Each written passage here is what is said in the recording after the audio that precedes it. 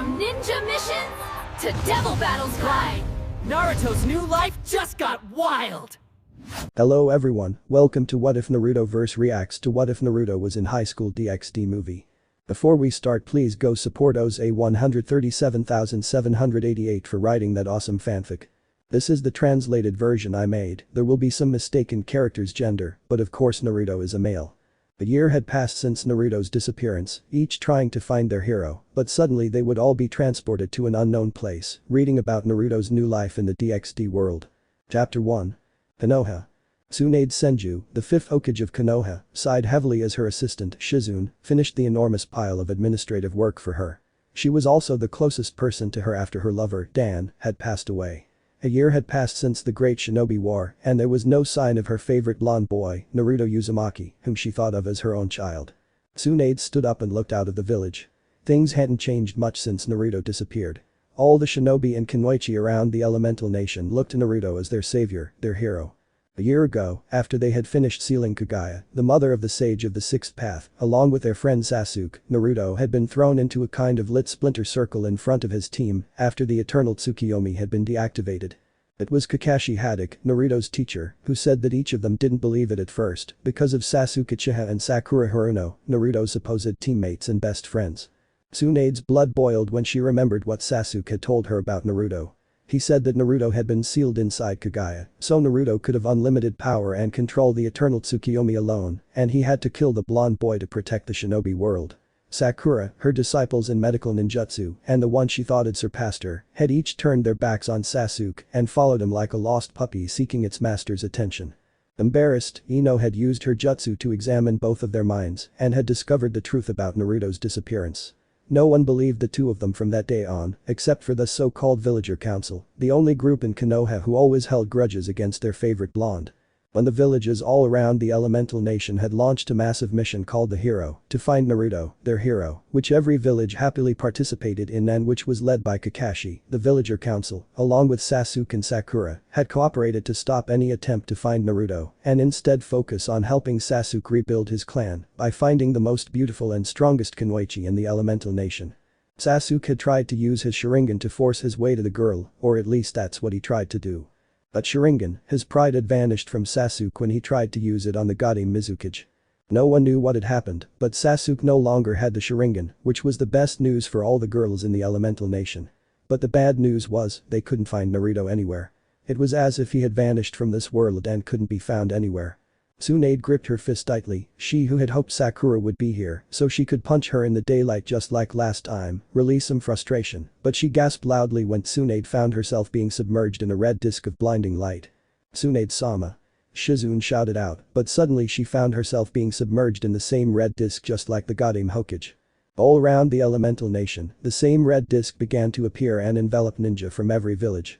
And then, when the light disappeared, the shinobi and kunoichi had vanished. Tsunade-sama, please wake up." A familiar voice called to her. Tsunade slowly opened her eyes and saw the Mizukage laughing in front of her. The current Kage of Konoha stood up and saw another Kage standing beside her with a relieved laugh on his face. She stood up and looked around the place where they were. The place around her resembled Konoha's stadium, but 10 times larger, with many chairs arranged around a table. Tsunade looked around and saw many familiar faces. She noticed Kankuro and Temari chatting nearby. Mei Terumi's family guards were also standing near their Mizukage, talking amongst themselves. The assassin beast stood with his students, clearly enjoying the grandeur of the place. Tsunade also saw her assistant Shizune talking to Naruto's favorite teacher, Haruka. She also saw Jonin like Anko, Ibiki, and Kurenai standing together. The entire clan leadership was present, as was a commoner, not least two of Naruto's favorite people, Tuchi and Aim. Tsunade looked around and saw Sasuke Uchiha standing with Sakura behind him, wearing his usual expression. The two ninjas were completely separated from each other, mainly because no one wanted to talk to or even look at them. Kakashi was chatting with a jounin from Kumo, but she couldn't recall his name. She could also see the entire Konoha Rookie 9 standing around. And of course, Guy was yelling all about youth as he stood by his Leeward Rock student, while Tenten and Niji watched them in disappointment. "Wait, Niji." Tsunade gasped and looked around, seeing 4 former Hokage. Her eyes began to water when she saw Jiraiya and Kushina chatting happily with each other, except for her great uncle Tobirama, who frowned at her childish behavior. Minato was introducing his wife to the first and second Hokage with a beaming expression. After each had introduced themselves to the others, with the sole exception of Jiraiya, who received a severe punch from Tsunade and lost consciousness for 30 minutes, but after he awoke he received another punch from Tsunade and lost consciousness again. The Hokage also introduced themselves to two Konoha emo boys, while Kushina looked at them in disgust after she heard what happened to her son. These two, who had participated in the Fourth Great Shinobi War, spent some more time telling Kushina and Neji about what happened during the war and especially about Naruto's life. Telling the Uzumaki girl how proud she was of her son was a relief. But she also hated the village for treating her son like a monster at first, but thanked them for helping her son in the world, especially the Rookie 9. Kushina and Minato became really worried when they learned about Naruto's disappearance a year ago. Well, the introduction was over, but I wonder if any of you know where we are? Minato asked, looking around the stadium. I thought this place was familiar, but it's completely different from anything I've seen before. He drew his three-pronged kunai. And I still can't use Hirishin here. Something's not quite right here. The other nodded his head. Some of them had tried to use ninjutsu here, but found they couldn't do anything, the only exception being Taijutsu, Dojutsu, and Tsunade's superhuman strength. Minato-kun, Kushina looked at her husband. If everyone is here, then where is Naruto? I thought if someone teleported us here, then they must also teleport Sachi here. She was worried. Kakashi had just told her about Naruto's condition, and this worried her greatly. She always wanted to get to know her son, and opportunities like this were the perfect chance for Kushina. She knew that Naruto probably knew her and Minato. She considered that her husband had sealed a part of his chakra inside Naruto to help him control Kyuubi if he had to come. But she really wanted to find her Naruto. We've searched everywhere, Neji said. We've used our Byakugan, he glanced at Hiashi and Hinata, the latter of whom had a very worried expression on her face, but we couldn't find Naruto anywhere. I guessed he's not here. Kushina nodded sadly. Minato looked at his wife and laughed sadly. He opened his weapons and hugged her tightly as his eyes began to water. He had known Naruto for a short time during his battle with the Shinobi World War and he wanted his wife to see it too, to see how much he had matured and the person he had become. Minato felt a hand being placed on his shoulder and looked back to see his teacher, Jiraiya, looking at him with a serious thoughtful face. Don't worry Minato, Kushina, it's me, Naruto. I'm sure I'll get the fine now, Jiraiya said, earning a cheer from each of them and a frown from Sasuke, while Sakura looked at him and thought, what a cool emo. Whoever sent us here has enough power to actually help the returned dead, so they really want us to know something, and I hope it's about Naruto. You're right, Jiraiya-san. A soft, feminine voice sounded out through the stadium, making everyone look around for the girl, but they couldn't find anyone. A soft red glow appeared above the table, and when it faded, a small book fell onto it with a thud. Hashirama, who was currently closest to the table, picked it up and showed it to everyone. There was a strange symbol on the book's cover, crimson in color. But then, everyone gasped when they saw the words on the cover. DxD Naruto's life goal. Naruto DxD life goal. Shikamaru read the name aloud. Don't tell me this book is about Naruto. He said, but his mind was telling him exactly that the book was actually about Naruto. His father also thought the same thing about the book. You want to know the reason for Naruto's disappearance? The girl said again, this time with a silly laugh. Then this book might tell you what Naruto does after he disappears into another dimension. They both gasped in shock, but found it easy enough to believe because Kagaya, the sage of the Sixth Path's mother, also came from another world after all. This is Naruto's story in this world, so take a turn and read it. And don't worry about time, I had it perfectly under control here. The girl said finally and turned around. Each one looked at the book, all of them except the two, really wanted to know what Naruto was doing. So, I guess I'll start by reading each one of them first. Hashirama laughed and opened the book. Go ahead, brother. Tobirama nodded his head to each of them, he too curious about his fellow brother, to see what the boy was doing. I wonder what the word DxD means. Lee shouted. It sounds so young, especially with Naruto-kun's name. That right Leeward. Guy used his trademark smile and gave the Leeward a smack on top of him. Now, if you two behave yourselves, I'll begin now. The first Hokage said with a satisfied smile, seeing the teacher and student like this truly reminded him of his younger life. He looked at the book and began to read. Naruto DxD Life Goal. Chapter 1. Underworld, Unknown Position. The handsome man with silver hair surveyed the scene before him and smiled with satisfaction and excitement. The battle he witnessed was fantastic. It made the First World War between the three factions almost 200 years ago seem like child's play. I really don't like the sound of that, Kakashi said. This silver-haired man has been watching the Shinobi War without us noticing, so he must be from another world. The look of a war with a stingy enthusiasm, he wasn't a good person, not only that, but everyone also wondered what this First World War and three factions were. This guy really sounded like a military leader. The third Hokage said, please follow Hashirama-sama. These shinobi, kunoichi, and samurai, their power was exceptional. He regretted that he could not have them under his command. They would be an unstoppable army in the war he was about to start with all the factions. Now everyone was worried. This guy was definitely a military leader. But what are these factions he was talking about? Iruka asked. They really sound like a force, weren't they? The black-haired boy caught their attention, as his powers were based on the names of Eastern gods. Amaterasu, that flame was far greater than the strongest destructive power of the Bale clan, a flame that would never end, one that could burn anything to a crisp. Not to mention that the power of Susanoo was so vast and mighty that it could even defeat the strongest Dragon King, Tamlin. It was too much that the boy had returned to the light and instead decided to protect the world. What a shame. Each one turned around and headed toward Sasuke, who was smiling with satisfaction and pride. Sakura was shouted out to each of them, calling Sasuke cool to someone sitting near her. Forget them. Kiba frowned, getting a bark from Akamaru and a laugh from each of them. But I only heard some sort of Dragon King power and destruction. What is this world anyway? It seems exactly like a fairy tale. Each of them nodded their heads, while Shikamaru and his father's mind worked at full strength. However, the person who caught his attention was the blonde-haired boy. Ah, no, Naruto. Kushina gasped when she heard about the blonde-haired boy.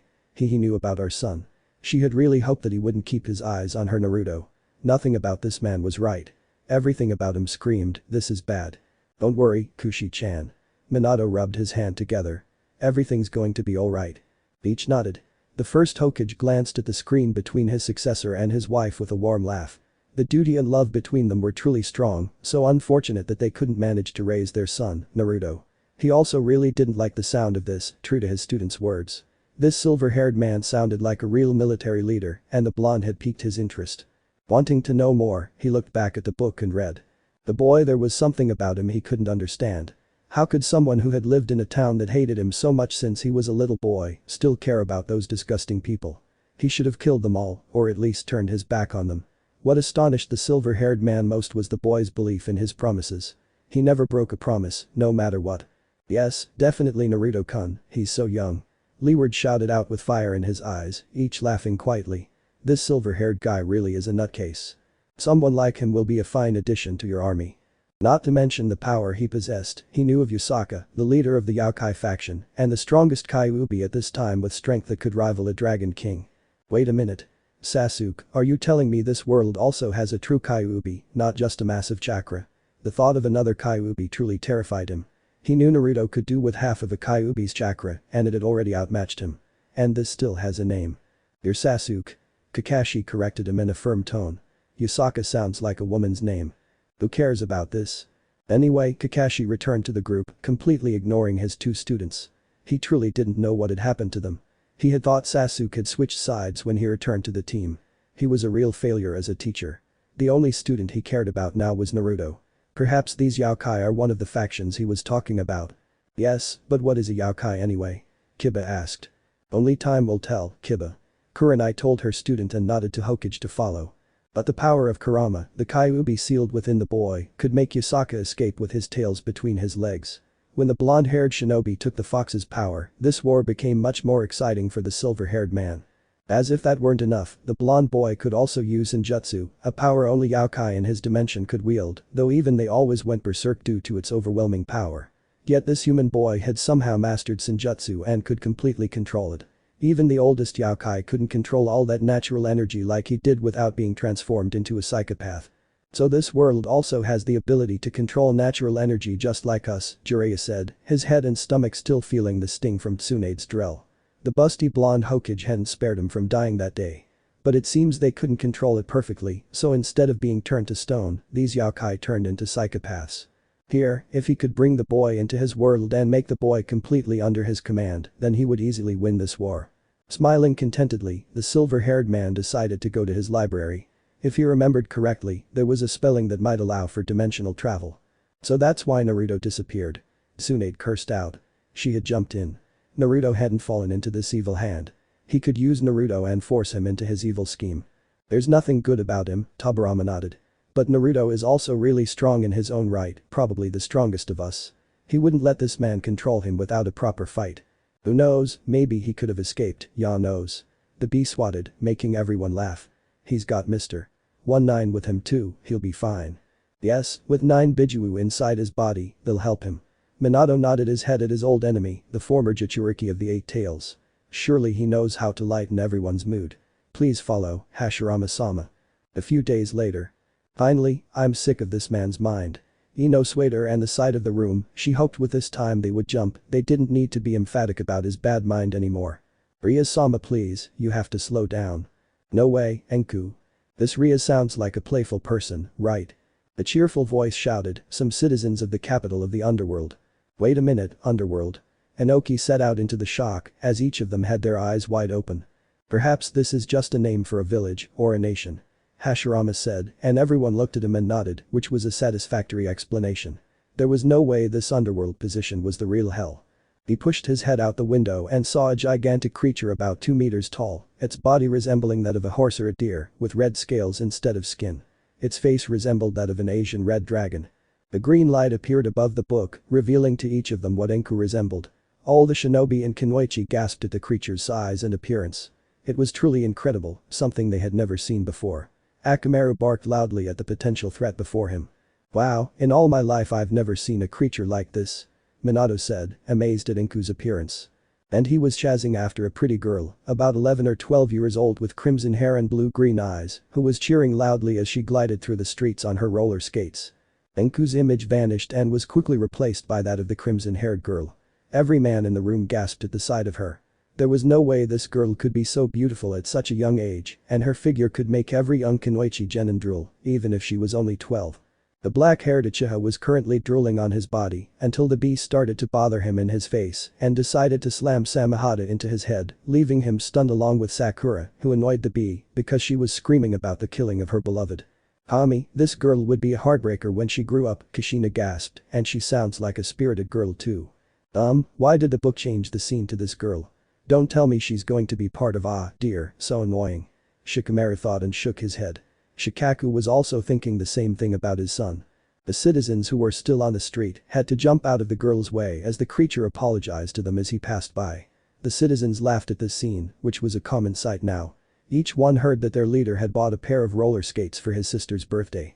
The girl was none other than Princess Ria's Gremory, heir to the Gremory clan and sister of Lucifer Surziches, one of the 4 leaders of the Diablo world. And the creature chasing after her was Enku, Ria's guardian and her brother's treasure. A huge success, so Ria's Sama princess, the heir to a great clan, not only that she also has a brother who was the leader of Diablo the Devil. Niji said, well his voice was calm, but he also liked every single one startled in the girl who was a devil. I can guess why she had that body. Jiraiya said with a lascivious expression. You know, seducing the man when she grew up and sucking out his soul through his. Don't finish that sentence. Tsunade warned him with a dangerous glare. But he's right. If this girl is a devil like the bedtime stories always tell, then she'll devour human souls when she grows up. But this is a devil from a different world, Kushina reasoned. She hoped her Naruto could find this girl. She sounded like a cheerful innocent girl with a happy personality. Having a friend, someone like her could help Naruto a lot. She looked just like a normal innocent girl, not a wicked devil like the story had said about them. It's possible.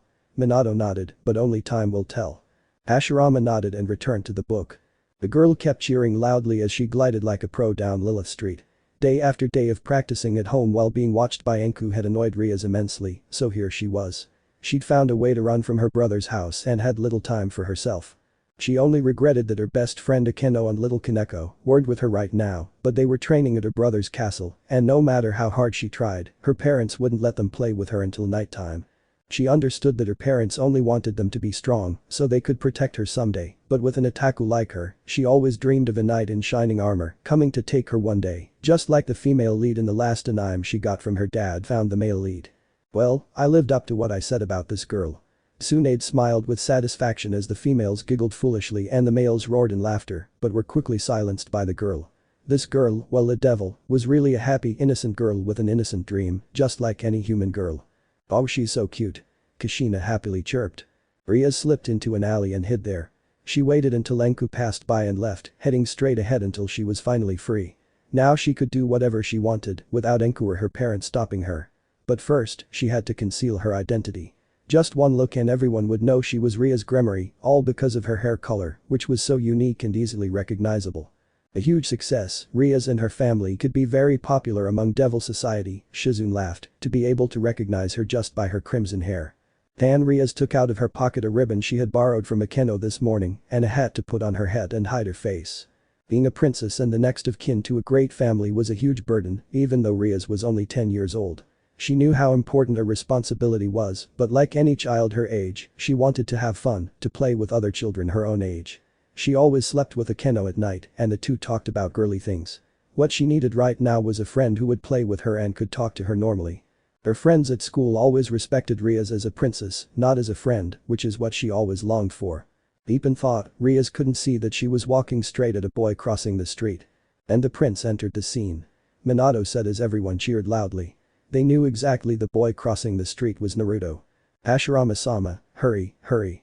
Kushina and the girl happily said, I want to find out more. Before Rias understood what had happened, her head had collided with her stomach and knocked two of them to the ground with her on top. So Jiraiya laughed foolishly and pervertedly. Groaning out in pain from the impact, Rias lifted herself up and found herself face to face with the boy she had just bumped into. His eyes told her that he was in pain. Perhaps she had bumped into him a little too hard. Can you get off me? Her cheeks flushed slightly in the position she was in, and she quickly got up, but her roller skates had a better idea. Rias fell exactly as before onto her body again, this time with her end directly into her face. I'm so sorry. She screamed out and stood up, her balance much better this time. The boy slowly sat down on top of her, and Rias had a good view of him. The boy, looking no older than she was slightly taller than Rias. His hair was blonde, but it was really shiny, almost gold. His eyes were blue, and his face had 3 faint hair marks on each side of his cheeks that made his face even cuter. Namikaze's charm, with Kurama's help, would be unstoppable. Minato chuckled quietly and received a smack on the head from his wife. Which, you know, was true. Hashirama laughed silently as they stood on each other's sides and continued. Unconsciously, Rias reached out and touched her hair. Hey. The boy jumped back a little. What do you think you're doing anyway? Ah, unfortunate. Rias laughed, embarrassed. I'm sorry to bump into you. Oh, don't worry about that Seeing that the blonde hairy boy was trying to ask her name, Rias quickly thought of a fake name to answer him. She couldn't let him know that she was Rias Gremory or Enku would find her. Akeno Himejima Akeno. Rias said quickly, hoping the black-haired girl didn't find out why Rias was using her name. Naruto Uzumaki. The boy, now called Naruto, laughed warmly at her. So Akeno-chan, what are you doing anyway? I'm waiting for you to play the bump into someone game. The shinobi and Kinoichi laughed loudly and silently. The red-headed boy's cheeks flushed red again, and he looked down at the earth in shame. Naruto-kun, how unfortunate. Don't worry about it. Naruto looked at his roller skates and saw that this was a very expensive pair. So Akeno-chan, you seem to be from some rich family, how come? Seeing that Naruto was looking at her roller skates, Rias laughed a little. Yes, isn't this beautiful? My brother bought it just for me. Rias laughed and slid around it. This was one of her favorite gifts from her brother after all. It was a pair of roller skates that had magic in them, meaning they would grow with her and fit her feet perfectly, no matter how big she got. They were crimson to match her hair, but decorated with bluish gemstones. Roller skates were really expensive, and even though she didn't want to look like a spoiled brat like that cultivator, her fiancé when she grew up, she still really wanted these roller skates when she saw them in the store. Her dream came true when her brother gave them to her on her last birthday just a week ago. She's a huge success. This girl definitely came from a super rich family. Tsunade said out loud. Having a family is pretty cool, isn't it? Naruto laughed sadly and started walking away. Rias looked at Naruto and finally realized the clothes he was wearing they were really dirty and ripped all over. His body was really thin. He looked like he hadn't eaten anything in a long time.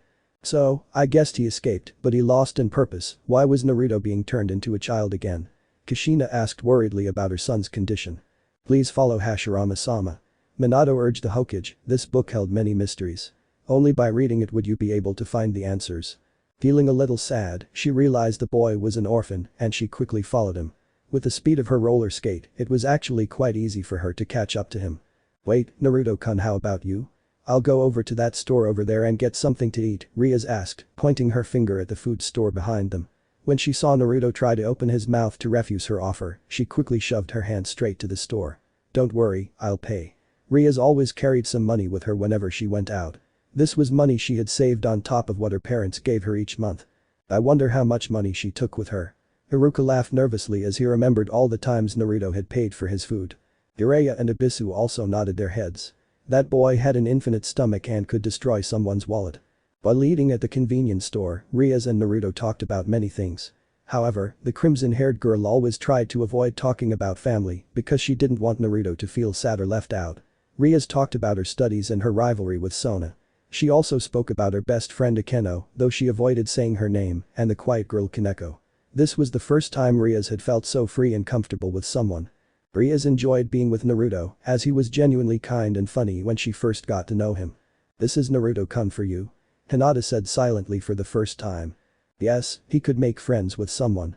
Gaara nodded his head in understanding. When night fell, it was time to say goodbye, and Rias didn't want to leave Naruto. He had made her happy and become her first friend who didn't look at her like a princess. Perhaps it was because of the fake name she had given him, but Rias somehow felt he would still be the same, even if she had given him her real name. "Go ahead Rias-chan, I'm Naruto, I'm sure you'll understand, Databane."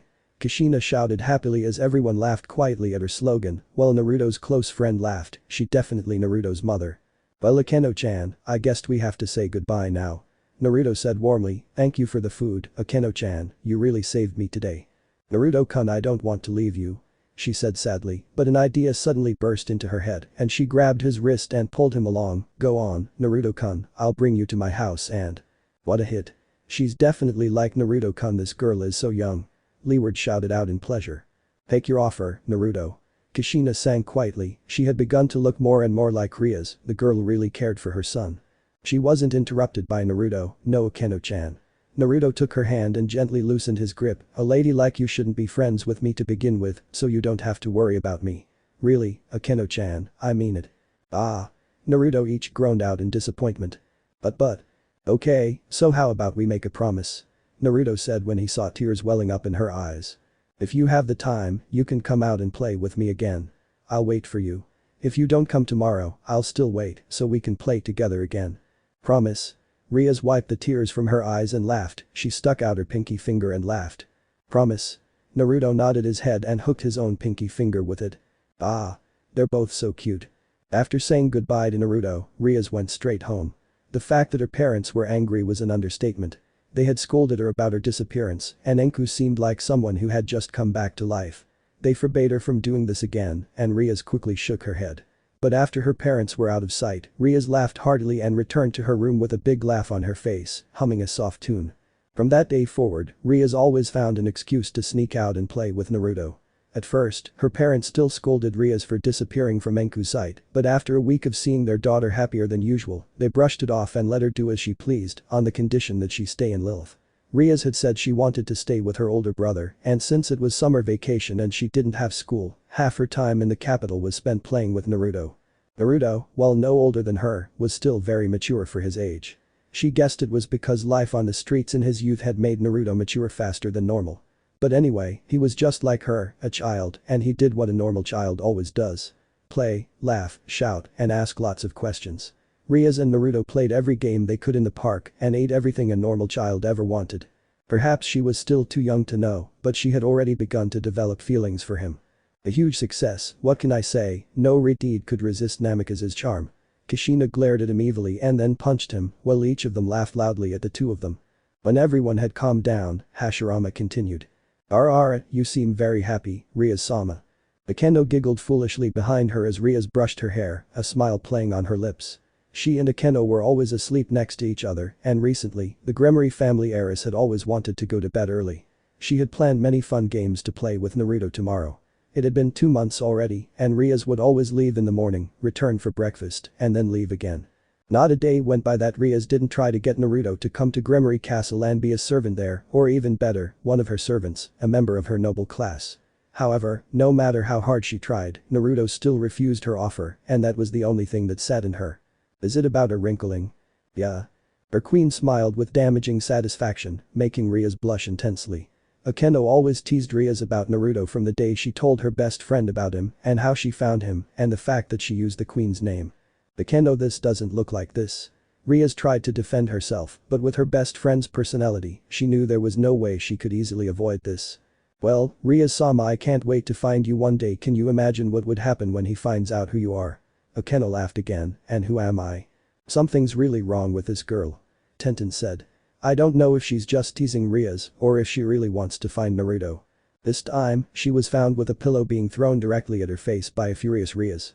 "Stop teasing me, Akeno, and control yourself, Naruto-kun isn't a toy." Although only 12 years old, Akeno was very attractive for someone her age. 12 years old and her breasts were as large as a normal 15-year-old's.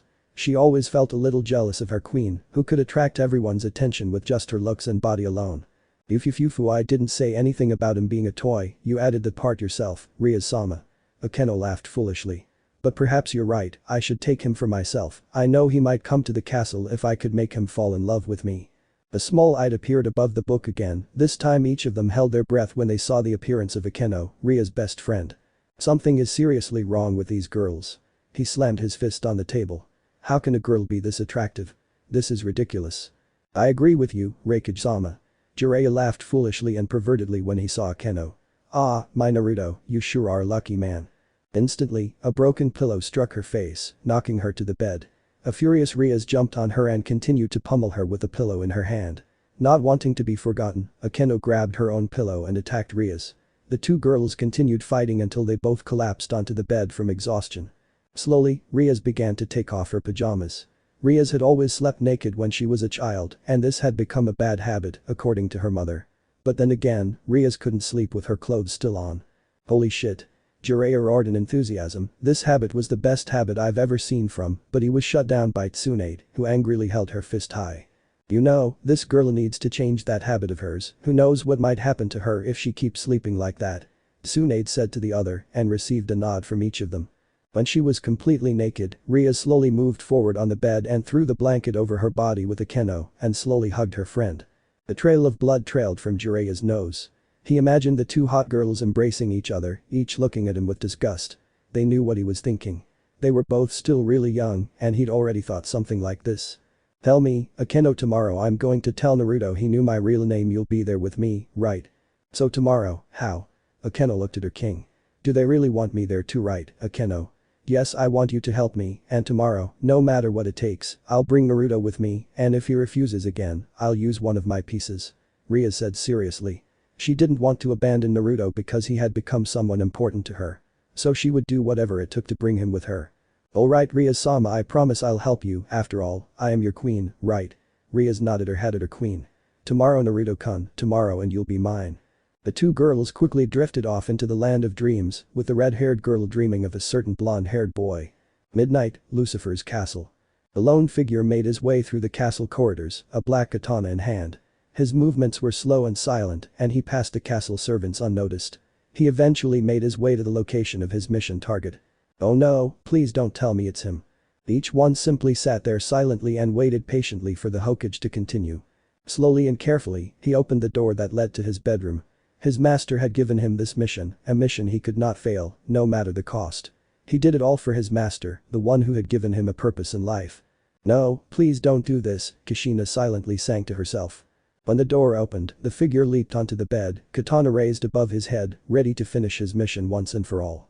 Suddenly, a gigantic fireball was launched directly at him from a glowing magic circle. Caught off guard, he jumped out of the way to avoid the fireball, but his right sleeves were slightly singed. Perhaps this mission wasn't as easy as his master had said. Each one let out a heavy sigh. They didn't know what they were holding, but they continued to sit there silently and listen to the story. The light had been switched on, and the boy was face to face with one of the most powerful titles of nobility in the world, with the leader being none other than Lucifer Serziches, one of the four great Satan, who was unleashing his monstrous magical energy with a cold look in his eyes. This Lucifer Serziches, I guessed he was Ria's brother. I thought so, Minato nodded his head at the silver-haired student. Who are you? Serziches asked coldly. Enku had sensed a massive magical energy making its way to the castle. The energy was so great that everyone thought one of the old demon kings had come here. Serziches had called out his full regalia and was ready for battle, but he was shocked that the monstrous energy came from a child. Well, it's hard to believe, if this silver-haired man managed to change Naruto's chakra into this magical energy, Sarutobi said quietly, the tension really high, they could feel the battle coming close, then we don't know how much he changed Naruto, and how he was able to erase his memories. Rias and Akeno had woken up and were trembling uncontrollably on the bed, staring fearfully at Serziches. The boy slowly removed his burnt jacket and chuckled slightly. He picked up his katana and turned, ready to face him fully, with the most likely outcome being that he wouldn't leave alive. A huge success, these Mao must be really strong. Nobody cared about the emo and his lust for power. The first Hokage just shook his head in disappointment. He had thought the last Uchiha he had turned out to be a good person, but he turned out to be even worse than his former friend Madara. Naruto Uzumaki, I must kill Surzuchas the Lucifer's sister here. No, please don't do this, Naruto-kun. Kushina really wanted this to stop. All she wanted was to get to know her beloved son, but right now someone had turned him into a true killer who would kill her friend. Minato, his hand firmly on Kushina's shoulder, only regretted that the Surzuchas couldn't stop Naruto before he did something he would regret in the future. Hearing that name, Ria's and Akeno's eyes broke wide open and they looked up to see the boy. The Gremory heiress couldn't believe her eyes anymore. Naruto, whom she had been toying with all these months, was standing before her with a katana in his hand and was ready to kill her. If her brother hadn't interfered, she would be dead right now. But the Naruto standing before her wasn't the Naruto she knew. Gone was the warm laughter and happiness that always surrounded her. Now, standing before her was a killer with the eyes of a predator, a smug smile on his face looking at Naruto resembling this. Rias was too startled and frightened to do anything. I couldn't blame her at all, Tsunade said solemnly. Just that morning, she and Naruto were playing with each other and the next thing he knew, Naruto was holding a blade that would kill him any minute. But wait, wasn't it Rias-chan who told Naruto a different name? Kushina said suddenly. Then maybe he didn't know that his friends were really Rias Gremory. And when Naruto knew that Akeno was Rias, then he would stop. Minato nodded, a small amount of hope appearing within each of them. Nobody wanted Naruto to become an assassin. Who told you to kill my sister?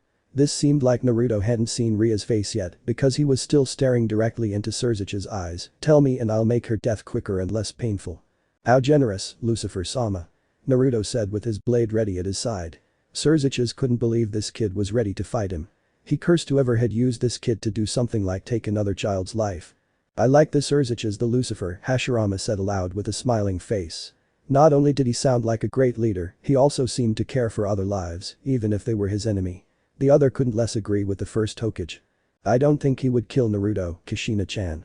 Tsunade placed her hand on Kushina, the mother of the greatest hero, who was trembling with fear. She knew Kushina didn't want Naruto to be harmed, just as any mother would worry about her child. Red-haired Uzumaki looked around and chuckled a little at the fifth Hokage before nodding his head for Hashirama to follow. But I won't say a word, all for my master. Naruto sighed and vanished from sight, only to reappear in front of Surzuchas and swing his blade at him.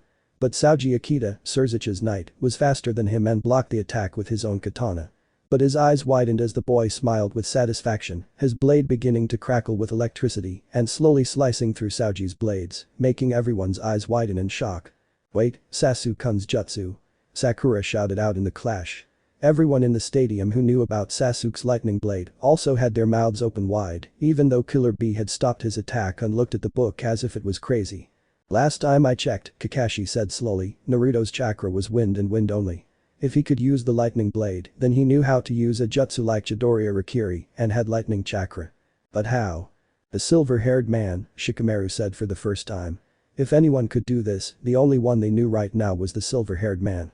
They didn't know exactly how, but this silver-haired man had changed or had added Naruto's lightning chakra. His friend couldn't handle the boy alone, so Beowulf jumped up and delivered a powerful kick to the boy's stomach, sending him flying straight out the window into the castle garden. The nobleman quickly spread his wings and leaped out the window, while Enku stayed behind to protect Rias. Surzucha's gaze widened as he leaped from the window. He felt the familiar sensation of Senjutsu above him and spun around, only to find himself face to face with a massive, swirling, blue orb of energy hurtling directly toward him and his peerage. He stuck out his hand to block the attack, unable to believe the force behind it, and was slowly being pushed down to the ground along with his peerage. Ninjutsu? Jiraiya nodded his head. Luckily for him, Bahamut had flown down to the boy and tried to bite him with its massive jaws, but the boy had jumped out of the way first, the orb disappearing and causing everyone to sigh in relief. But their eyes began to widen again as the boy reappeared, the aforementioned Bahamut's head rising high into the sky from his hand. Lightning began to flash across the sky, and when Naruto brought his power to life, a massive lightning bolt in the form of a Kirin strike hit Bahamut's body with a massive boom. Now it's Kirin. Sasuke cursed out. How could that dope copy my jutsu like that? Well, the situation didn't allow it, I can say that he used the best path then, Uchiha. A saying with a complaint, making each one laugh silently despite the tension being really high. Yes, inhale it, the bee laughed, tapping. Bahamut's body slammed into the ground with a force that sent dirt and earth flying everywhere. Before anyone could call out his name, Naruto appeared again before McGregor and sent a powerful punch into his stomach. The force was so great that it created a powerful shockwave that shattered every window within a 20-foot radius. Bishop Surziches collapsed unconscious to the ground. Graphia swiftly unleashed a powerful eye spell, sending shockwave after shockwave hurtling toward Naruto, but the boy was too fast. Smiling contentedly, he clasped his hand to his face and inhaled deeply. "Please don't tell me he was going to use that technique," Kakashi grumbled. And after a second, he breathed out a powerful fire in the shape of a phoenix, easily melting the ice. "Holy shit," Jiraiya cursed out, this kid looked like a combination of Sasuke and Naruto. And would have defeated Graphia if not for Beowulf, Surtur and Sauji blocking the fire with their bodies. Beowulf, Surtur, Sauji. The strongest queen screamed out in horror as tears slowly fell from her eyes. Graphia quickly created a soft blanket made of snow to support and cool their falling bodies. She followed them to the ground and began using healing magic to mend them. The smash hit, the strongest queen, I like her title. Anko said with a little enthusiasm in her voice. Surziches couldn't believe what he was seeing. A boy no older than Rias had wielded his entire noble title without a scratch on his body. There was no way this boy was normal. No child should possess such immense power at his age. Anger slowly rose within Surziches. Extending his hand in front of him, Surziches created a massive ball of destruction and fired it at Naruto.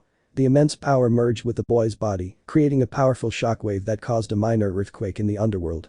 Every devil awoke from the tremor, some of them wondering what had just happened. No. No one shouted out, no one except Naruto's parents. Hashirama quickly continued and chuckled slightly at the next statement. Thinking that the attacker had been taken care of, Surziches decided to go to land to check on his title of nobility. "Lucifer-sama, where do you think you're going?" Turning his head in shock, Surzich saw a kind of ribsage covered in purple flame had formed around Naruto, protecting him. He could see that Naruto's eyes had changed slightly, but Naruto must have been too far away to see clearly. The silence and the shock completely silenced and impressed the stadium, especially Sasuke, who was panting at the shock. They murmured Minato silently, "What did I think it was?"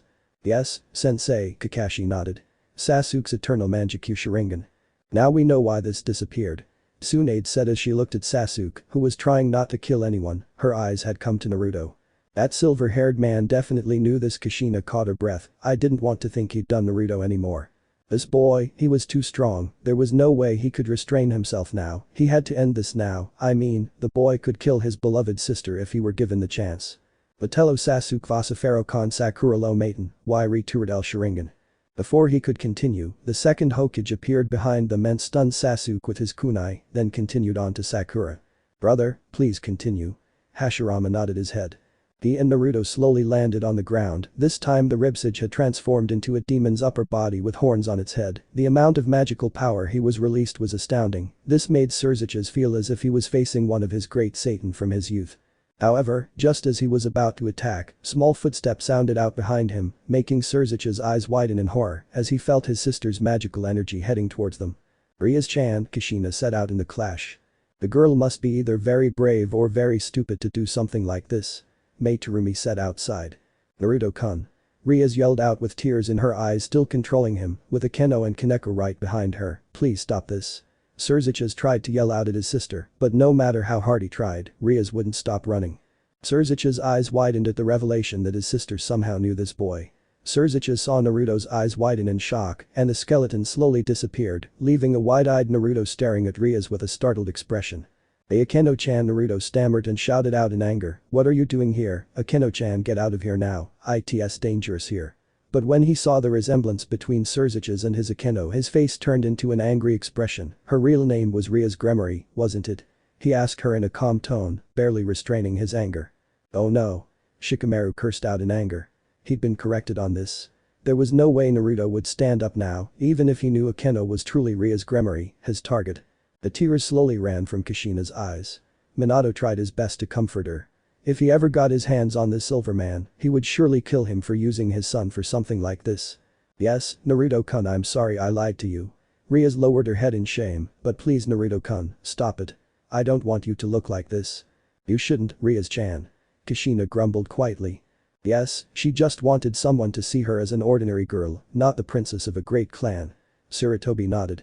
He knew many princesses living in that luxurious place, but they were all filled with pride and looked down on commoners.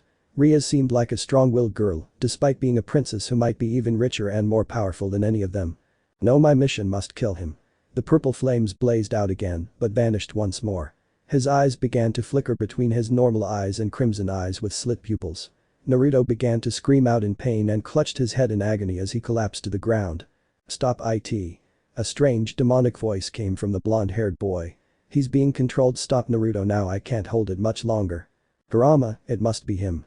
Minato smiled broadly. He knew if Kurama was there, then there was no way he would let Naruto do something against his will like that.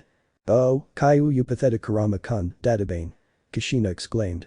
She had never liked the fox before, but right now she was doing him a big favor for her son. What Minato had told her about the war had made Naruto and Kurama good friends, and they even joked around a few times. Even though Surziches didn't understand what was happening, he quickly ran to the boy and threw a sleeping spell at him, but the boy escaped the spell and kicked him in the stomach, knocking Surziches to the ground and getting up, running to Rias with his blade ready to impale her through her heart. Just as he was about to reach her, an eye cell began to form around him, rendering Naruto unable to move. His body struggled against the cell trying to break free, but before he could do anything, 3 figures appeared and placed their hands on his head. A gigantic magic circle appeared above his head, and no matter how hard he fought, Naruto slowly drifted into sleep. Surziches, Graphia, and Lord Gremory breathed a sigh of relief that it was finally over. Each one cheered loudly, all stopped now, and it seemed these people would not harm Naruto. Ria slowly made her way to the blonde boy as Graphia melted the ice and, hugging him tightly, burst into tears. "She must really be worried about Naruto," Tsunade said. "Such a kind girl." Ria's calmed down, honey. Venilana, her mother, tried to comfort her. "We should bring this boy inside to rest. I promise we won't hurt him." Looking into her mother's kind eyes, Ria's let go of her friend so her brother could carry him. With a nod, he quickly flew to his bedroom and placed the boy there. Together, he and Graphia began searching through his memories to sever the link between him and this master of his who controlled Naruto. They had no reason to trust Naruto, but Ria's happiness was the only thing they had to convince themselves of. Chapter 2. Chapter 2. Okay, this is the end of Chapter 1, so who's next? Hashirama spoke with enthusiasm and closed the book. Everyone sighed. So much had happened in Chapter 1. This really put them on edge, seeing their hero do something like this. They were all familiar with the happy, lucky Naruto, the Naruto who never gave up and did everything to protect those he cared for. Seeing him like this, a true assassin, a true killer, shattered their images. "So, before we continue, I want to clear a few things up," Tobirama said. "We don't know many details about this world, such as factions, Mayu, World War I, or even Pawn, the knight, the bishop, the queen."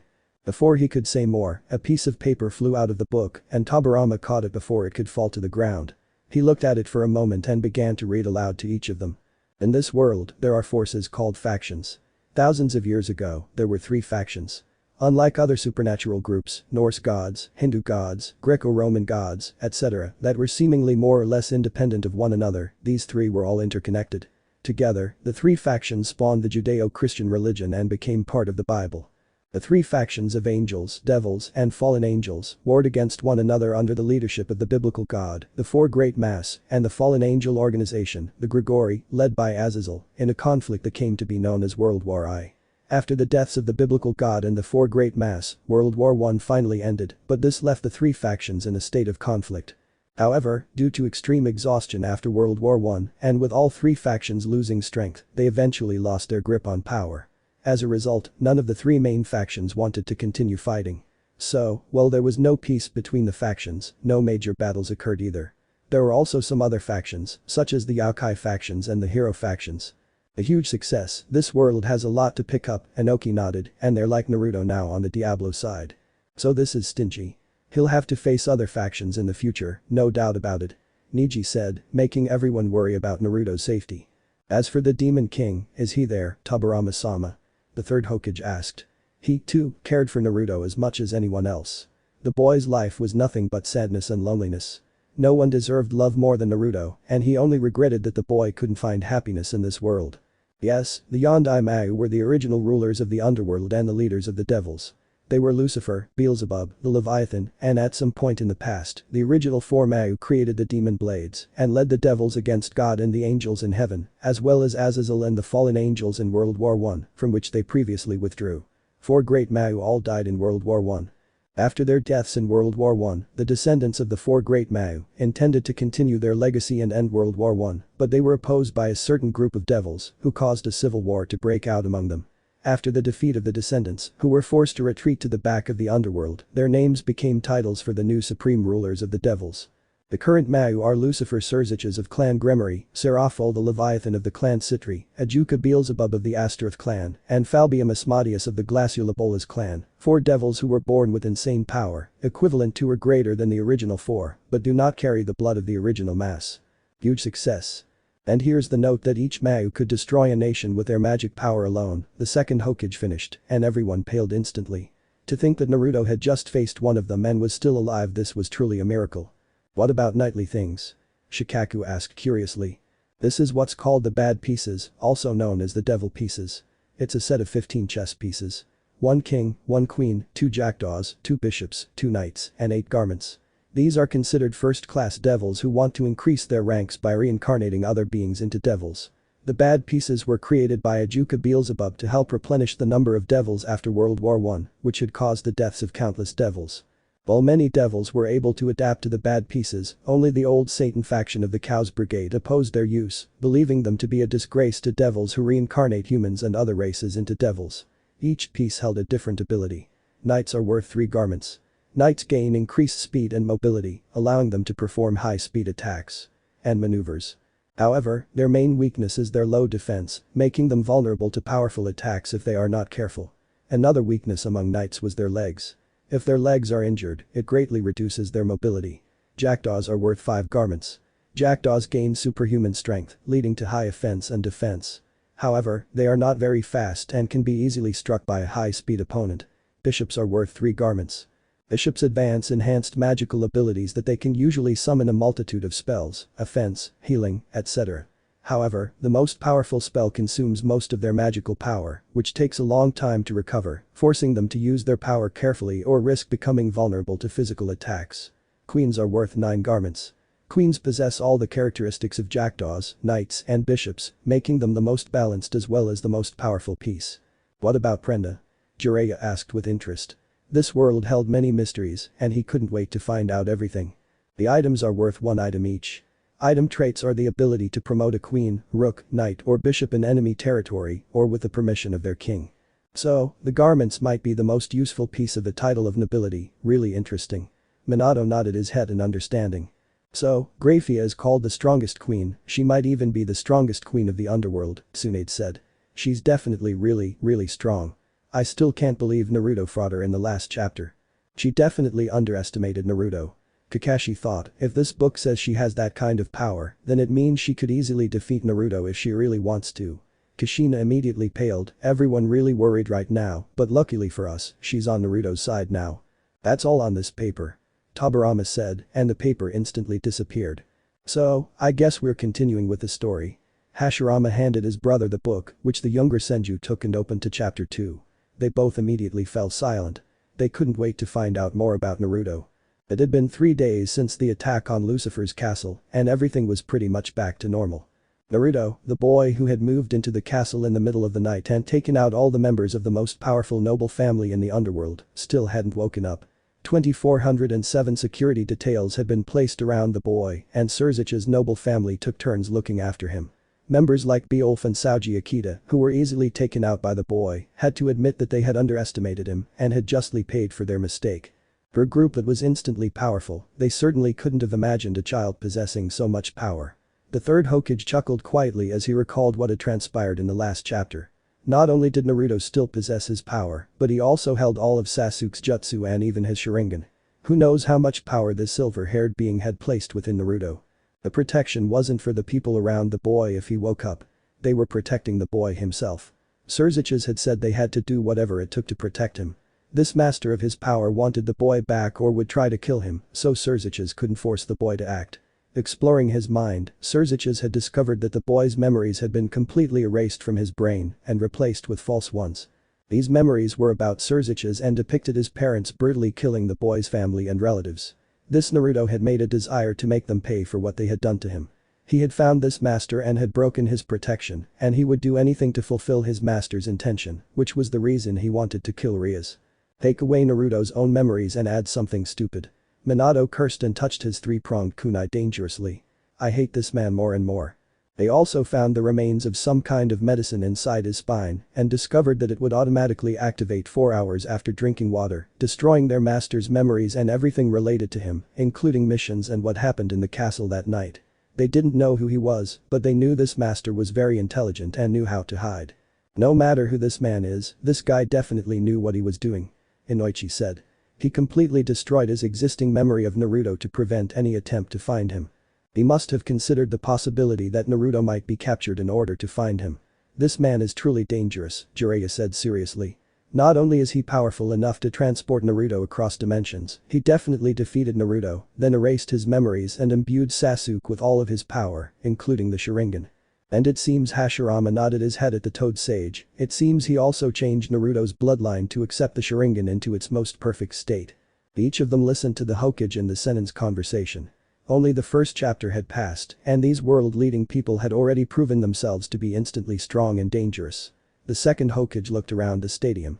Everyone was whispering to one another about what they thought of this world, especially Naruto's parents, who were now very worried about their son. When everyone had fallen silent again, he decided to continue the story. Speaking of Rias, the girl had decided to tell her family about her history with Naruto, and they believed that Naruto was a good person now.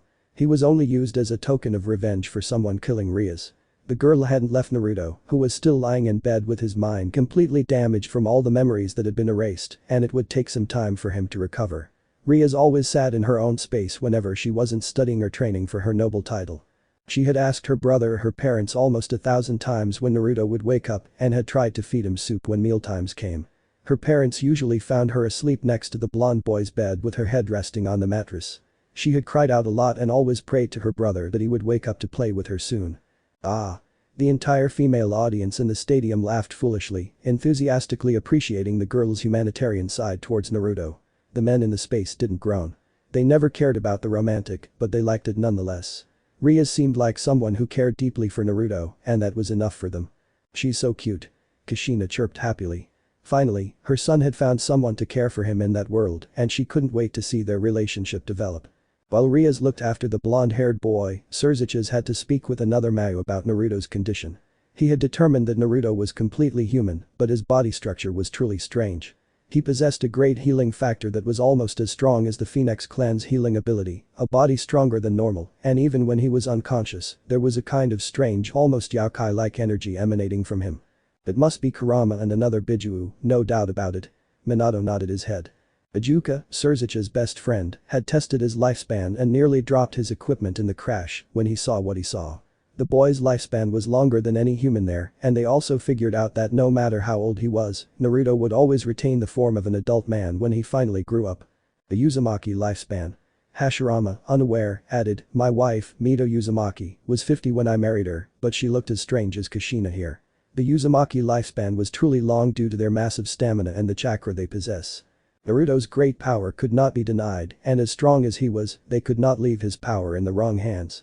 So each of them had decided that Surziches should take care of the boy, which Surziches accepted with a laugh, considering that they really loved their blonde sister, almost as much as a girl would pity her boyfriend. Each one laughed. And then, after a week in a coma, Naruto finally woke up. Yes. Naruto's friend cheered loudly, especially Leeward and Killer Bee, who later created songs about Naruto and violated anyone who wanted to know or sitting near him. It was a pleasant morning when Grafia came to the dormitory to check on him, while Sauji and Beolf stood outside the door, waiting to assist her if needed. Grafia frowned at the boy lying on the bed. She still couldn't believe this boy could fuse his ice spear with a power that could make him breathe fire like a dragon. She could understand how the power behind that flame could take down 3 of the strongest devils in the underworld. She had sensed the power of Senjutsu behind that attack, and she knew how dangerous and powerful a spell could be when aided by natural energy. While the strongest queen admitted that she had underestimated Naruto, she still thought she might have had a choice if she hadn't looked down on him. Her hands would be stained with the blood of an innocent child, and she would never forgive herself after that. Well, Hashirama nodded, I think leaving Naruto in the hands of these people would be best. Don't worry, Kushina-chan, Naruto will be nice to them. Minato laughed at his wife, who nodded her head and laughed back. Ifufu, I wonder what this Grafia looks like. Jiraiya smiled with satisfaction in an extremely perverted way, making everyone sigh in disappointment at him. I mean, we've seen a devil as a child, as for an adult one, I bet she's extremely hot. Before Tsunade could pierce Jiraiya unconscious again, a small eye appeared above the book, causing each of them to turn their heads at it. Holy. Jiraiya cursed out, blood trickling down his nose, while the men around him just gasped like fish, their faces flushed. The Kunoichi stared at the image of Graphia in the latticework. Graphia was a beautiful woman who appeared to be in her early 20s, with silver hair and matching eyes. Her hair, which flowed all the way down her back, featured a long braid on each side, ending in small blue bows, while the rest was loose, ending in twin braids. She was seen wearing a kind of blue and white outfit with long sleeves that hugged her upper body, gently exposing the curves of her chest and hips. She also wore a white headband, with red lipstick as a cosmetic accessory. A supremely beautiful, attractive, and alluring queen. No other words could describe Graphia. I'll tell you, Tsunade-sensei, Kushina said to her teacher, there's definitely something wrong with these people.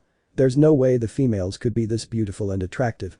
Well, they're devils after all, Tsunade said flatly, and looked at the dreamlike form of Jiraiya. Aburama merely shook his head. His great niece was right. After all, these people were the devil. He quickly cleared his throat to get everyone's attention and returned to his book when they were all silent. Suddenly, just as when Graphia had finished changing her clothes for Naruto, the boy began to moan quietly, his body began to move, and his eyes opened and closed rapidly due to the glare of the light coming from the windows. Graphia rushed out the doors and quickly turned around Saoji, who had the fastest speed among the three of them. Saoji-san, please go and find Surziches-sama. Tell him Naruto has woken up. Saoji's eyes widened in surprise, but he quickly nodded with a laugh. Before he could go to Surzich's office, Graphia stopped him again, and remember not to tell Ria-sama about it. She'll rush into this room the moment she finds out Naruto has woken up and she'll upset Surziches-sama. Ah. I want to see more Rias-chan. Saoji nodded again with a laugh and, using his great speed, Saoji instantly disappeared in a gust of wind. And, this kind of night was like Guy and Leeward. Tenten looked at her teammate and sensei. He disappeared with the speed, he's just young. Guy shouted out to his favorite student. Gosh, the boy had woken up. Beowulf punched his palm with the enthusiasm of his voice. Now I'll have a new match, ouch. Wani-san, I was only joking. Beowulf yelled out in pain as the stronger queen stomped very hard directly on his foot with enough force to crack some bones inside. Shaking her head in disappointment, Graphia quickly returned to space. The shinobi instantly paled while the Kunoichi smiled with satisfaction. Well, it seems she was a very strict person, this is fine, we need someone like that here. Mei laughed deviously, making the males who were sitting lean back. And here the fifth Mizukage wondered why she hadn't married yet. When she returned to the room, she saw that the boy was fully awake and looking around with curiosity in his eyes. His blue eyes then settled on her, and Graphia chuckled softly. The boy's eyes showed nothing but kindness and concern. It was so different from the cold eyes he'd had that night. Of course it is him. Minato laughed, no matter what it took, even when Naruto faced his enemies, he rarely looked at his enemy with hatred. Hello. Naruto tried to find an appropriate word to call the beautiful lady wearing the maid outfit in front of him, but he felt his mind was too fuzzy to think right now. The last thing Naruto remembered was playing with Akeno as usual. He could sense some trace within his memories, but he couldn't recall what it was, no matter how hard he tried. The next thing he knew, he had woken up on a soft bed, unlike the hard ground he was used to. Looking around, Naruto's eyes widened as he realized he was in some imaginary world, a place filled with so many things he couldn't believe he had seen up close before. My name is Graphia Lucifuge, I'm the head maid of the Gremory clan, and also Surzich's personal maid to Lucifer-sama. Graphia lowered her head slightly to greet Naruto, it's a pleasure to meet you, Naruto Uzumaki. Is this woman a maid? The pervert thought to himself at first appeared in Jiraiya's mind. Oh my god, Surzich's was so lucky. I can hardly imagine someone like Surziches-san doing that Jiraiya thing. Tsunade cracked her knuckles. Someone has to put Jiraiya in his place and stop that pervert, she thought of him. Naruto instantly gasped in surprise. If this was Surziches Lucifer's personal maid, then this is stingy.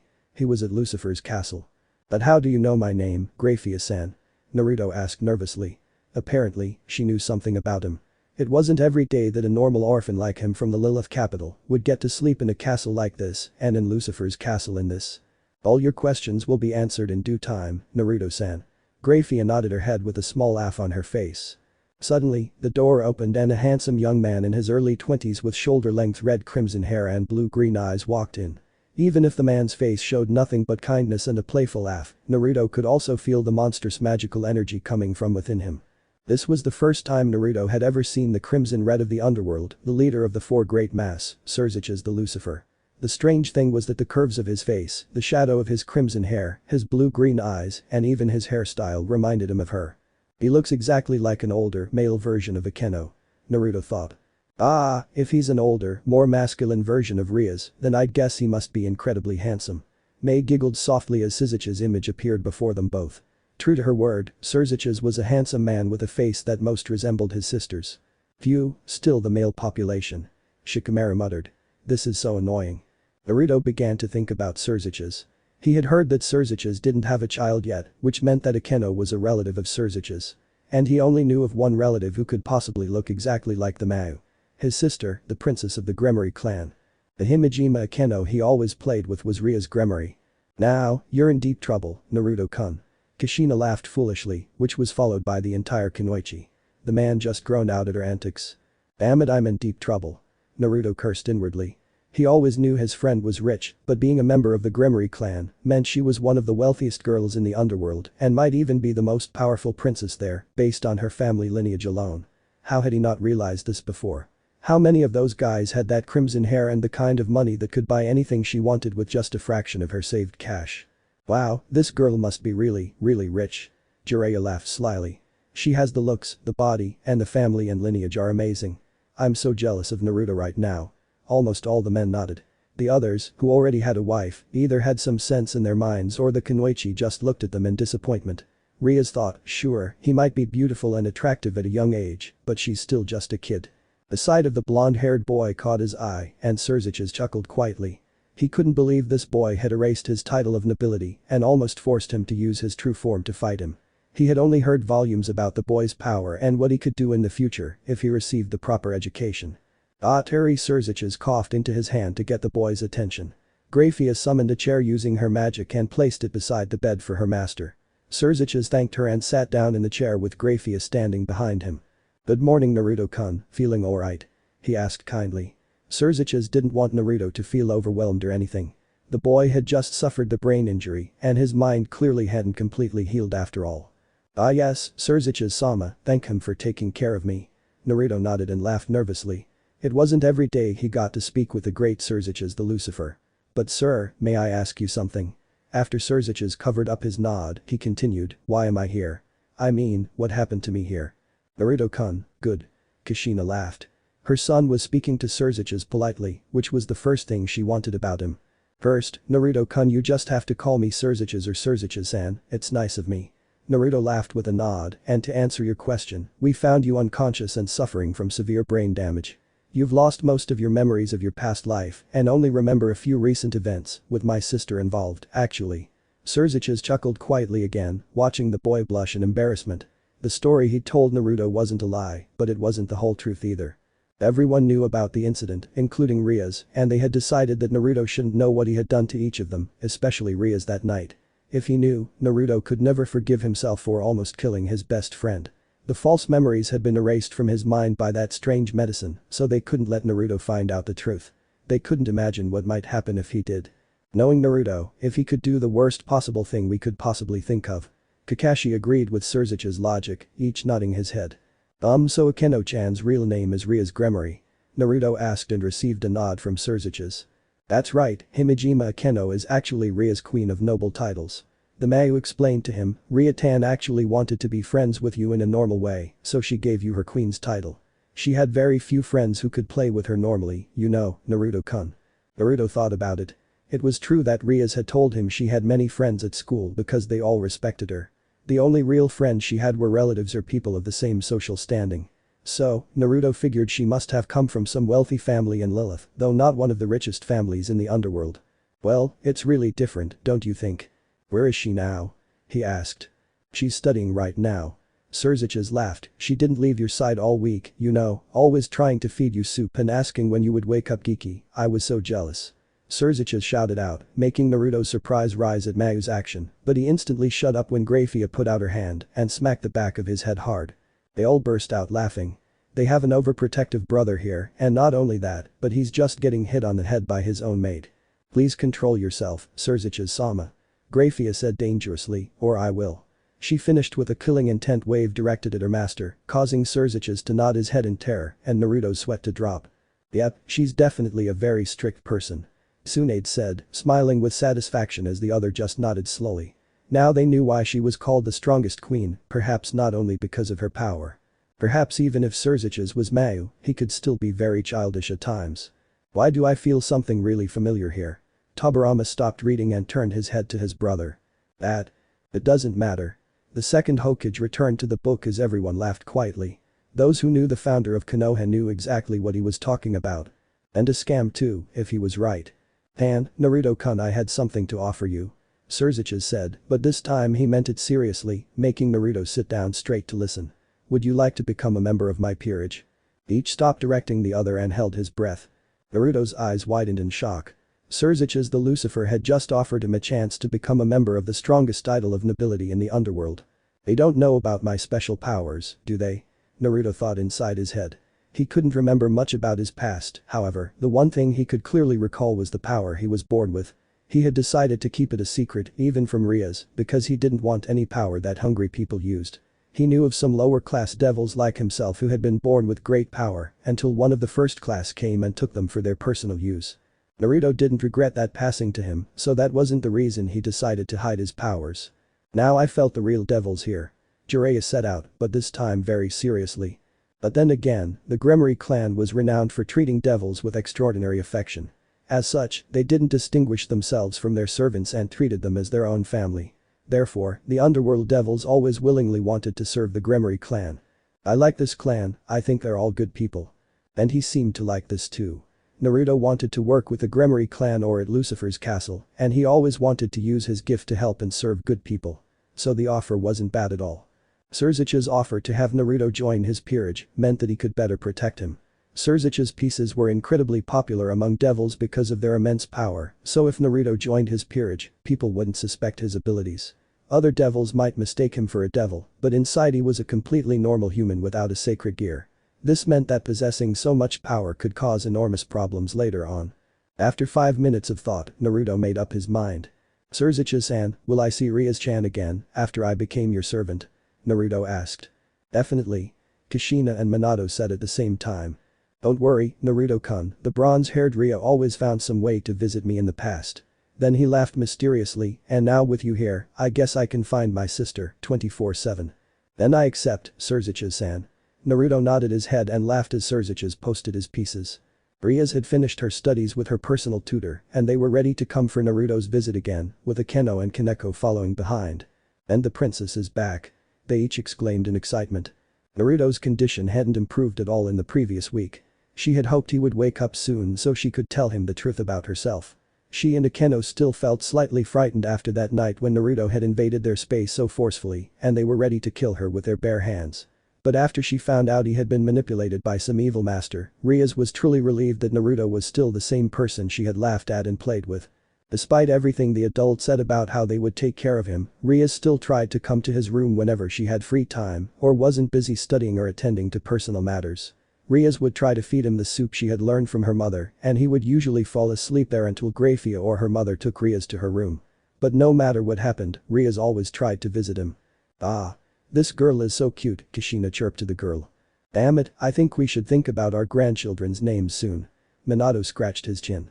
Like I said, no deed could have ignored Namikaze's charm. Akeno had teased her about Naruto every chance she got. Ria's sadistic nature never left her when she was with Naruto or when she spaced out the memory of him. That man, Naruto, he's definitely a lucky man. As soon as Kiba finished that sentence, his sister Hana immediately hit him across the back of the head. That's true. What worried Rias the most was that Akeno found Naruto really cute and definitely wanted to get to know him when Naruto woke up. Making matters worse was that Naruto would want to know the real Himejima Akeno. Well, I think so, there's definitely something wrong with this girl's personality. Hineko, on the other hand, began acting strangely after sensing Naruto's power. She said something about Senjutsu's power. She had seen Kaneko move around Naruto's space before and just sit there with her eyes closed. But the strangest thing was that the little Nekomata would stick out her cat ears and tail whenever she was around Naruto. Nekomata cat ears and tail meaning this girl was a yokai who turned into a devil. I agree. Shikaku nodded his head. When her brother asked the girl about Naruto, she had said that Naruto smelled like a toad and a fox at the same time. Kaneko could also smell faint cat, turtle, and various other animal scents from him, even his thumping and bug-like nature. First her, then Akeno, and now he had captured Kaneko's attention without even trying. Someone's jealous here. Muttering something, girls, you shouldn't say your age. Okay, I really want to know what she said. Rias went to Naruto's space and tried to find a way to wake him up sooner, or perhaps she should use her devil pieces to help him recover faster. After all, they could still reincarnate someone who was already dead. Each one silently turned on this information. She just said she reincarnated someone who was already dead. Tsunade gasped, remembering the jutsu that brought each of them back, even Dan, to live. Whoever created this system must be truly powerful. Seriously, isn't reincarnating dead people illegal? Rias had planned this when Naruto awoke, and after revealing her true identity to him, she would make him her servant so he would never leave her side. She was truly pleased that her parents had forgiven Naruto's actions that night and had genuinely wanted to meet the boy who had made their daughter so happy during the past few months. But as she made her way to the corridor that led to Naruto's space, the purple sky outside began to darken, and she felt that familiar sensation she'd experienced when Akeno and Kaneko were reincarnated as devils. And here she comes. And the feeling came directly from Naruto's space, but the energy was 100 times stronger than her own. Quickly running into Naruto's space and tilting her body to avoid Saoji and Beelf, she pushed open the door and saw a blinding crimson light coming from the bed. Once her eyes adjusted to the light, she saw her brother and Grafia standing beside Naruto, who was lying on the bed with 5 pieces of evil hovering above him. She tried to scream for her brother to stand up, only for the evil pieces to fly into Naruto's chest and disappear inside him, ultimately transforming him into a devil in Surzich's noble title. When the crimson light faded, Naruto opened his eyes and sat on top of it. Strange, I thought this would hurt or something. Naruto placed a hand on his chest and, thinking this, turned his head toward Surzich's, but finally noticed Ria's appearance in the space. Rias-chan. Crimson Mayu and her maid turned to face an angry Rias Gremory, who was staring directly at her beloved brother with teary eyes and puffy cheeks. Surzich's would have yelled kawaii and embraced his sisterly right there, but he knew exactly the reason for her anger and didn't want to upset her further. Yes, he definitely cares deeply for his sister. Ani Tama, what did only you do? She grumbled dangerously. Someone really pissed here. You see, Ryutan Naruto had decided he wanted to attach his name to my nobility. Surzich's laughed playfully at his sister, and I had him do it on one of my retainers who uses the rest of my bad pieces. Cool, isn't it? The crimson halo began to appear around the girl, shading her eyes. When Surzich's opened his mouth to apologize, Rias glared angrily and kicked her brother straight in the groin. The entire shinobi immediately covered his groin and shuddered. They couldn't help but pity the Mayu. Being kicked in the groin by his own sister was something Surzich's definitely didn't want to think about. The Kunoichi merely smiled with satisfaction as he looked at the book. Rias certainly knew how to kick, even though she was still young then. Muera Ani Baka. Naruto couldn't help but cross his legs and shudder at the devastating attack he witnessed at this moment and looked at Surzich's writhing in agony on the ground with compassion. We sympathize with him too. After much pain and sadness from the brother, Grafia finally let her master out of the space and gave the 2 children some room. Rias just sat in the chair and stared at Naruto as if he had betrayed her or something. Ah. So cute. Determined to break the silence, Naruto asked her the question he always wanted to ask. So, you're Rias Gremory? Naruto asked carefully, not wanting to upset her further. Rias looked at Naruto with a surprised expression, then looked away, shame filling her eyes. She knew that lying to her friend, especially Naruto, who had become such an important person to her, was wrong, really wrong. She tried to find the right words to reply. After all, she only wanted to be friends with Naruto, a normal friend, someone with whom she could just be a kid. This girl was innocent, Sarutobi nodded. I've hardly ever seen a princess like that in our world anymore. The perfect girl for Naruto, Ino smiled openly alongside Tenten. But she felt Naruto transmit his head and she looked up to see Naruto's smiling face. Don't worry Rias-chan, no matter who you are you will always be my first friend. Naruto said, then smiled broadly, making Ria's eyes light up, her cheeks redden, and the princess finally burst into laughter. If we're friends, just call me Rias-chan like you used to, even in public, okay? Ria said to Naruto as he took her hand from her head. Naruto looked at her curiously. After all, he was just a servant to his brother, and she was the princess, the next heir to the clan. He hadn't known calling her that in public was okay now, considering he knew her status. But if she wanted it, then he will do as she commanded. Alright, Rias-chan. Naruto and Rias talked about many things until late afternoon when Naruto was finally able to get out of bed. Rias followed him through the corridors of Lucifer's castle and eventually made her way to the main dining hall. Rias spoke first and Naruto sighed and followed behind her. Grafia directed everyone to look around the main dining room. He saw many maids and servants and hurried past to set the table for the Gremory family. Rias had been ordered by her family to bring Naruto here with her so he could eat dinner with the rest of the family. He could see that the man sitting at the front table with a warm laugh, looking at him carefully, was Ria's father, Lord Gremory, and the woman sitting next to him was Ria's mother, who resembled an older version of Ria's, except for her shorter hair. They were both looking directly at Naruto, making him feel slightly nervous and self-conscious. Did it resemble his parents' reunion before marriage ceased to be? Minato and the other shouted through laughter, "Man, I pity my son." And then there were two girls who sat near Rias. One of them was around the same age as Rias with very long black hair and violet eyes. Her hair was tied in a long ponytail, reaching all the way down to her legs with two strands sticking out from the top and swept back with a blue ribbon that held it in place. Her face was really pretty, yet much more mature, which Rias appreciated because of her ponytail. The most noticeable thing about her was her asset, which was a little larger than a normal girl her age should have. The girl looked at him with a laugh on her face and winked at him when she saw him looking at her. And here's another interesting girl in Naruto, why did I feel like there would be more of them? Kiba muttered, still thinking this was just a statement. Everyone couldn't help but agree with him. The next girl was a really cute girl, around 10 years old, with gray hair and hazel eyes. In the front, her hair had two long bangs that reached past her shoulders and several loose bangs that hung over her forehead, while the back was a short bob. The girl stared at him with a blank expression on her face, making it hard to say what was on her mind at that moment. But Naruto felt a very familiar energy coming from her. Hineko-chan definitely has natural energy stored within her. Jiraiya explained to each of them.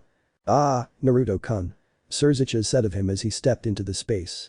Naruto turned his head to see the Crimson Lucifer laughing at him and kindly said, "Now, follow me, you'll sit next to me, Naruto-kun." Naruto quickly followed Surzicha to the table and sat beside him. His seat was opposite the white-haired girl, who still hadn't taken her eyes off him, but then again, except for Grafia and the servants, everyone in the room was looking at him with curiosity. But he could see this wasn't just curiosity in the fixed gaze of the black-haired girl. "I think I know what else is inside those eyes," Mei said with a laugh. With a personality like that, she definitely had a lascivious look. "Ah, man," Naruto was in deep trouble now. "Kusama, Kasama," Surzicha said from his seat and waved his hand to the blonde boy. "Let me introduce you to my newest servant, Naruto Uzumaki." Both parents didn't seem that surprised by the news. Naruto guessed that perhaps Surzicha had told them beforehand that he was going to make Naruto his servant by using his devil pieces. "Naruto, it's a pleasure to meet you, my name is Joseph Gremory, the current head of the Gremory clan." Rias stood up and Naruto quickly did the same, both shaking each other's hands with a laugh on their faces. "Me too, Gremory-sama. A pleasure to meet you, Naruto-san, my name is Venelana Gremory." Venelana stood up and said to Naruto and offered him her hand. He just trembled, as he did with Lord Gremory, making his wife laugh a little and earning a small smile from Surzicha. Why?" Lee said aloud. He couldn't understand why the lady of the Gremory clan laughed and also anticipated a silent chuckle from Surzicha when Naruto shook his hands like that. "You see, Leeward-kun," Tenten explained to her teammates, "when a lady offers you her hand, you should kiss it, don't shake her hand like normal." "Ah, so why?" "The pleasure is all mine, Venelana-sama." When Grafia finally finished her taxes, she came and stood behind Surzicha as usual. The servant began placing dinner on the table, and Naruto could sense that he was truly hungry and wanted nothing more than to dig in and eat his food. But this was a high-class dinner, so he guessed that he had to act like someone with proper manners. It's still hard to believe Naruto had the way he ate. Iruka chuckled quietly as he stood beside Jiraiya, Ibisu and Kakashi, who had eaten ramen with him earlier. As they each began to eat their food, Naruto tried to eat as slowly as he could. He could feel two sets of eyes staring directly at him, and he knew exactly whose they were. Grafia and Venelana, definitely about it. "So, Naruto-san, can you tell us more about yourself?" Venelana broke the silence. "Yeah, Venelana-sama." Naruto swallowed the food in his throat and said, "There isn't much about me really, so I remember that I've been living on the street since I was 2 years old, traveling here and there until I left here in Lilith, trying to find a job or somewhere that would accept me, but sadly, no one wants to take on a 10-year-old. That's all that happened to me until I found your daughter." Rias laughed heartily when she heard that part.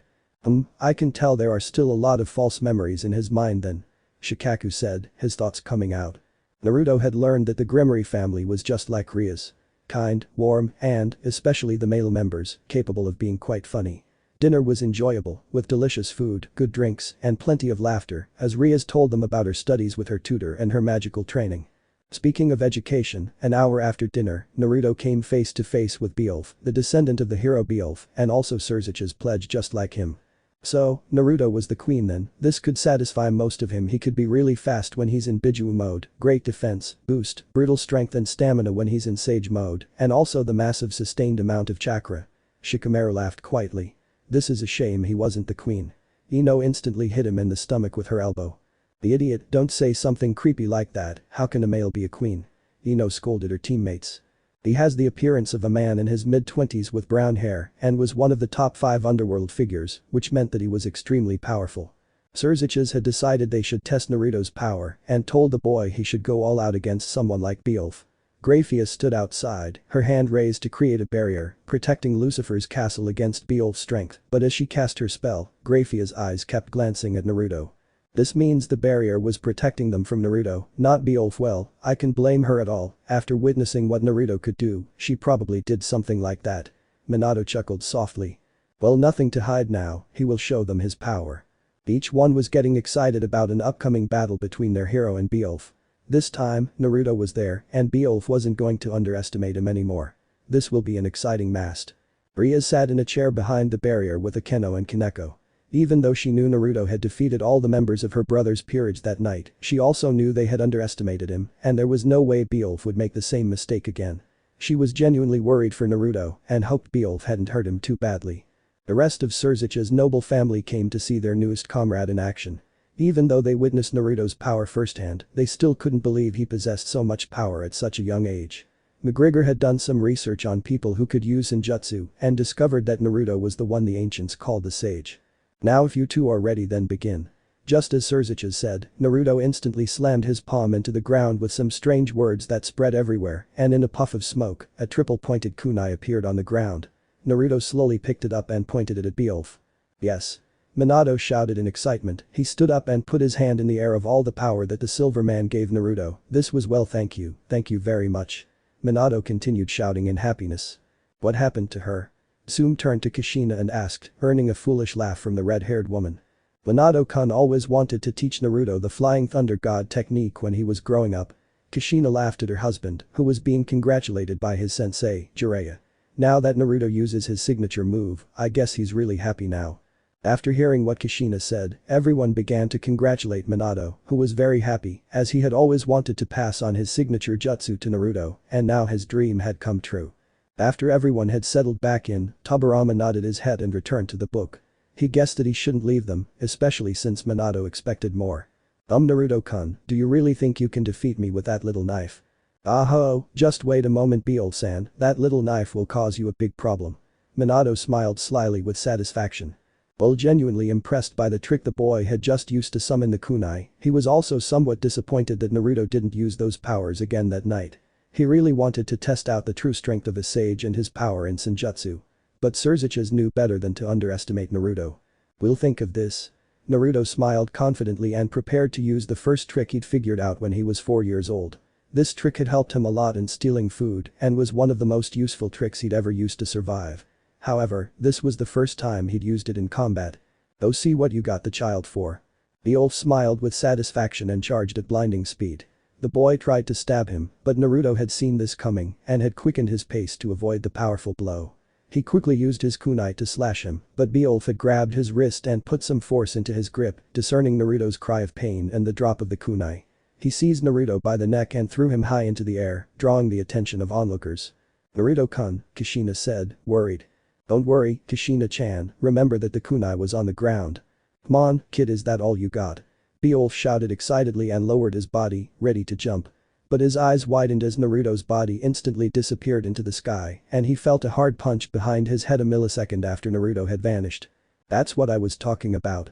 Minato shouted out victoriously. What happened? Riaz asked, staring wide as Naruto just disappeared into the sky like that. Then, when she heard that strange sound, she looked back down to earth and saw Beowulf being pierced by Naruto behind his head. Surziches didn't answer his sister's question. He was just like the other person who didn't understand what had happened. He hadn't felt Naruto's movement at all when he was in the sky, and he also knew that no teleportation magic had been used. The boy simply couldn't disappear. He could only instantly reappear on Earth and the Beowulf drill without him noticing. When Beowulf jumped back a little to put some distance between himself and Naruto, the blonde boy certainly sensed the power of the drill. It wasn't enough to leave him speechless, but Beowulf could feel the force behind it. Given a few years, the boy could take down a first-class devil with just his brute strength alone. Picking up the kunai, Naruto pointed it at Beowulf again, this time with a laugh on his face. How does it feel, Beowulf Nai-sama tired already? Members of Surzich's noble class chuckled quietly at Naruto's jokes. Well, I'll let you attack me this time, go see what you got. Beowulf smiled with satisfaction as Naruto threw the kunai at him. With the speed Naruto had thrown it, Beowulf only had to step to the side and the kunai would pass harmlessly by him. But just as the blade passed him, Naruto had appeared directly in front of him in a yellow flash and had caught the kunai before it pierced the old garment's face.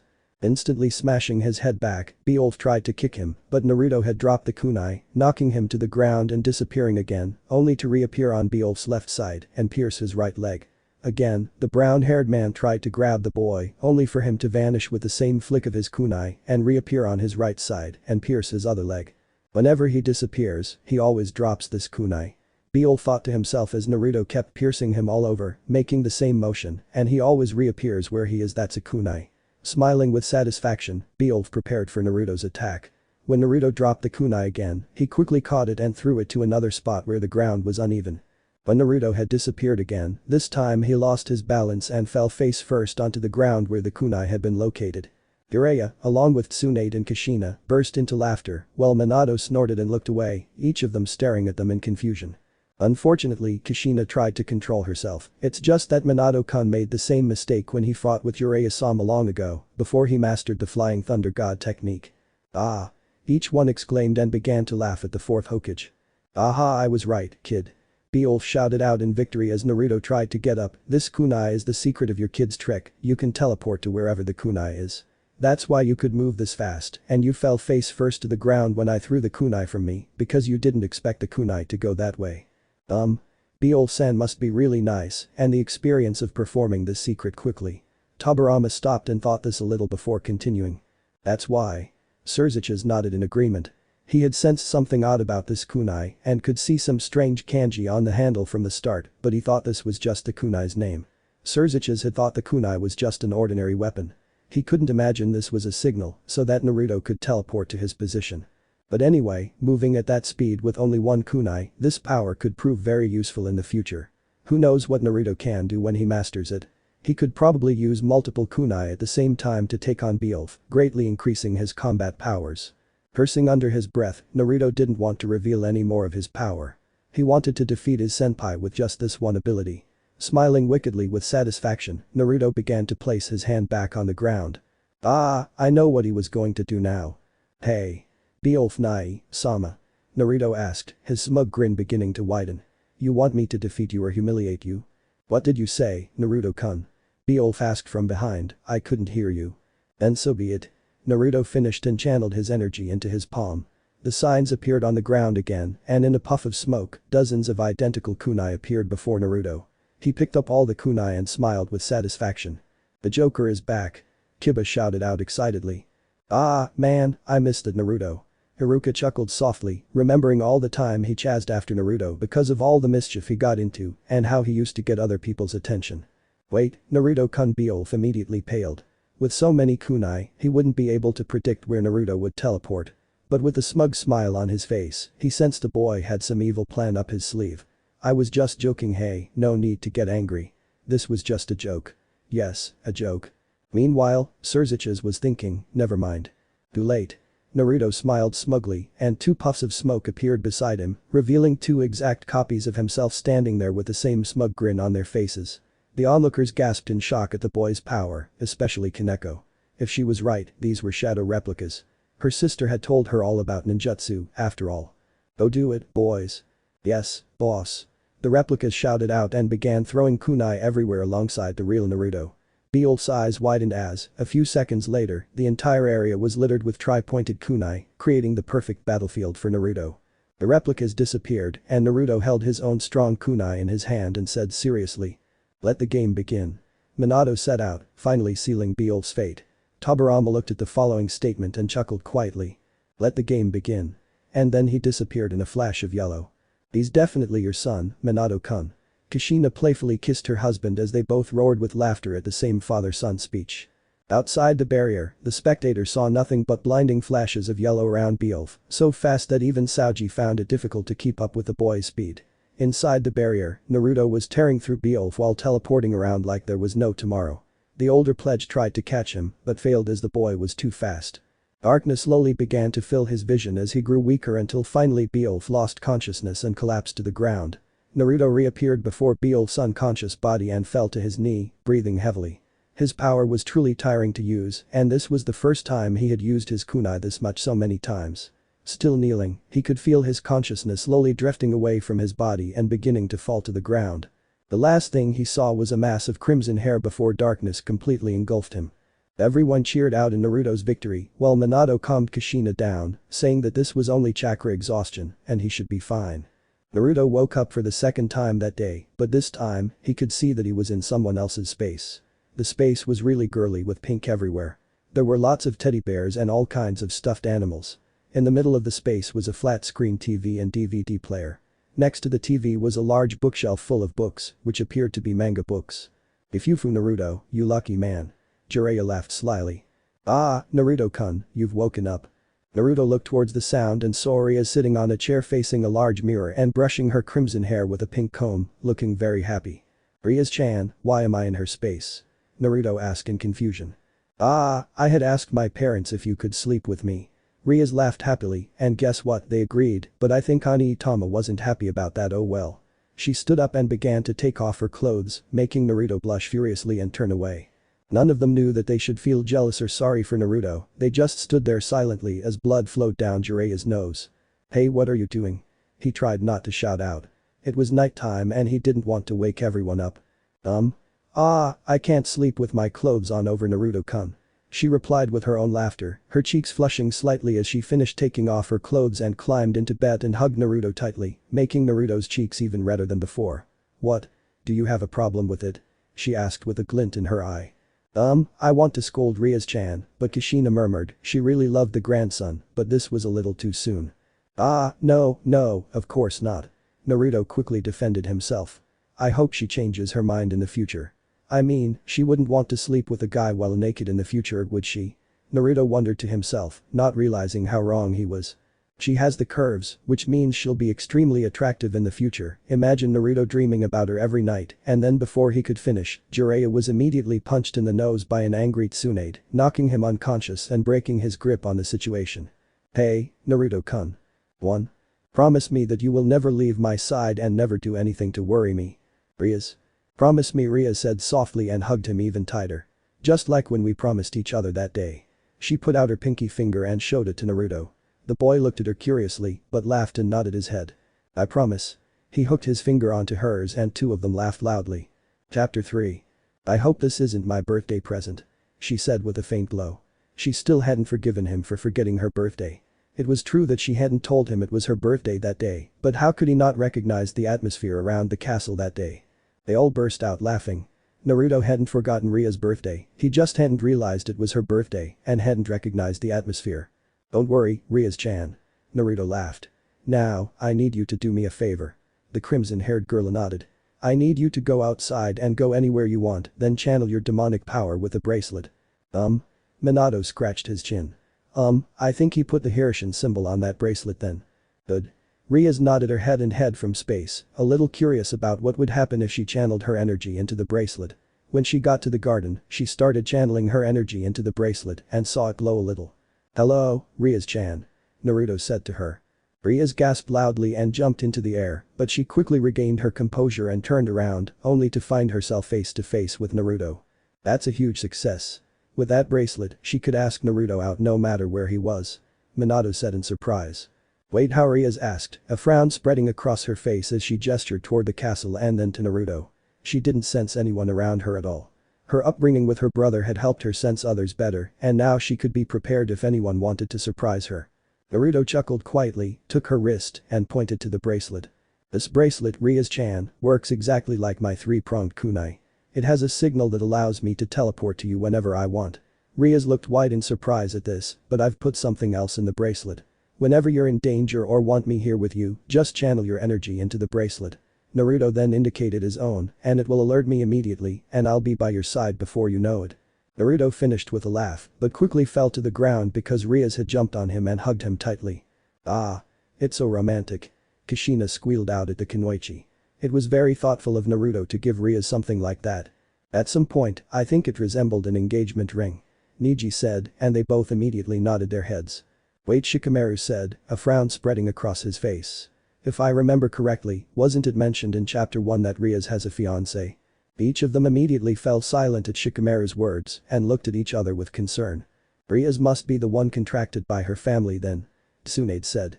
In some noble families, they have the old tradition of contracting their children to each other so they can preserve the first-class bloodline or unite the two families together. Ria's was the daughter of a great clan, so she must be contracted to someone of the same status as her. But I don't understand. Kushina exclaimed. Didn't Ria's-chan's parents want Naruto-chan and Ria's-chan to be together? If that's the case, then they should cancel the contract then. Minato said, making everyone breathe a sigh of relief. I remember Ria saying something about her fiancé being a spoiled brat and not liking him one bit. Even though they agreed with the idea of the fourth Hokage, they couldn't help but think about the possibility of a battle between Naruto and Ria's fiancé in the future. Thank you, Naruto-kun, thank you. Ria's exclaimed happily. This bracelet might be the best gift Naruto had ever given her.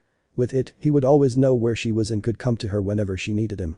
Yufufufu, the couples are having a bad time again. Akeno's usual silly laugh made Naruto and Ria's eyes open wide and they both quickly stood up, Ria's queen standing in front of them with one hand covering her mouth to hide her silly laugh. Here we go, the real devil has appeared. Each one groaned out, but they were really excited nonetheless. They had all been waiting for Akeno to appear, they really needed some good teasing from her to lighten the mood. Akeno, Ria's groaned out. Well, it seems you finally acquired a very useful artifact, didn't you, Ria-sama? Akeno began making her way to the blonde-haired boy and snaked her weapons around his neck. She whispered seductively in his ear, but also loudly enough so that her king could hear, it's good to see you, Naruto-sama. You know you've been spending a lot of time with Ria-sama lately, and I'm sure you're probably bored with her and would like to spend your time with someone more mature than her, don't you think, Naruto-sama? For someone so young, she certainly knew how to tease the grown-up. Jiraiya smiled with satisfaction.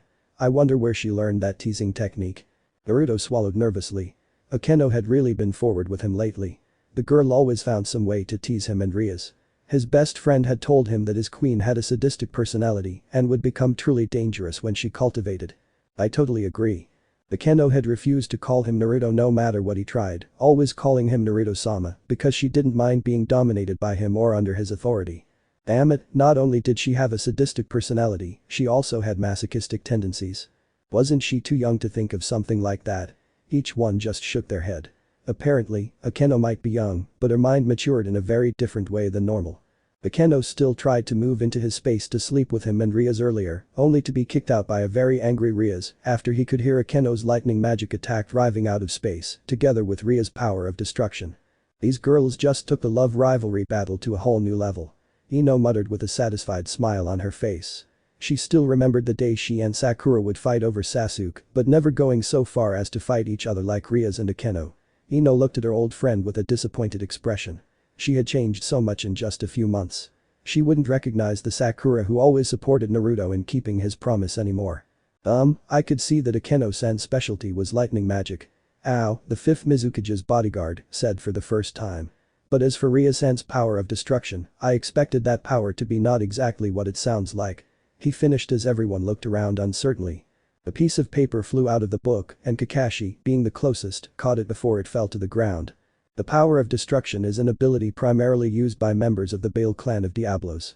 This power was once exclusive to the Bale clan, who are known as the Great King and hold the highest rank among the 72 pillars. The Gremory siblings Surziches and Rias inherited this ability from their mother, Venelana, who was of the Bale clan. Satan's sister, daughter of the Gremory clan, one of the most powerful clans in the underworld, and now Bale, the clan that summoned the Great King, and she holds the highest rank among the 72 pillars, Tsunade said. This girl, it's no wonder they called her the most powerful princess of the underworld. Incredible that both Rias-chan and her lordship still retain their innocent personalities and don't act like a spoiled princess, Kushina said with a laugh. I'm going to look more and more like her. Also, as its name suggests, the power of destruction is a type of demonic energy that grants users the explosive attack power to annihilate things. A devil with the highest demonic energy will be able to use it more expertly, as in the case of Surziches, where he has mastered his power of destruction to the point that it can basically obliterate anything. Kakashi continued reading the paper as each of them stared at him in shock. The paper began to glow and vanished into thin air. Kami, what power she held there, to think that Susanoo was able to block Surzuchi's attack from chapter 1. No, I don't think Susanoo was able to block it, I think Naruto had fused Senjutsu with the ribsage, so this might protect him better than normal. Jiraiya explained to each of them. After a few minutes of conversation, they all returned to the third Hokage. Rias gazed at Akeno, her halo blazing from her body. The fact that Akeno always called her Naruto-sama always pissed her off. And no matter how many times it happened, Ria's body could never match Akeno's. Her breasts were always larger, and her queen's hips were much wider.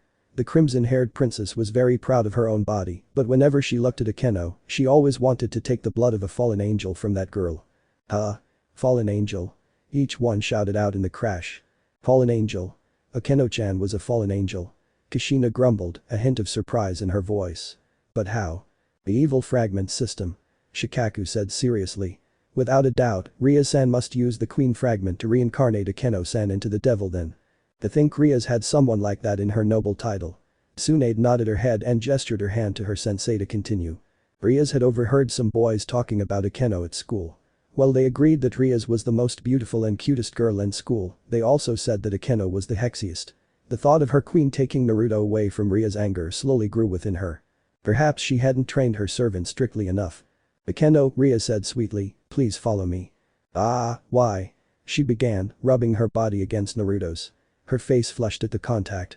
He could quickly feel her developing chest pressed against his right arm. I'm sure he wants me to stay with him, isn't that right, Naruto-sama? Ria's gaze struck him with a death stare. Naruto swallowed again and turned away from the face that dreamed of Akeno. Akeno-chan, you should follow Ria's, she might need you or something. Why do I have the feeling that Akeno was going to do exactly what Naruto wanted? Your wish is my command, Naruto-sama. Akeno nodded her head and turned Ria's around with a sadistic laugh. It doesn't matter. Sadistic laughter. This girl probably has to act like a normal girl for her age. Tsunade shot back at the sadistic Orochimaru she remembered.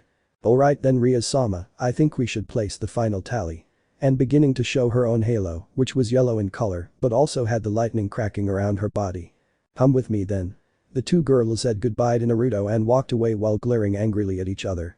Naruto just stood there in silence, watching the king and queen go into the castle with the most terrifying aura they could create. When they had finally left, Naruto suddenly felt a slight movement behind him. You know, Nico-chan, you don't have to hide when you want to see me. Naruto said with a laugh and sat down on the ground, leaning his back against the tree behind him. Slowly, the little gray-haired girl made her presence known and sat on his lap with her back against him. Why didn't you come out? You know you can sit on my lap as long as you want. A small hologram appeared before each of them and they immediately looked at it. Each of them knew this was going to be an image of Kaneko and couldn't wait to see how they looked. When the faded light went down, the Kunoichi immediately squealed out in pleasure at the cuteness of the gray-haired girl. She was so cute. Kushina squealed happily. She would look really cute if she had the cat's ears and tail. Jiraiya scratched his chin, pretending to be really serious in this case. Maybe he was a little pervert, but I couldn't help but agree with Jiraiya-sama, she'll look really good with the cat ears and cat tail. Kakashi said lazily. The third Hokage chuckled softly, thinking that if Kaneko had a cat's ears and a cat's tail, then her cuteness must have reached a whole new level. The third Hokage waited for everyone to calm down before continuing. Those two angry? She said sharply and pressed her back against his chest more, laughing at Naruto and starting to rub his head, making the girl purr and press her head into his hand more. His expression sounds like a dog, Kiba said, looking at Akamaru and rubbing his head. Or a cat. Jiraiya corrected him. Kaneko Taojo, the normally quiet girl, had taken a liking to the blonde-haired boy, Ria's king, Naruto, who was someone she spent the most time with. According to Surzuchi's, Kaneko was a Nekomata Yaokai. Fallen angel and now a Nekomata Yaokai, now I understand why Naruto sensed her familiar arrival. Jiraiya nodded his head. And the girl was drawn to him because of the natural energy within him. She always wanted to sit on Naruto's lap, saying that she always felt more energy that way and it was kind of like his old self, a Nekashu. While Naruto didn't know what had happened to the girl that made her reject his Nekashu, he also didn't want to pry into her private life and let the girl tell him when she wanted to. Did she really reject me? Kushina said in surprise. This isn't Kaneko-chan being healthy. Naruto began gathering energy around him for the girl on his lap, making her sigh happily, her ears nearly popping out over the top of her head, but Kaneko quickly recovered and made her ears return to where they belonged. Kaneko had said that she could smell various essences coming from him, 10 essences in total, but when Naruto gathered the natural energy, the toad essence became the strongest. Naruto simply sat there gathering the energy for the girl to enjoy the great feeling of nature until nightfall. It was truly thoughtful of him to do this for Kaneko-chan. Minato laughed beside his wife. I'm so proud of you, Naruto. NDXD00000DXDN. 1 year later. Jumped again, I wonder what happened. Hashirama laughed slightly. 14-year-old Naruto paced around the Gremory Castle garden, deep in thought. In his hand was a mission Surziches had assigned specifically to him and only he could undertake it. He didn't know why he had to, but when Rias found out about the mission, she forbade him from going and shut herself away when her brother said it had to be him or the mission would fail and endanger the devil world. Immediately each one left in silence. From the sound of it, the mission that Naruto was going to do must be really dangerous and important. Right now, the bracelet on his wrist glowed crimson, signifying Ria's request. But Naruto had to refuse this time, or she wouldn't let him go. Even Rias-chan knew how dangerous this mission was. Kushina said worriedly. The mission is quite simple, but dangerous at the same time basically. He had to escort Ajuka, Surzich's best friend and current Beelzebub, the one who invented the evil chunk system, and many powerful artifacts for the world of Diablo, the intelligent devil himself, to heaven for some business with the seraphim angels there. What? Kushina shouted out. Are you telling me they were forcing Naruto-kun into enemy territory? Each of them was too preoccupied with Naruto to say anything. They simply waited for the third Hokage to continue. Surziches chose Naruto for this mission because he was still a young devil, and the angels wouldn't think much of him as a threat, so he could go and make sure that one of his enemies didn't do something stupid and start another World War I. And that's why Rias was worried even though his parents hadn't done anything wrong, Naruto was still too young to go into enemy territory. I totally agree with you guys, Saint Joseph, Benelana Saint. Minato murmured under his breath. But Naruto knew why Surziches believed in him only a super ultimate class devil could go to heaven without having been affected by the light there. The monstrous energy within him could protect him from the light and his super healing factor could protect him from the light if it burned him.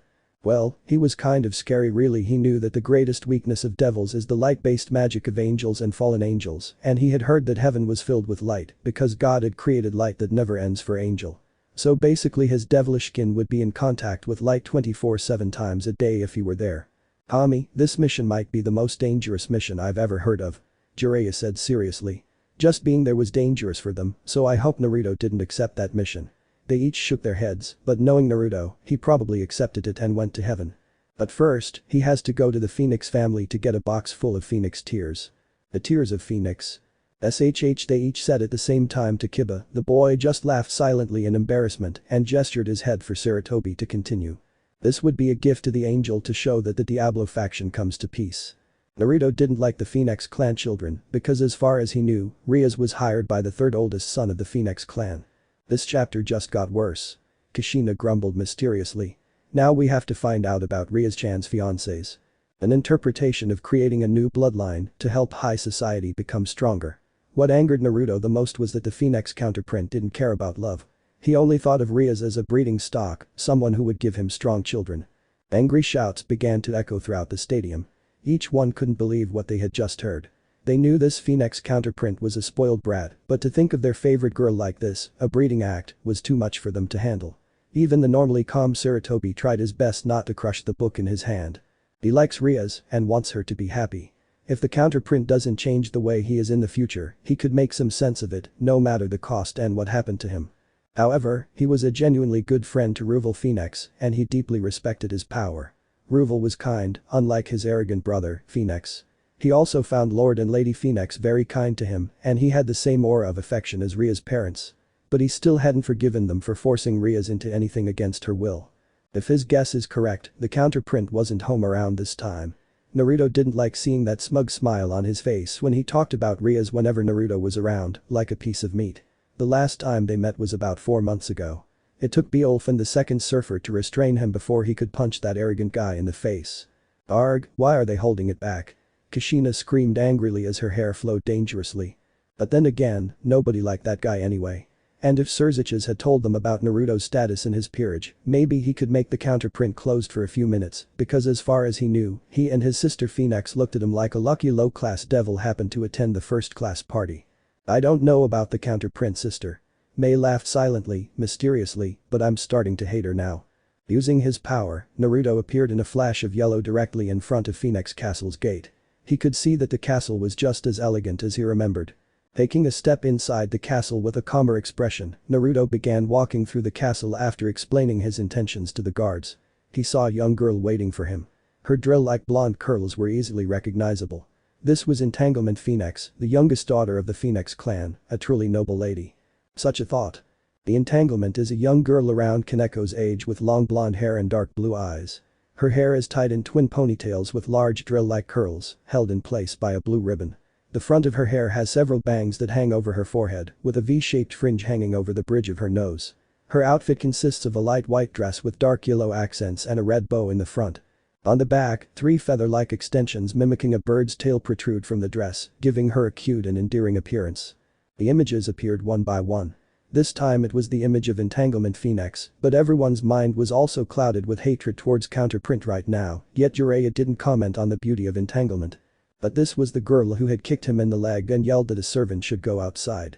I'm definitely going to hate this girl. Kushina gripped a 3-pronged kunai she borrowed from her husband dangerously.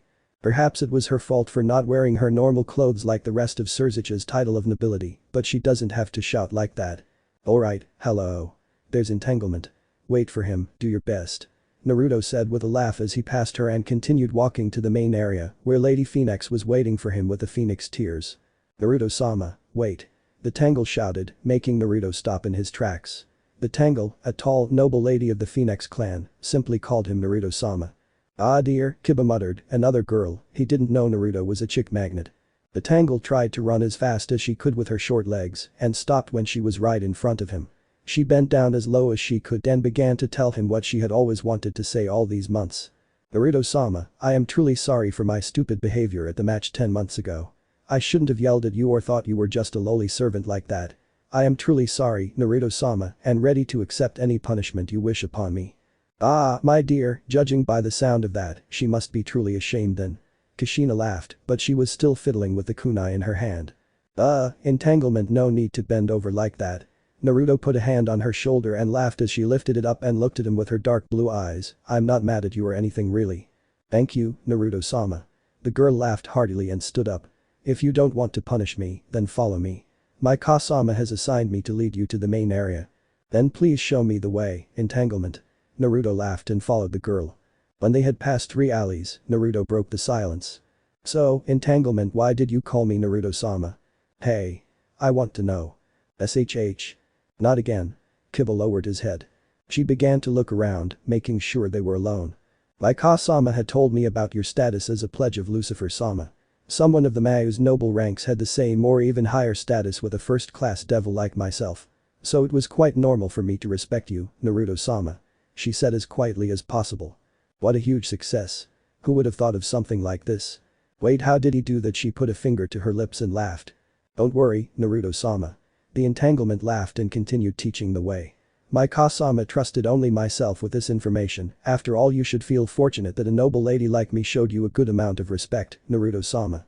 She began to laugh, the same kind of laugh a high lady always has in a bit of a nime, like Ria's. Ah, dear. Minato laughed nervously as he looked at his dangerous wife.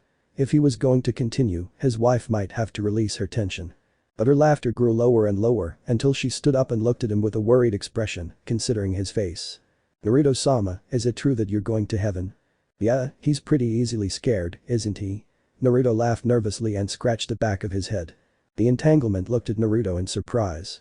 If this mission were assigned to any ordinary devil, they would run away before they even knew what they were supposed to do. Who said Naruto was normal, even when he was still human? Kiba said with a laugh, but this time he wasn't cut off by anyone. In fact, some of them were still laughing with him. That day 10 months ago, when her family's match was finally over. Her mother had explained to her about Naruto's status as a member of Surzich's Lucifer clan, and to say she was terrified when she found out the truth was a lie. Her pride as a daughter of the Phoenix clan got the better of her and she played the Entanglement without a second thought. I had pity on this girl. Her mother had told Entanglement that she had brought great shame to her family and if Naruto wanted to punish her for her stupid action, then she should gladly accept it even if he wanted her banished from his family. Even though I know Naruto would never do this, isn't the punishment a little extreme? Haruka asked with a frown. I mean, banishment from his own family? Who the hell teaches him something like that? Well, we've become too familiar with the Gremory clan's path. Hashirama shrugged. Then I guess we felt differently when we saw another clan's path back then. But anyway, it must be really rough. The thought truly terrified the blonde. She was genuinely surprised when he said he wasn't angry at her. Naruto was actually kind, warm, and merciful. She blushed slightly when she thought about what would happen if he wanted her to be part of his noble title when he became a first-class devil. Her mother had planned the business entanglement of her brother's noble title in case Naruto ever wanted her.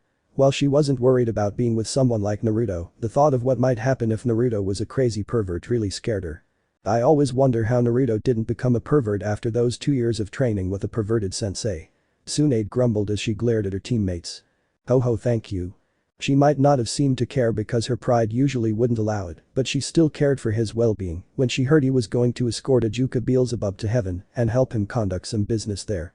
It was only in her nature to worry about him. Naruto-sama.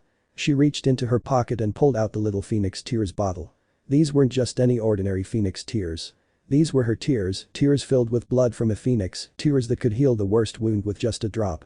The Tangle had collected these tears since she was a little girl and would give them to someone important to her, just as her mother had given her tears to her father when they were young.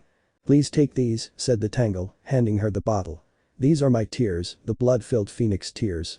Ah, dear, please don't tell me the tears also mean she's proposing to Naruto, Kushina gasped. The aversion she had for the entanglement was completely gone now. Wait, entangle, you don't have Naruto tried to refuse his offer. He had heard about the true Phoenix Tears before and he knew that they were the extremely powerful Phoenix Tears that could heal any wound, but also that the tears were really important and special to the members of the Phoenix clan. When a young Phoenix gave one to someone, they were stingy and gave a portion of it to each other. To make a long story short, it seemed like Entangle was proposing to Naruto. Come on, seriously. Kiba roared in frustration. Girls in this world throw themselves at him, what were the problems here? Only my Kiba, we're as confused as you are. Ino nodded her head in understanding, just like everyone else around the space. Don't worry, Naruto-sama. She took his hand and placed the bottle in his palm. This is just the best I could do for you after that match. I know you don't want me to, but I want you to have this. I want to assure you that you'll be safe when you're there. I'm sure Ria-sama wants the same thing, so please accept it for me. Angle Naruto suddenly hugged the little girl, her eyes rolling wide in surprise and her cheeks flushing. Thank you, Tangle. I'll respect your tears, thank you so much. He was truly grateful that Tangle had given him her tears, the most important thing. With her tears, Naruto felt more reassured about this mission than before, knowing that if he were seriously injured, her tears could give him a second chance. He guessed that the only daughter of the Phoenix clan didn't just make a proud lady. If Kurama is still inside him with another Biju, he won't need those tears so much. Well, better than nothing, don't you think? Kushina laughed foolishly. What a success. I never imagined my Naruto had so many girlfriends now. Naruto-sama, please let me go. She tried to shrink back from his embrace, but failed. He was much stronger than her. Her heart was pounding so fast she found it hard to breathe. If he kept holding her like this, she might faint. What a pretty girl. Jiraiya laughed foolishly. But heavens, could we examine a chapter without your emphatic discourse on the beauty of the female? Tsunade shook her head, making everyone laugh quietly. Ah, sorry. Naruto smiled broadly and released her. The girl turned to hide her blushing face. But thanks again, entanglement. If you need any help, feel free to ask me. The of course after all, you should feel lucky that you have the Phoenix Tears, especially mine. Ah, I understand now, Kushina claps her palm with her other hand. She's not proud, she's at Sundeer. Naruto just chuckled quietly at her. Right now, he felt truly lucky. It wasn't every day that someone who only looked like him, high status or not, got to get the daughter of Phoenix. Those tears must be really special, Tobirama said. But this, Naruto and Enrito simply walk in silence on their short trip, the blonde young man just too embarrassed to say anything to her. Finally, Naruto arrived at the main area of the castle, where an older version of Entangle awaited him with an elegant box bearing the Phoenix crest. Mrs. Phoenix looked at Naruto and laughed. She had only known the blonde boy for a short time, but she found him quite different. From her information as the eldest son when he befriended the boy, Naruto was an orphan and had started his life on the streets. Perhaps that was why his personality was so different from that of other children his age. Well, the way she put it, it's basically true, Sarutobi sighed. No matter what it takes, Naruto always has to start from the bottom. And his personality was still that of a good man. He nodded his head. This is Phoenix. Naruto bent over. Naruto-san, no need to be formal, after all, she glanced at the entanglement trying to avoid her mother's glare. My daughter had rolled up her pride and put herself in a bind in front of everyone. I think I've found the source of entanglement's behavior. Kushina murmured. They are definitely different from the Gremory clan, Tsunade said. Just look at how free Ria's is. But anyway, don't raise a child too strictly like that, devil or not, they should have a happy childhood. Ah, no need to worry my lady. Naruto smiled broadly and stroked the tangle over his shoulder. I'm not angry or anything, just a little surprised that you told the tangle about me, that's all. I know, Naruto-san. The information about you is Lucifer-sama's last garment, a top secret known only to the highest class devil. Phew. This guy is full of secrets, and now he's the top secret. Kiba whistled. This guy. Naruto-kun's flame of youth burns brighter and brighter with each chapter. Leeward shouted in enthusiasm and fire in his eyes. Mrs. Phoenix then looked at her daughter and beckoned the girl to come closer. The girl did as she was told and was about to say to her mother, I said, only my daughter, she may be young, but very clever and definitely a good wife. Phew. Sounds like my mother already plans everything. I think Ria's Naruto is more satisfied than this girl. Kushina looked thoughtful. They're both first-class ladies from super rich families. Jiraiya smiled with satisfaction. Not only are they both super beautiful, but entanglement, if they take a few years, I'm sure they'll become incredibly attractive fufu. I can't wait to see Naruto's kid. I could see this. Naruto nodded his head, entanglement surely looked just like a wife, just by watching how she worried about his well-being. Naruto-san. Mrs. Phoenix handed him the box. This is everything you need for Angel. It contained a bottle of 20 Phoenix tears inside. I think it will be enough for Angel to know of our goodwill. I hope so. Naruto laughed, picked up the box, and checked the clock. It's almost time. Ijuka came to Gremory Castle, and he has to be there now. Ah, it's almost time. Goodbye. Lady Phoenix, thank you for the tears. See you later, entanglement. Good luck, Naruto-san. Good luck, Naruto-sama, and goodbye. Naruto nodded his head and disappeared in a flash. The entanglement only stared at the spot where Naruto had stood a second ago with a dreamy look on his face. Now she knew why the maids in her castle always talked about Naruto and how classy and handsome he was. Some of them even planned to quit their jobs at home and move to Gremory Castle just to see him. Even the maid. Kiba shouted. Ah, I give up. What's with these devilish girls anyway? What can I say, Namika ouch. Minato yelled out as Kushina pinched his cheek hard.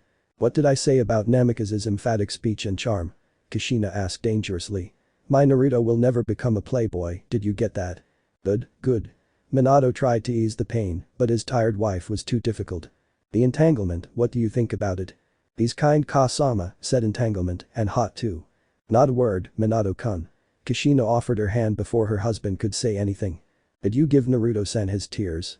His mother asked in a stern voice. Yes, Ka-sama. No waste. Yeah. Oh really? Well, now I think there's no need to worry about boys chasing after my little girl when she's grown up, she said with a mysterious, satisfied smile. Now, what should I name my grandchildren? What? Asama, this doesn't look like this. Each one just laughed silently at the moment of the mother and daughter between two Phoenix. Naruto arrived at the Gremory Castle garden instantly and saw that everyone was there, even Ria's and her noble title awaited him. He could see Ijuka Beelzebub, Surzich's best friend, chatting with Surzich's in the corner of the garden. Ah, Naruto-kun. Surzicha said, a smile spreading across his face as he saw Naruto. The mission given one I hope. Yes, Surzicha's Nai-san, the tears are here. Naruto nodded and so he opened the box. The brilliant diamond, Naruto-kun, now that I think about it, it's time to go. Ijuka smiled broadly and came to stand beside him. A magical white circle appeared beneath their feet. Naruto looked up at Ijuka in confusion. Don't worry, with my help, you'll be able to use this magic, no need to worry about appearing in the wrong place. This Ijuka sounds like a capable man. Tobirama nodded and turned his head to Hashirama, who was trying to make Daria give him a lollipop. That? Nothing, brother. The second Hokage simply shook his head. Protect him, they're going to. Surzichas glared angrily at his best friend. Good. Ijuka laughed. They're not worried about it. Be careful up there, Naruto-kun. Surzicha said seriously to Naruto, I want to come with you, but Mayu would be too much for them, and we don't want to start a new war with them at all. They must have grudges against each other, right? Niji asked. They're definitely the ones. Kakashi nodded his head. Don't worry, Surzicha's Nai-san. Naruto laughed. Naruto looked at his wrist and saw that it was glowing. He turned his head and saw Ria's trying to put as much energy as she could into her own bracelet. He walked over to her and placed a hand on her shoulder. She's the sad girl, poor thing. Kushina grumbled sadly. Don't worry, Ria's-chan, did you remember what I told you about this bracelet? Ria's nodded her head and looked up. I'll be by your side before you know it, all you have to do is put your magic energy into the bracelet and I'll be there for you. Promise? She asked and laughed a little. Riaz stuck out her pinky finger and showed it off. Maybe Riaz and Naruto weren't a child anymore, but the pinky promise had become something important to both of them. It was something they always remembered about the day they found each other. Will you return me? Ah. They're so cute. The girl chirped excitedly. Most of the girl thought it would be better if they slapped each other's hands. Promise? Naruto smiled broadly and closed his pinky with her. Come on over, Riaz, this isn't just a mission this month, nothing to worry about. Naruto-kun, when you return, I want you to attend high school with me next month. Father will be making Kuo Academy a co-educational school. I want you to be there with me, let's enjoy high school together. Naruto looked at Lord Gremory and saw him laughing. Naruto smiled broadly and nodded his head. Kuo Academy was still an all-girls school at the moment. But if Lord Gremory changed it to co-education, then he could tutor each of them, including Akeno and Kaneko when she got old enough. Cool, I wonder how Naruto handles this kind of school, Iruka smiled contentedly. I hope he doesn't pull a fast one. Alright Riaz-chan, I'll attend Kuo with you. Thank you, Naruto-kun. Riaz hugged him tightly. When Naruto had said goodbye to everyone and managed to get a kiss on Akeno's cheek, much to everyone's shock and Ria's great fury. Here comes the sadist. She really needs to get a grip someday. Kaneko had given him a small white cat toy, his favorite toy, to bring him luck for this mission. Surzich's noble title had planned to throw a farewell and good luck party for Naruto, but the plan was quickly put on hold by Grafia. They resemble the only mature members of Surzicha-san's noble family, Grafia-san. Tsunade nodded. Well, woman fit enough to keep those immature types under control. They all shook Naruto's hand and wished him good luck. Ria's parents wanted Naruto to take good care of himself when he got up there. But why did he have the feeling he wouldn't see them again anytime soon? I have that feeling too. Kushina said with a frown. Goodbye. Everyone, see you later. Ichigo placed his hand on Naruto's shoulder and activated the magic circle. The last thing he saw when everything turned completely white was Riaz laughing at him. Since we were traveling in different territory, it might take Angel a few minutes to open the gate for us. Ichigo said to Naruto and looked at him. So, Naruto-kun, what are your feelings when you wear Surzicha's clothes? Well, I hope. Of course, Ichigo-san. Naruto laughed, then frowned. He'd always wanted to ask Ichigo this question. Ichigo-san, I want to ask you a question. Continue. Well, do you think 5 items of clothing were a little too much for me? Naruto asked. Ichigo turned to Naruto, surprised, and considered his face. I mean, Enku-san has 1 item of clothing, and Beolf Nai-sama has 2 items of clothing. Do you think I'm too many? He managed to get 9-tailed beasts inside his body, and yet his incredible stamina and chakra reserves, Kakashi said. I think Naruto is worth even more than this. I agree with you, Kakashi. Minato nodded his head. Well, Naruto-kun, you know that Surzicha's evil pieces were really strong. The blonde boy nodded. They're the first type of evil pieces I created, the prototype evil pieces. I was still young and inexperienced back then, so I created 4 sets of them, the prototype without limitations. Then you just accept the strongest and turn them into devils or let someone else take hold of the king's servant. That means Surzicha's evil pieces combined with Amayu are very powerful, Tobirama said, and if Naruto is almost twice as powerful as other pieces, which were absolutely powerful, then combine them to imagine the current powers of Naruto Uzumaki. Each one swallowed nervously. Naruto was already powerful with just his Kurama inside him, now with the power of the 9 Bijuu and Manjikam Sharingan, Hirishin, and who knows how many more powers he still has within his sleeves, he could be even more powerful than the Sage of 6 Paths himself. When the war was over, I created the 2nd generation of evil pieces that could accept someone. I am the creator, though sometimes I still can't understand how this works. But let me tell you the truth, Naruto-kun, your evil pieces, all 5 of them were mutation pieces. Mutation. They sound like some kind of special pieces. Naruto's mouth dropped to the ground in shock. All 5 of his pieces were mutation pieces, so this means. They're worth more than just 5 pieces of clothing, Naruto-kun, remember that. Maybe I'm writing, Naruto, the value of a game full of bad pieces. Kakashi grumbled as everyone's eyes rolled wide in surprise. Naruto opened his eyes again because of the funny feeling on his skin and realized that they had finally arrived in heaven, angel territory. Naruto looked around, gasping in awe. Heaven was truly a paradise. Naruto had heard about some places in the world that he couldn't describe with words alone, and heaven was one of them. It was truly amazing. Everywhere was filled with sunlight and the castle above was so beautiful. High above in the sky, some angel flew with a smile on its face. This place was truly breathtaking. Heaven. Hashirama sighed, the place we wanted to come to after our death. It's amazingly healthy, isn't it? Kushina said happily. Welcome to heaven, Ichigo-sama. A soft voice pulled Naruto back and he nearly gasped in shock. The woman standing before him and Ichigo was the most beautiful he had ever seen. She had curly blonde hair and a voluptuous figure. She wore a long dress made of some light material, which revealed most of her large breasts, nearly causing Naruto to have a nosebleed from her charm and beauty. A small eyed appeared before them, and the image of a certain blonde angel appeared before them. Almost everyone had to hold their nose to prevent nosebleeds. All the men, even the married ones, gasped in shock and stared blankly at Angel. Jiraiya fainted the moment she appeared before him, and even the carefree assassin B had to stop his punching. What a huge success. Kushina grumbled and looked around, still impressed by the woman's beauty alone. How can anyone have this kind of beauty? Tsunade muttered. It's ridiculous. You know, you compare her to other girls, and some of them were still young, Tobirama grumbled. Ria's and other girls are like a rock compared to a diamond. True. Ino nodded her head. Hey. Stop drooling. Niji tried to tell his teammates, but they were already spacing out. Niji had recovered from his shock and had regained his composure just like his uncle, but the other men weren't so lucky. This time, I won't hit each one of them. Tsunade shook her head as the image disappeared. I couldn't blame them at all. Tsunade took her teacher's book and read it to him. Soon each one returned to her mind as the story continued. Gabriel, that's fine, see you later. Ichigo laughed at him. And who is this young man? Gabriel asked in a gentle voice when she looked at Naruto, and she almost gasped in shock. Even though she knew this boy was a devil, she could feel his heart and soul were pure, very pure. Ah dear, Kiba murmured to Shino, I think another chick is coming. So, these angels can sense evil within a person, kind of like my wife's power to sense negative emotions. Hashirama said. There was no such thing as hatred or negative emotion in her heart. She had never encountered a devil like this before.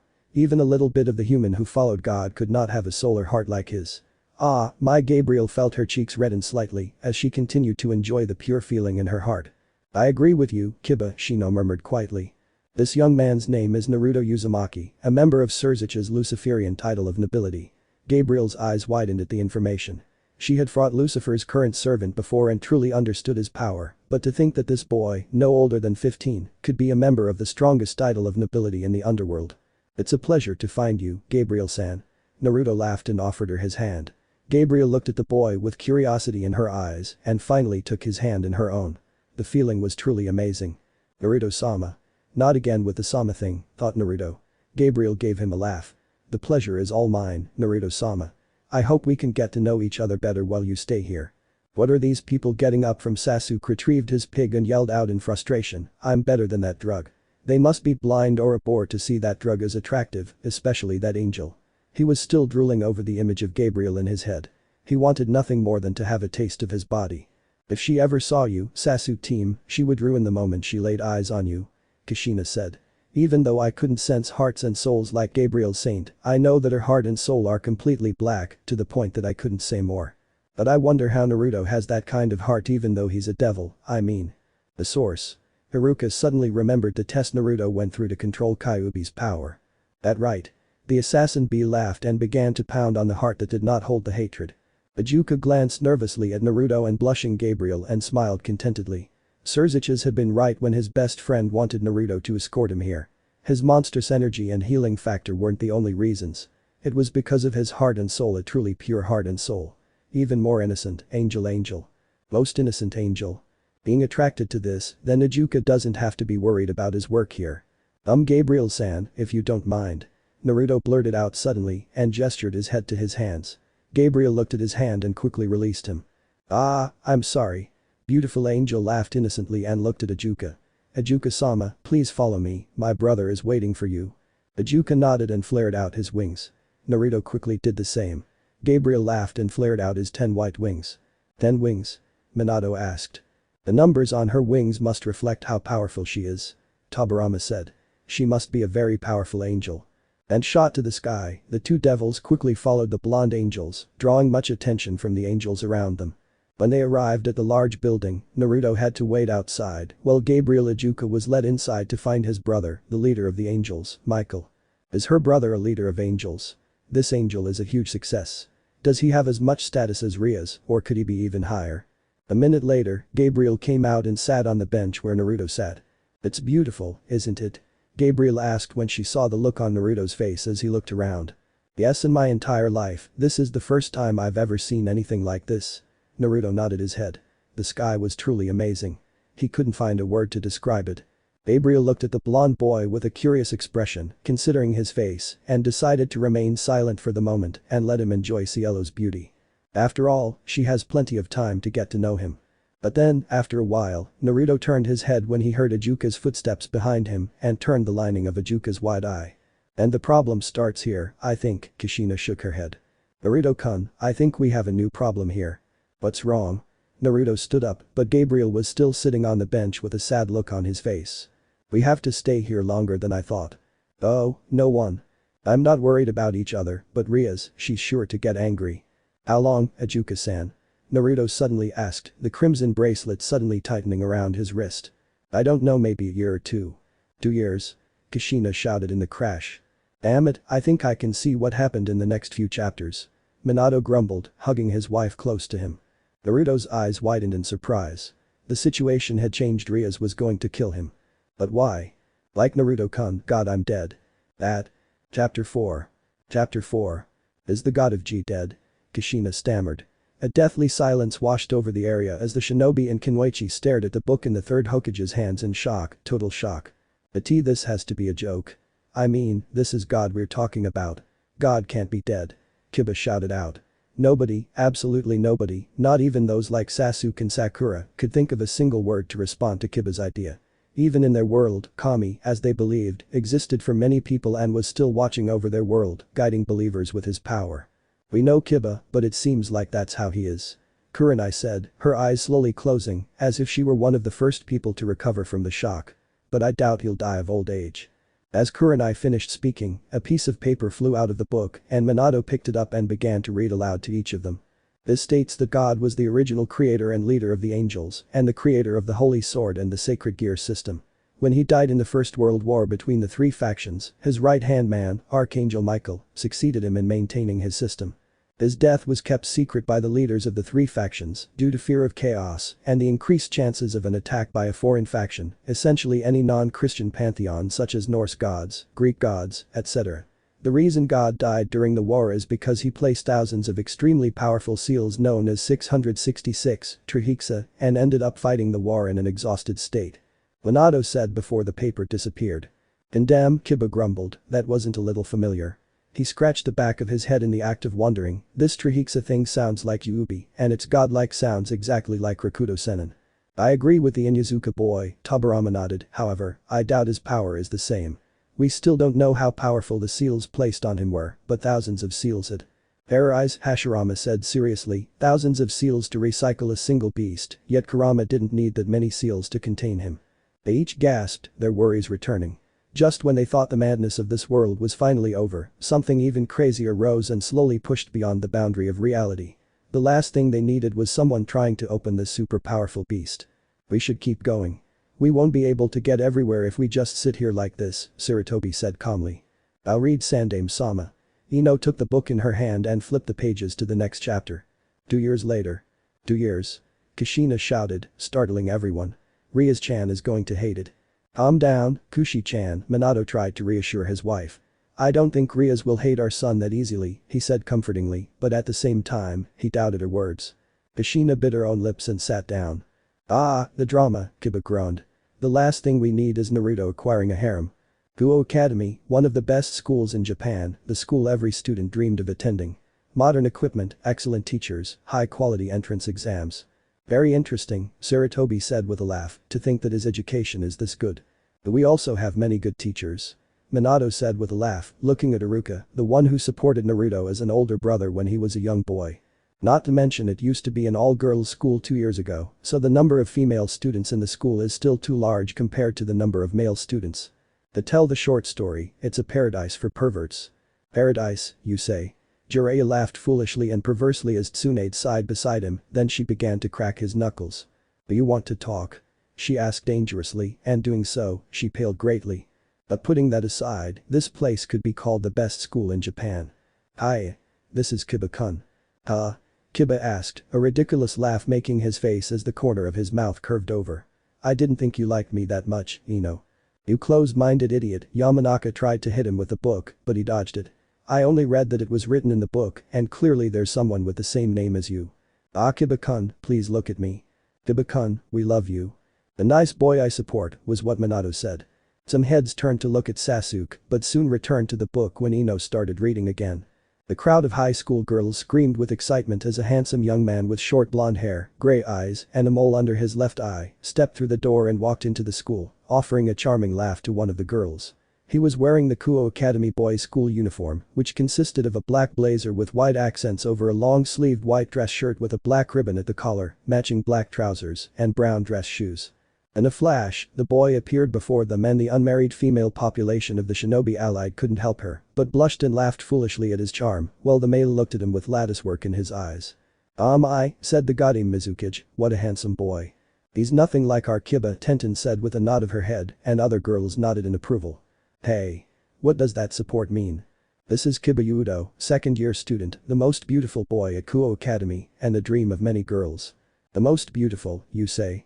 But that kind of reputation, other boys would undoubtedly dislike him, Tsunade nodded at Kushina's words. This was simple knowledge after all. However, while the female students adored him, other male students also hated him. Andanello Casanova, vaya al diablo.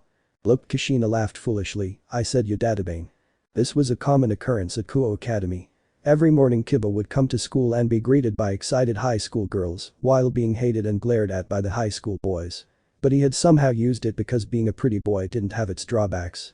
But the next group of students at school, directly behind Kiba, instantly made every male stare at them, their hearts in their eyes, while a few had their mouths wide open and were drooling. Even the girl was captivating. They were definitely the idols of the school. And here come our princess and her friends, Kushina laughed. Each one leaned in closer and stayed long enough to listen to the story. The first is a petite girl around 15 years old with gray hair and hazel eyes. In the front, her hair has two long bangs that reach past her shoulders and several loose bangs that hang over her forehead, while the back has a short bob. She also wears a black cat-shaped hair clip on either side of her hair. She wears the Kuo Academy girls' school uniform, which consists of a long-sleeved white button-down shirt with vertical linings, a black ribbon around the neck, a black shoulder cape and matching button-down corset, and a magenta skirt with white accents.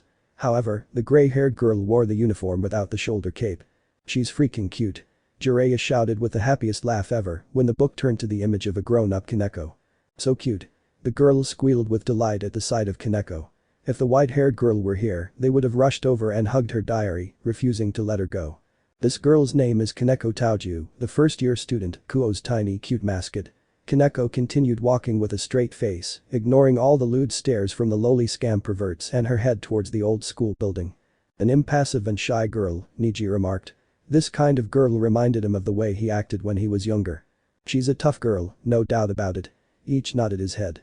The next girl to walk around the school, following behind Kaneko, was Himejima Akeno, a third-year student, the second most beautiful girl at Kuo Academy, and one of the two great One-sama. Akeno was a young woman with a voluptuous figure, very long black hair, and violet eyes. Her hair was usually tied in a long ponytail, reaching all the way down to her legs, with two strands sticking out from the top and angled back, held in place by an orange ribbon. Like most of the girls at Kuo Academy, she wore the standard Kuo Academy girls' school uniform, with knee-length black leggings. She was a second idol in the hearts of every student at Kuo, male and female alike. She was a true class act, an elegant and poised girl. Jiraiya immediately fainted in his image, a lewd laugh on his face, and a single trickle of blood below his nose. Please continue, Ino, Inachi, Ino's father, said quickly. The only way to close the picture was to keep reading the book. And this girl, like our son, Kushina said gently to her husband, should I feel Minato is happy? I don't know what to say, Kushina-chan, Minato, one of the only shinobi who wasn't particularly affected by Akeno's voluptuous figure, shook his head. His son. He was a lucky son of a female, no offense to his wife, but there was only one thing he could think about right now. Akeno appeared to be the wettest fantasy of the finest, wildest, and deadliest male. The next girl stepped into the school, eliciting roars of excitement from all the students. She is a third-year student at Kuo Academy, the president of the Occult Research Club, and the school's #1 beauty, as well as one of Kuo Academy's two great One-sama. It will undoubtedly be Rias-chan, Kushina nodded her head with a laugh. She couldn't help but wonder how grown-up Rias looked. She must be incredibly beautiful, everyone thought. Her name is Rias Gremory. Rias is a young woman who appears to be in her late teens, with fair skin, blue-green eyes, and a voluptuous figure. Her most distinctive feature is her thigh-length crimson-red hair, with a single strand sticking up from the top. Her hair also has loose bangs that cover her forehead and side bangs that frame her face. She wore the Kuo Academy girls' school uniform, which consists of a long-sleeved button-down white shirt with a black ribbon over the collar, worn under a black shoulder cape and a matching button-down corset, a magenta skirt with white accents, and brown dress shoes over white knee-length socks. Holy shit. She's magnificent. While the male population was silent, Ino was the first to comment on Ria's incredible beauty and couldn't help but feel extremely jealous of the girl's amazing figure. Most of the Kunoichi trained their entire lives to maintain their best form, so when they looked at Ria's, a princess who was born with the finest and most incredible charms that belonged only to women, they couldn't help but feel truly jealous of her. She's really matured, hasn't she? Kushina said. I really hope Naruto returns soon and we can be together again. Keep reading, Ino-chan. Kushina nodded to Ino. She was very impatient and hoped she could hear the latest news about her son soon. Rias continued walking with her friends to the old school building, ignoring the cat that called to the boys and the admiring glances the young students gave her, like a diary. What they didn't see was a crimson glint from the bracelet around her wrist, carefully concealed beneath her clothes, the bracelet she had long wanted to throw away so she would never have to look at it again, but she found she couldn't do such a thing. A long shot. Kushina stuttered. Poor Rias, Tsunade sighed. Naruto had never broken a promise before, but this time he did, whether intentionally or not. Now they know what would happen when Naruto couldn't keep his promise. Bad things always happen when Naruto isn't the hero. She wanted to hate him, to forget him because he had broken his promise, but she couldn't, no matter how hard she tried. There is a line break after this, Ino informed them. Uchiha called out and showed Rias the documents her master had assigned her to find. I have the findings, everything you need to know about this Amano Yuma. Rias nodded and picked up the document.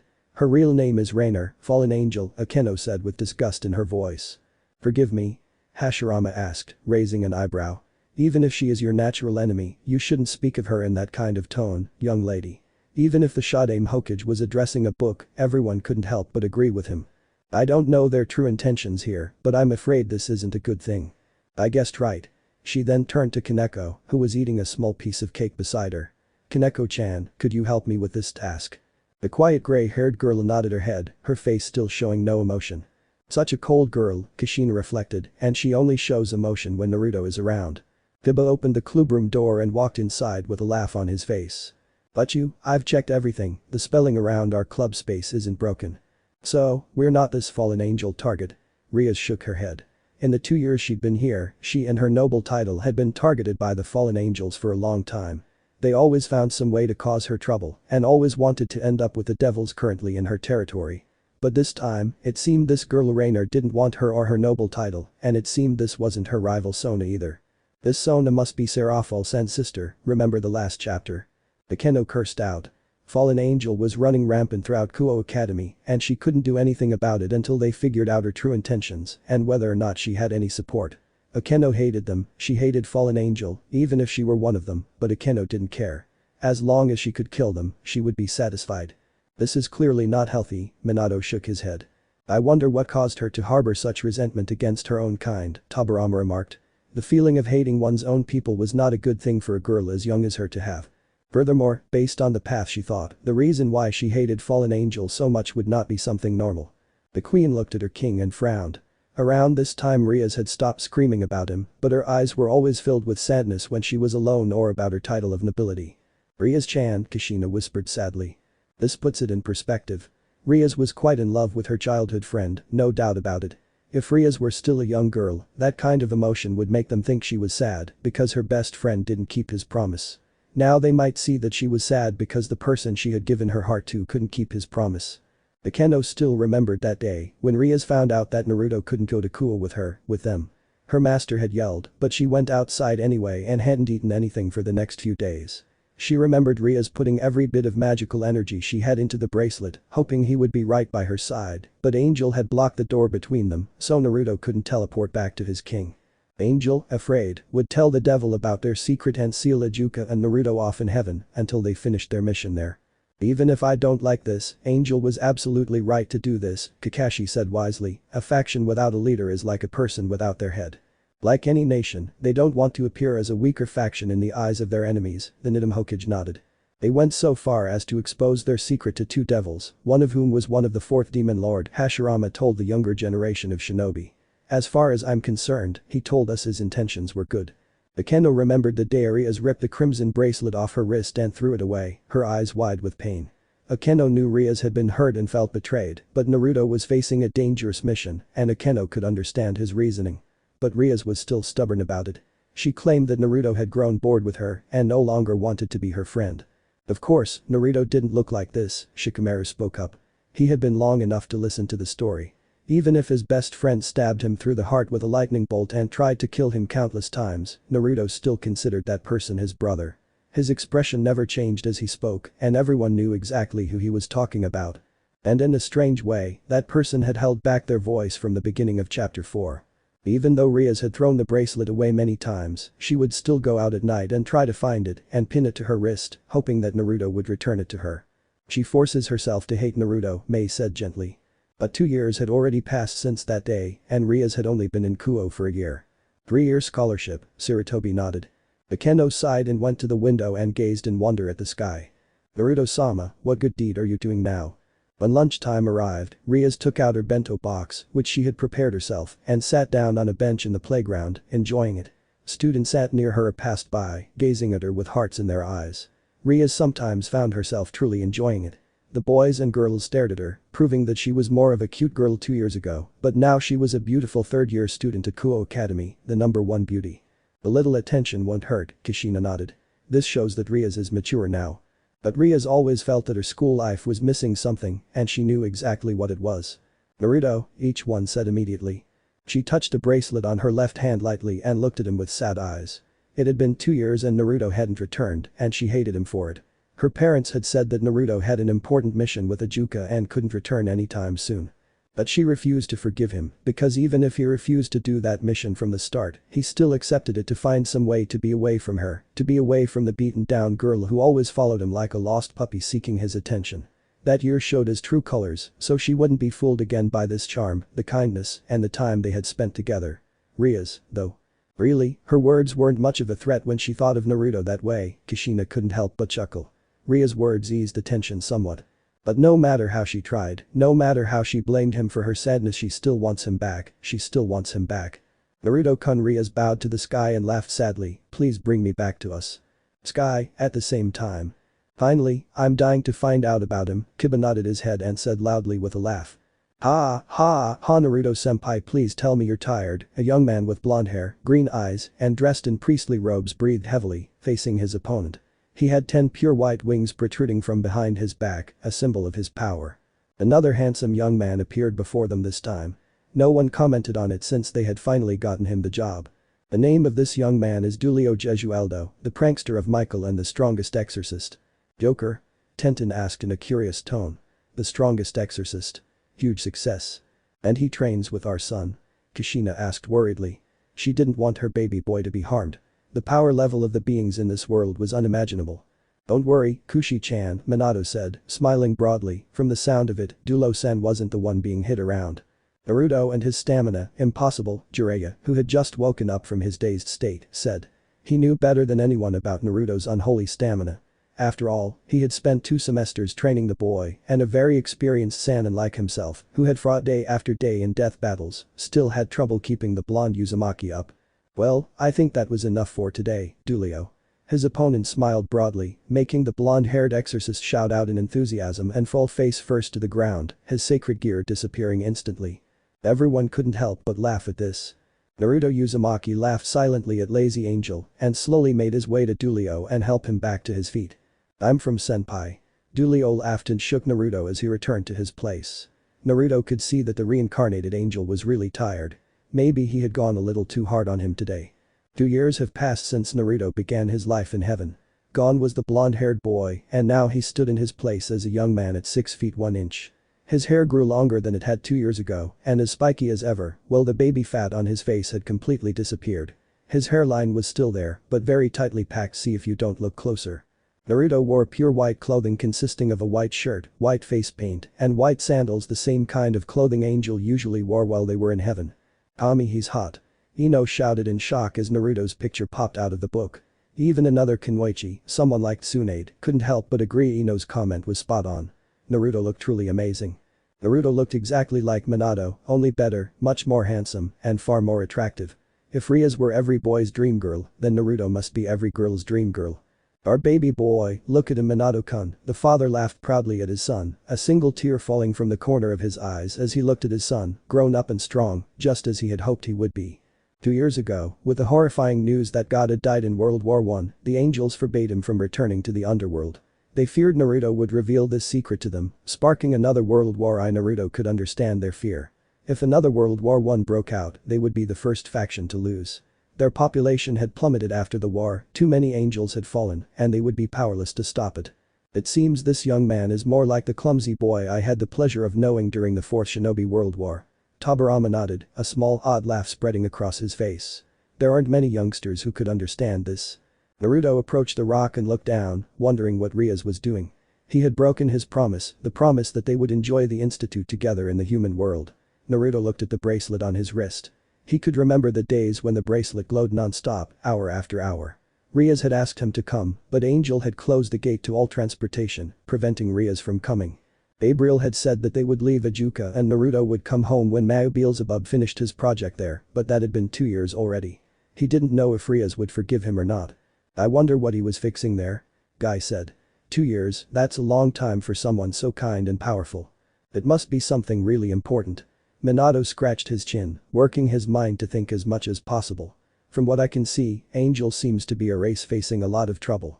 Their race is coming to extinction after all. I have a theory, Shikaku spoke up. I think Ajuka-san can help them by creating a system that will work like the Evil P system, helping them rebuild the angel race. Here he is. The fourth Hokage clapped his other hand as each of them widened their eyes in surprise. He is the creator of the Evil P system, so of course with his help, Angel will work out a path, a system that is similar to it, and become the human in Angel. Ino-chan, hurry. Kushina urged the girl to follow Yamanaka. Naruto turned and started walking down Heaven Street.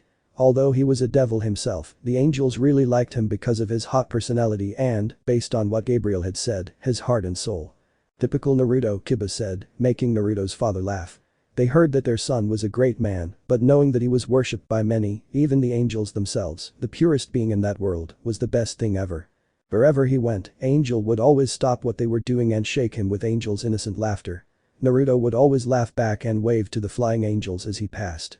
The angels were really friendly, but he would be very grateful if they didn't pray in front of him, as it always gave him a massive headache whenever one of them did. Suddenly, he felt a familiar signature about him and laughed. She was one of his favorite people after all. And here comes the most beautiful woman, Jiraiya laughed foolishly, perversely.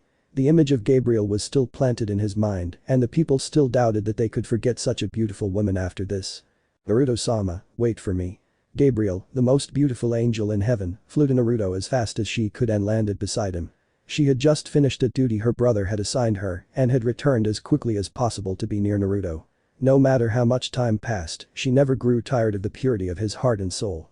It always warmed her heart whenever she was near him. Perhaps Naruto was a devil and a being completely out of character in front of her, but Gabriel didn't care, as long as she could feel his soul whenever she was with him. Her brother had agreed that Gabriel could be with Naruto whenever she wanted, and Michael himself was truly surprised when he felt Naruto's heart and soul. Ah, Gabriel-chan. So it's Gabriel-chan now, Jiraiya commented with a lewd smile. I'm guessing that next time we see Naruto, he'll rip her silky dress off, but he was silent because Kushina had delivered a massive powerful kick directly to his face, sending him flying through the air and across the wide stadium like he was nothing. Don't drag my Sachi down to your level, Databane. The Uzumaki girl shouted angrily, her hair flying messily around her. Ino quickly returned the book to calm the mother of the greatest hero downstairs. Did he laugh at her? Your mission went well, I hope. Yes, Naruto-sama, Gabriel nodded and gave him a beautiful laugh. I just have to come to a church and give my blessing to a child who won't become an exorcist one day. Nothing dangerous. As for his upbringing with Dulio-san, I hope you didn't push him too hard. The guy, he pushed the strongest exorcist like he was nothing, Kibali said, just how powerful is this guy now? Without a doubt, that young power came from a difficult upbringing. Yosh Naruto-kun, I can't let my rival leave me behind like this, and he began to run all over the stadium with full speed, throwing himself and finding the place of his hand, his eyes burning with determination. And Guy was the only person cheering for the young boy, each quickly returning to the book before Leeward could push his education to the new level. Yes, Naruto scratched the back of his head and laughed nervously. Gabriel giggled foolishly a little. She knew Naruto always pushed the angels who wanted to train with him to the brink and left them completely exhausted. Maybe I went a little too hard this time. Naruto-sama, you should know that not everyone has the same amount of stamina as you. I hope next time you don't leave me so exhausted. Gabriel explained to Naruto. It was true that no one had the same stamina as Naruto. He could fight for an entire day without getting tired at all. With strength and stamina like that, he would fight like a raging storm without worrying about fatigue. And he would be unstoppable in something else that Angel, as Gabriel, didn't want to think about, or she would immediately fall. Needless to say, many people blushed when Gabriel thought that way, especially the older girls. Oh ho. Jiraiya suddenly appeared in his chair and gave a thumbs up. Even the purest Angel can think of the advantages of great stamina during Hex, amazing. Can we just finish it? Tsunade said. Naruto-sama, would you like to have lunch with me? Gabriel asked innocently, trying to act as normal as possible. Of course, Gabriel-chan, let's go. Naruto said excitedly. In another building, Ajuka removed the glass from his eyes and laughed at his work. Finally, everything was done and they could go home. Yes. Finally. Each one happily exclaimed. 1 week later. Issei Haidu laughed lustfully as he recalled the events of the past few days. Finally, a normal guy. Kiba shouted happily as Issei's picture appeared from the book. Lustfully? Tamari asked. Don't tell me he's another huge pervert. She shuddered. The next thing she wanted to know was that he'd be reading about her perverted thoughts. Well, I was wondering when one would turn up, Kenkuro said, making each of them look at him. The book actually mentioned the Kuo Academy was a pervert's paradise, so I guess it was only natural that the place would have one or two. He shrank back and each of them nodded in agreement. Perhaps it sounds crazy to him, but his life had changed after Amano Yuma killed him with his light spear. Did she kill him? Ino asked, impressed by what she had only read, and here he was, thinking about it. Isn't Amano Yuma the girl Ria-san and everyone else mentioned? Hashirama asked. Rainer, fallen angel. This boy must have been her target from the start. And if she killed Issei-san, he was dead and brought back to life by the evil P system, Kushina finished, referring to her husband's speed. This really has the power to reanimate the dead. Amazing. Everything suddenly turned upside down when everyone remembered something about her, and it seemed he was the only one who remembered. Issei's body had changed a lot since that day. A sudden surge of energy filled his body, which began to tremble with adrenaline. Not only that, he felt really strange during the night, a feeling he had never experienced before, but when day came, the change made him feel sharp pain throughout the day. Huh? Why? Naruto actually mentioned in the previous chapter that light is one of the devil's biggest weaknesses, Minato told Chaoji, so perhaps they'll feel uncomfortable in sunlight. Ria-san and the other lookalike didn't have much of a problem with it. Perhaps it was much more effective against the newly born devil, or Rias, and the others were employed for it, or strong enough to withstand the effects of sunlight. Issei Haidu is a second-year student at Chao Academy and a member of the school's perverted trio. So there are 3 of them, Tamari shook her head, and they still managed to get a title for it. The trio of the most perverted men in the entire student body. I'm not the surprise, not at all. Issei chose Kuo Academy because he wanted to create his own harem and become the harem king. You know what? Wait until he finds Naruto, Kiba smiled contentedly. Isn't he the harem king now? Don't talk about it like that, dog boy. But reality was very cruel to Issei. He wasn't popular with the opposite gender. The girls looked at him with hatred in their eyes and only saw him as the one from the perverted trio. Last night, as he was on his way home, a man with the same wings as Yuma had thrown another light spear at his stomach and was ready to kill him. The last thing he remembered was Ria's Gremory, the most beautiful girl in his school, saving him and making the man leave before darkness finally took him. Rias-chan is a devil, and the only one who's truly evil here is the fallen one, Kushina scolded slightly. I guess the kind of person who understands your hatred for them. In general, we still didn't know much about fallen angels. Only angels and devils were mentioned, Hashirama said calmly. So, our knowledge about them is very limited. We still can't judge the fallen race. And then this morning, when he woke up and thought last night was just a dream, he found himself completely naked, and when he looked at his bed, he couldn't believe what or who he saw sleeping on his bed. Please don't tell me. Ria's Gremory was asleep on her bed this morning wearing only her shirt and panties. What? Almost everyone shouted in the crash. Ah-ho, cheating on her boyfriend, how? Jiraiya laughed foolishly, perversely. The naughty devil girl. Isn't this funny, Jiraiya? Tsunade immediately cut off his lewd comment. But why did she do this? She must have a reason behind her actions, Kushina defended her favorite girl. Then, a piece of paper appeared out of thin air and Minato was the one who picked it up and read it. As Issei Haidu received a very serious wound from the light spear Rainer stabbed him with, he was gravely injured and in need of medical assistance after being brought back to life by Rias, who later took him back to her home and spent the night healing his wounds with a powerful healing spell. However, this spell requires direct contact between the healer and the wound, so Rias only wore a shirt and panties to heal Issei most effectively. So why? Kushina nodded with a laugh, the paper disappearing from her husband's hand. I got worried there. They both nodded. And then, when she woke up, she had entered into a devil and his master. Good. Startle. While it was still hard to believe, Issei still couldn't forget the feeling when he first fell face first into his divine chest. The sight of it could only make him die of happiness, but the touch of it with his face, this morning truly a divine morning. Don't say a word, Jiraiya, or I'll drill a hole in your skull, the Godame warned in a menacing tone. She also unbuttoned a few buttons of her shirt, letting him see if he wanted. But when she said those words, her voice tinged with bitterness, her eyes saddened little Issei. He quickly rejected her, even though he really wanted to see her. At least this boy has some sense in him, Kushina said sadly.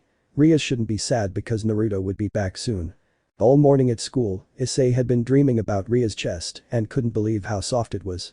But then again, he knew that Ria's senpai wasn't the type of girl who ever wore jewelry or makeup. If she did, she'd look better. With her beauty, I don't think Rias-chan will need them. Kushina liked this girl more and more. Such a perfect girl for her son. He noticed a crimson glint around her wrist this morning and thought it was a bracelet or something. He would ask her about it later. After all, she had said she would come for him later. Issei was really proud of him when he stood in front of his two best friends, Motohama and Mitsuda, because he had seen the live chest this morning, even if this was only a part of it, but this made Rias even hexier in his eyes. Can we just finish it? And then, Kibayudo, the common enemy of every male student group, appeared in their classroom with his charming laugh as always and asked them to come, saying that Ria's senpai sent him there to get Issei and brought them to an old school building where the occult research club was located. The boy the girls hated and a boy all the girls liked, Kiba groaned. Ah, the irony. And now, he was standing outside the club space and ready to come inside. But I've brought you, Kiba said, knocking on the door and opening it. Issei quickly followed and came inside. He looked around the room. There were strange symbols and words everywhere. The floor, walls, and ceiling were all covered in them. And in the middle of the room, the most prominent symbol was a circle drawn in the center. It looked like a magic circle that extended across most of the space. Issei began to feel something creepy and unsettling about it. He steps into the devil's territory after all, Jiraiya chuckled silently, mysteriously. Some things we know about devils, as crazy as they are, perhaps the truth. How do they suck out people's very souls? Tsunade asked. Nah, I don't think so. There were also a couple of sofas and desks in the room. Issei immediately recognized the girl sitting on the sofa who was silently eating the yakin. Estos Haidu Issei-kun. Kiba Issei presentado a Kaneko. Ah, nice to find you. Kaneko bows her head. Nice to find you too. Issei also bowed his head. After the greetings, the small gray-haired girl continued eating her yukon. Issei looked at the girl, just as the rumors said. Perhaps she was a girl who didn't like to talk much, he thought. She didn't have much change, I see. Brink. The sound of running water, coming from behind the space, made Issei turn his head in that direction and realized there was a shower curtain behind him. There was also a shadow on the curtain. This is the shadow of a girl. There's a girl taking a shower. What the buck? Tongue. Tenten scolded Kiba after hearing him swear like that. Why is she taking a bath in the middle of space, and that place isn't even a bathroom? Kiba spoke over the rest, totally confused by it. She really has strange taste was the only thing that was the most logical explanation of them. Does this classroom come with a shower? The pervert thought to himself. Yes, we wondered about this too, Tamari grumbled. Who could possibly have the right mind to come up with the idea of putting a shower in a classroom? Hi. Then there was the sound of the shower stopping. But take this. Another voice sounded out carefully. Thank you Akeno. Issei began to blush when he realized who was behind the curtain and he started to remember what had happened that morning. The feeling of Ria's chest was still fresh in his mind and he really hadn't thought he'd have to watch porn for a little while. What a lascivious face. Ah. Each one laughed silently, knowing who said this. Kaneko said expressionlessly while watching Issei's reaction. The older boy turned his head toward the little girl, but she was just eating her icon and pretending not to say anything. I like her. Tamari nodded her head. We are, May laughed. The curtain opened and Rias quickened her pace, her hair still wet from the bath. The red-haired heiress looked at Issei and laughed. I'm sorry. I couldn't take a shower last night because I stayed overnight, so I took a shower now. Issei nodded his head in understanding and looked behind her, his mouth almost past the shock when he recognized who she was. Himejima Akeno, as beautiful as ever with that kind, gentle laugh on her face, the one all the Yamato students called Nadeshiko, even though she was a student. If only he knows. Jiraiya laughed foolishly. Akeno was the classy and gentle girl of all that. Akeno looked at Issei and saw the shock on his face, she laughed foolishly and silently introduced herself. Ara. Hello. My name is Himejima Akeno. Nice to meet you. Akeno introduced herself properly with a laugh. Her voice sounds fascinated. Issei. Ah. My name is Issei Haidu. Nice to meet you too. He nervously waved his back. He couldn't think of a day when he would address the two great ensemble like this. They must be really popular to be the ones who call the ones, Kushina laughed. He looks just like everyone here. Haidu Issei. No, let me call him Issei, okay. Ria said to Issei. Why yes. He nodded. The Occult Research Club welcomes you. What? Oh, yes. Like the devil.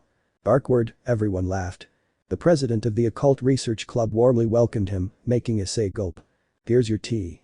Akeno tossed a teapot tray into the hole and the teacup onto the table, then poured the tea for Issei. Ah, thank you. The pervert sat down on a sofa, took Akeno's cup with his handshake, and quickly drank. The taste was really good, the best tea he had ever tasted so far. And Akneo-chan could make great tea too, Kushina laughed. Even if they were devils, each girl had her own traits that would make her a great girlfriend and the love of her life in the future, something the male could only wish for and could only find in history. However, in the end, he could only end up lifting one of them. Tested thoroughly. Ara. Thank you very much. Akeno began to laugh happily with her usual gunk. She said Ara a lot, right? Akeno, you sit here too. Riaz gestured her hand to the chair next to her. Yes, but you. The black-haired queen nodded her head and sat down next to her king. Then each of them looks at Riaz Gremory's new servant, making him extremely nervous. I'll get straight to the point. We're all devils. Riaz got straight to the point right away. She didn't want to overwhelm her clothes or anything. This young boy is the treasure, just like Naruto-kun. Lee shouted from the side. He was standing on the ground, pushing himself up, and had been doing it continuously and very hard. She just wanted him to accept who they were and who he was now, but she saw the expression on his face. She knew he didn't believe her. Well, who's going to do it? Even we were the surprise and barely believed this at the beginning of the story, Hashirama sighed anxiously. Your expression says you don't believe what I'm saying. Well, you can't help this. You really did see the man with black wings last night, didn't you? These are fallen angels. They are the ancient angels who served God, but they are beings who have fallen to the devil because they had evil intentions. They are also the enemy of us devils. Angel is pure being while the fallen is the part in front of them, Tobirama nodded his head. It's not surprising why angels die out, his brother said. Think something wrong and bam. They become fallen angels and have to change sides, even powerful angels like Saint Gabriel seemed very cautious about it. Riaz stopped looking at Issei's reaction for a moment. The boy seemed to be absorbing her information. We devils have been at war with the fallen angels since ancient times. We have been fighting over control of the underworld, which is also known as hell in the human world. The underworld is divided into two areas, one for the devils and one for the fallen angels. The devils make pacts with people and receive their sacrifices, increasing their strength. The fallen angels, on the other hand, control people to eliminate the devils. At this point, the angels intervene to destroy these two factions on the orders of God, who created the three forces. This has been ongoing since ancient times. Each one remained calm, listening carefully to the news report. No, senpai. That kind of history is difficult for a normal student like me to grasp. Is this what the members of the Occult Research Club do? Issei asked. The Occult Research Club is just a front. This is my hobby. This is actually a growing place for us devils. Riaz shook her head. This place was just a cloak she created to hide her noble title, just like Sona had the student council behind her back, which was actually her own noble title. It seems Sona Citri-san studies at this school too, Minato nodded. With her own title of nobility, she forms this student council thing. 2 first-class devils and their noble titles are stored at Kuo Academy, and yet this girl Rainer was running all over the place and then killed a human boy right under her nose. She must be very brave or very stupid to do this. I think that while she stayed, Ria-san and Sona-san wouldn't do anything to her. Kakashi nodded at the third Hokage's words. But clearly, she didn't. Amano Yuma. Hearing Ria's name, Issei's eyes widened in shock as he wondered where his master had heard that name. That day, you were on a date with Amano Yuma, right? Wait, they're holding on, Kiba spoke up, his eyes wide. These guys were killed on the same day he had a date with her. Don't tell me he was killed on the date too. Unfortunately, I think it was her teacher, Kurenai nodded her head. If you're going to joke around, then please stop now. I don't want to talk about this here, Issei said, a hint of anger in his voice. Riaz looked at the boy and couldn't blame him. He'd suddenly woken up and no one remembered that the girl, except for him, would be kind to normal people. She must go into hiding right now after her existence has been erased from the minds of ordinary humans, Tsume, the head of the Inyazuka clan, said. She's very careful, I see. So again, Riaz knew this boy was a super pervert at school, maybe he was just too carefree to get caught in the crash. She existed. Riaz said clearly to him, making the brown-haired boy's eyes widen. Well, this looks like she tried to erase all the evidence around you. Riaz tapped her finger, Akeno took a picture and placed it on the table. Issei was speechless after seeing what was in that picture, which was none other than Amano Yuma. This girl is this is a fallen angel. She's the same kind as the one who attacked you last night. Riaz continued. Do fallen angels try to kill him, what's so special about this boy? Anko asked impatiently. The Jounin special tried to understand where this turned out. I think the explanation is coming. We had tried to find out what her intentions were a week ago, and we discovered them that night when Fallen Angel came to contact you to achieve a certain goal. After she achieved it, she got rid of all records and evidence regarding her. Aim? Yes. Kill him. Issei's mouth faltered after the shock. He couldn't believe it. Well, surprise. Konohamaru laughed, and everyone couldn't help but join in. Calm down, Issei. They couldn't help you, no, you were just unlucky. There are other wielders who weren't killed. Owners? SHH. Fibble Lamentable laughed silently and nervously, scratching the back of his head. Riaz tried to calm the brown-haired pervert. This would be more difficult than she thought. Since this was the first time she transformed a human who had completely forgotten the supernatural world into a devil, the explanation had to be as simple as possible. She got Fallen Angel, a Yaokai. I doubt Kiba is an ancient human, Hashirama counted on his fingers, saying the Forgotten One. This girl's title of nobility is very special, Tobirama nodded, and I don't think this will stop there. Why? Kiba groaned, his head in his hands. The Hokages could cut history as much as they wanted, and when he did, they shed. What do you mean, unfortunate one? Issei asked, then realized that if he had been killed that day, how was he still alive? That day, you continued a date with her and then went to the park where you were killed with the Spear of Light. But I'm still alive. More than that, why was I aiming? Issei tried to protest. The reason she approached you is so she could check if there was something dangerous inside you. She must have received a weak response from it. That's why she took her time examining you. Then she confirmed it. That you were a human who possessed a sacred gear. Finally, I was wondering when we'll see one of these sacred gears they've been talking about, Tenten's father said excitedly, his curiosity piqued by the mention of weapons, very powerful weapons created by God himself. The confused gaze took in her face. She sighed and gestured to Kiba to explain. Perhaps she, the night weapon, could do this better than she could. She'd been a little distracted lately, she didn't know why, but she kept remembering him. The bracelet on her wrist was getting hotter and hotter, just like the feeling she'd had whenever she was around him 2 years ago. And right now, the bracelet's heat was spreading all over her body. Naruto asks for it. Kushina nodded firmly, daring someone to try and answer her words. It must be him. I don't think their bracelets are a way for our son to communicate, Minato laughed. Definitely, if you do it both ways, then they can ask each other. But could he make it sparkle like his bracelet? Tsunade said. Even Naruto's bracelet gets hot whenever he calls it. Imagine, with a situation where Riaz-san was captured by someone, Tobirama expressed over his opponent, and he couldn't teleport her immediately because she's being held in a place where he can't teleport in, but Naruto wants her to know that he'll come to save her soon, no matter the cost. The last thing he needs is for enemies to see his flashing bracelet. He then realized that everyone was looking at him as if he just grew a second head. What? This is something very deeply, I must say, Hashirama nodded before his brother's grip on his shoulders, staring blankly at him with wide eyes and sweat pouring down his face. Who are you and what did you do to my brother? That's enough, I'm just speaking the truth. Hokage Nidaime pushed his brother aside, crossing his weapons.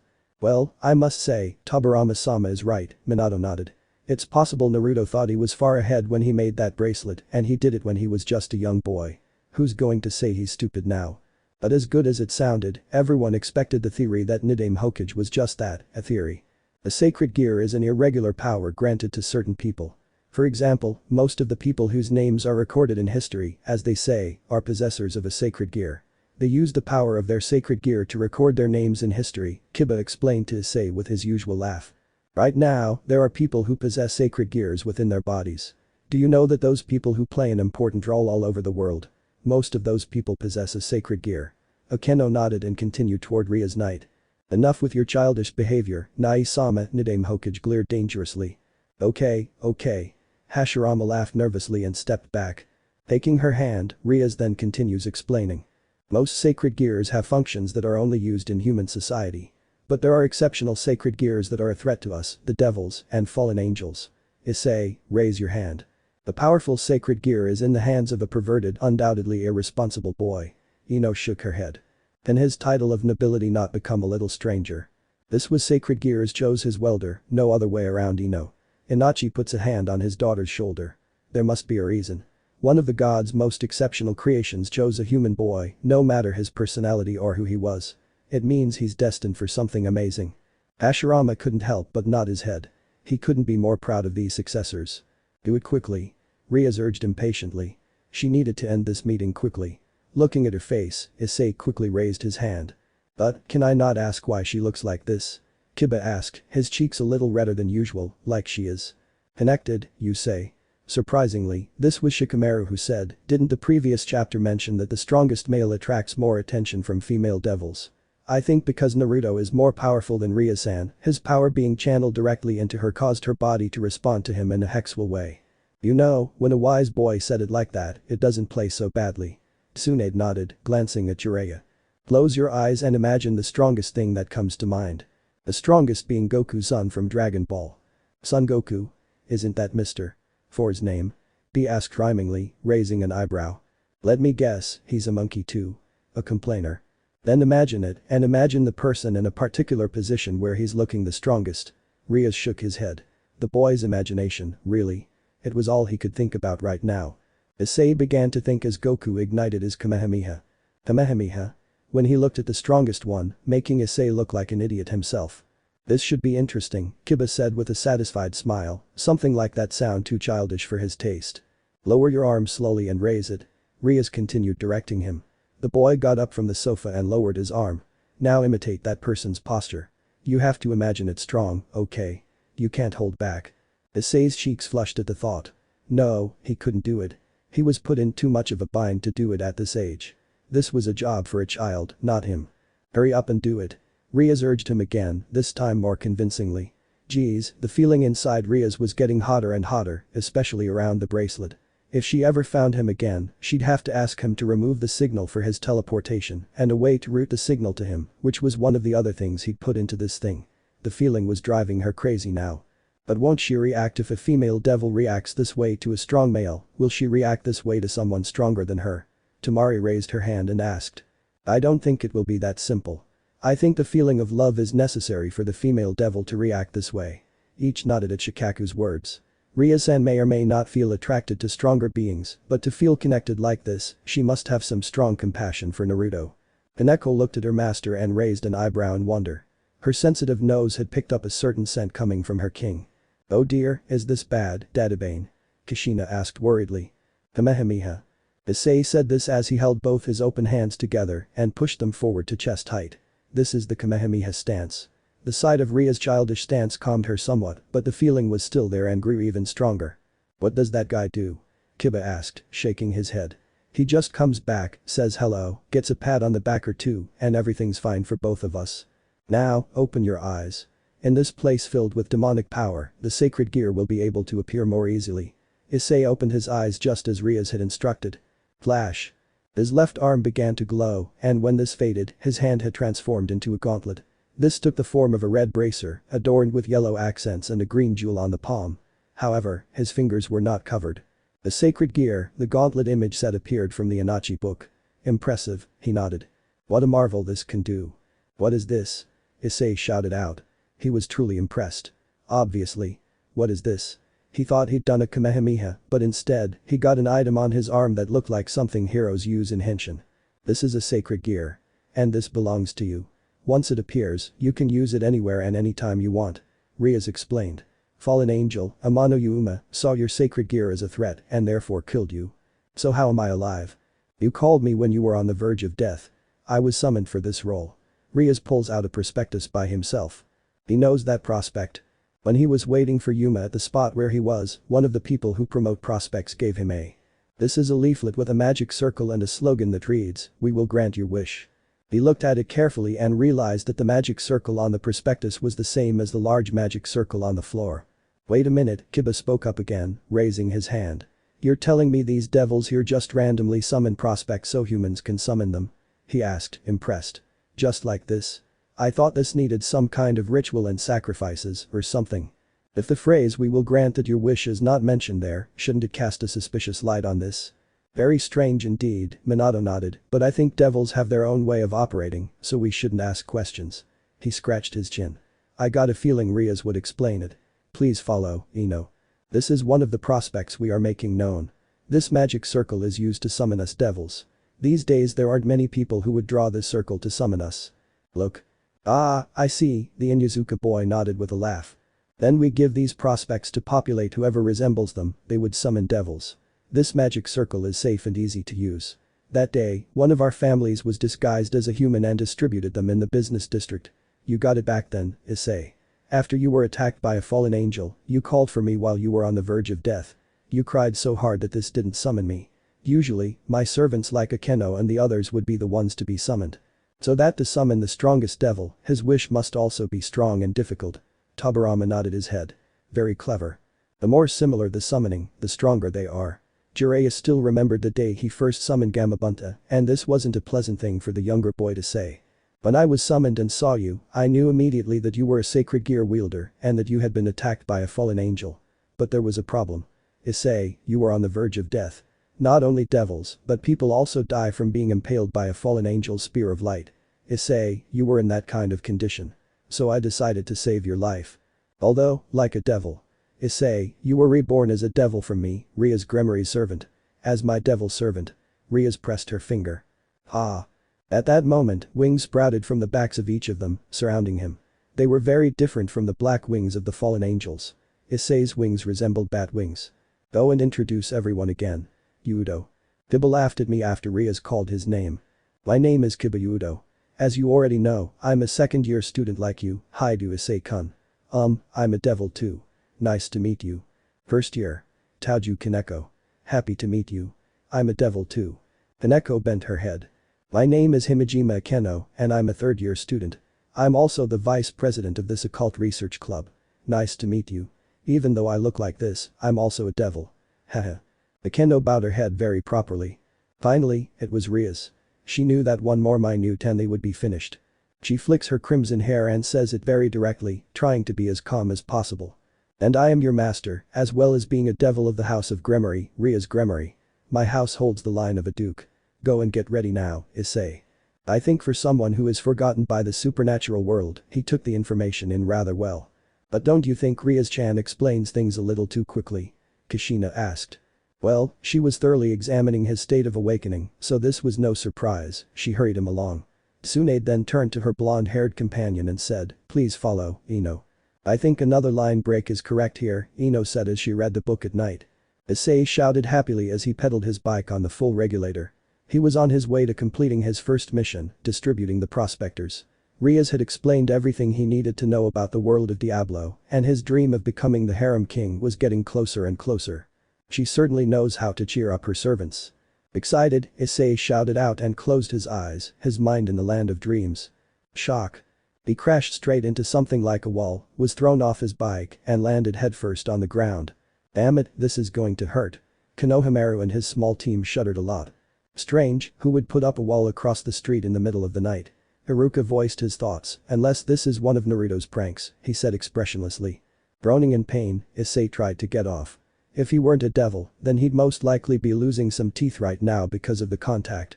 Their resistance has surely increased greatly. Such a fall could cause disgusting harm. Physically, they are certainly strong even without proper training. "Oh my, I'm so sorry, are you okay?" He heard a male voice above him and looked up and saw it was a young man with blonde hair. He was really tall, taller than him with electric blue eyes, which looked like it glowed in the night. "And he's back." They all exclaimed at the mention of Naruto in the human world. Finally, the moment they had been waiting for had arrived. Naruto was freed from heaven and could finally reunite with his friends. His father was dying to find out how his son's life would turn out after 2 years, especially his relationships with girls. But what is he doing in the human world? Hokage Nademi asked amidst the cheers, her voice remaining as calm as ever. I think the first thing he did after returning from heaven was head back to the Gremory residence, where Ria-san and the others live. We should continue, Ino spoke over, this chapter is going to end soon. Don't worry, this was my flaw. The young man helped to say up, a laugh rising above his face. Ah, don't worry about it. He laughed. Naruto Uzumaki, a pleasure to meet you. And offered his hand to the brunette.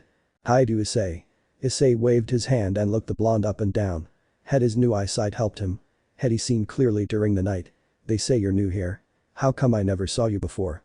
Yes, I only came here this morning, Naruto said intensely and took a piece of paper from his pocket that had some kind of address written on it. Do you know where this place is?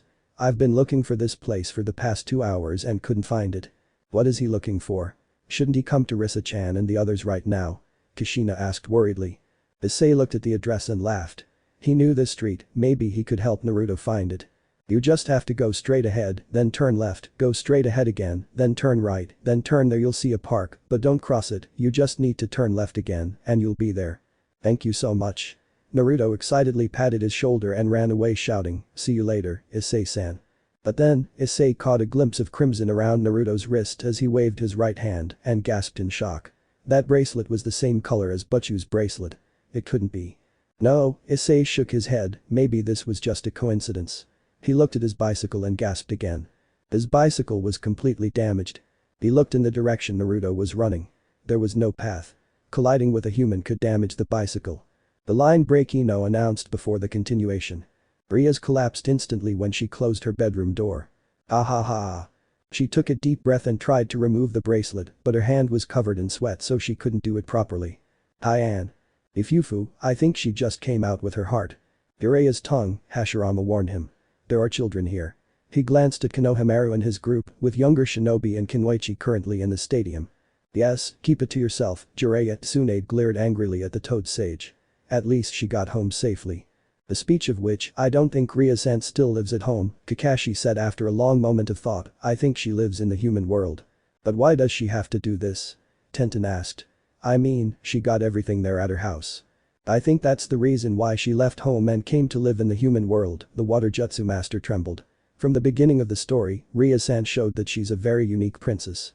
She likes a normal life where everyone sees her for who she is, not Ria's Gremory of the House of Gremory. She decided to live in the human world because no one knew about her heritage. In the human world, Ria's is. Ria's moaned as she finally took the bracelet from her wrist, but it was too late for her.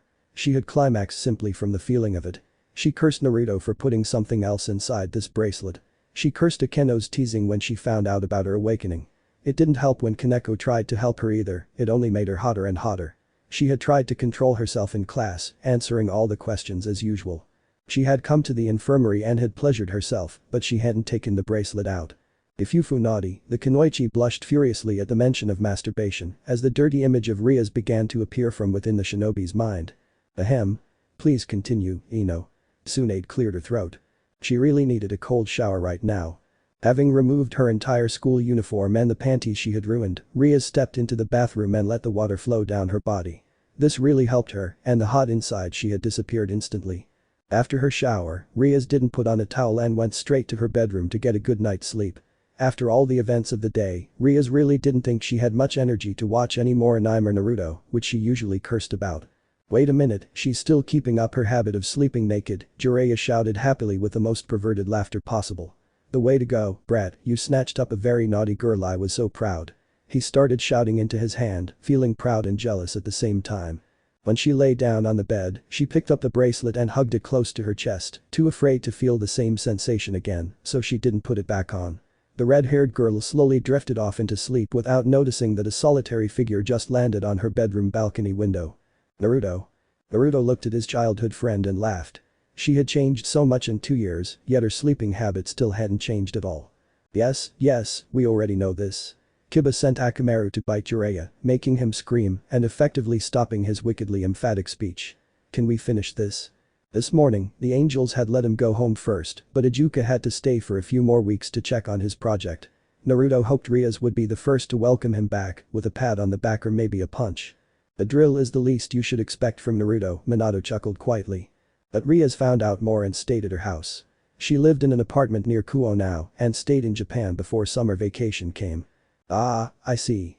Each of them, including Venelana and Graphia, had warned him about Ria's hatred, so Naruto wasn't surprised that much. They said he shouldn't show himself in front of Ria's, otherwise she'd make him disappear immediately.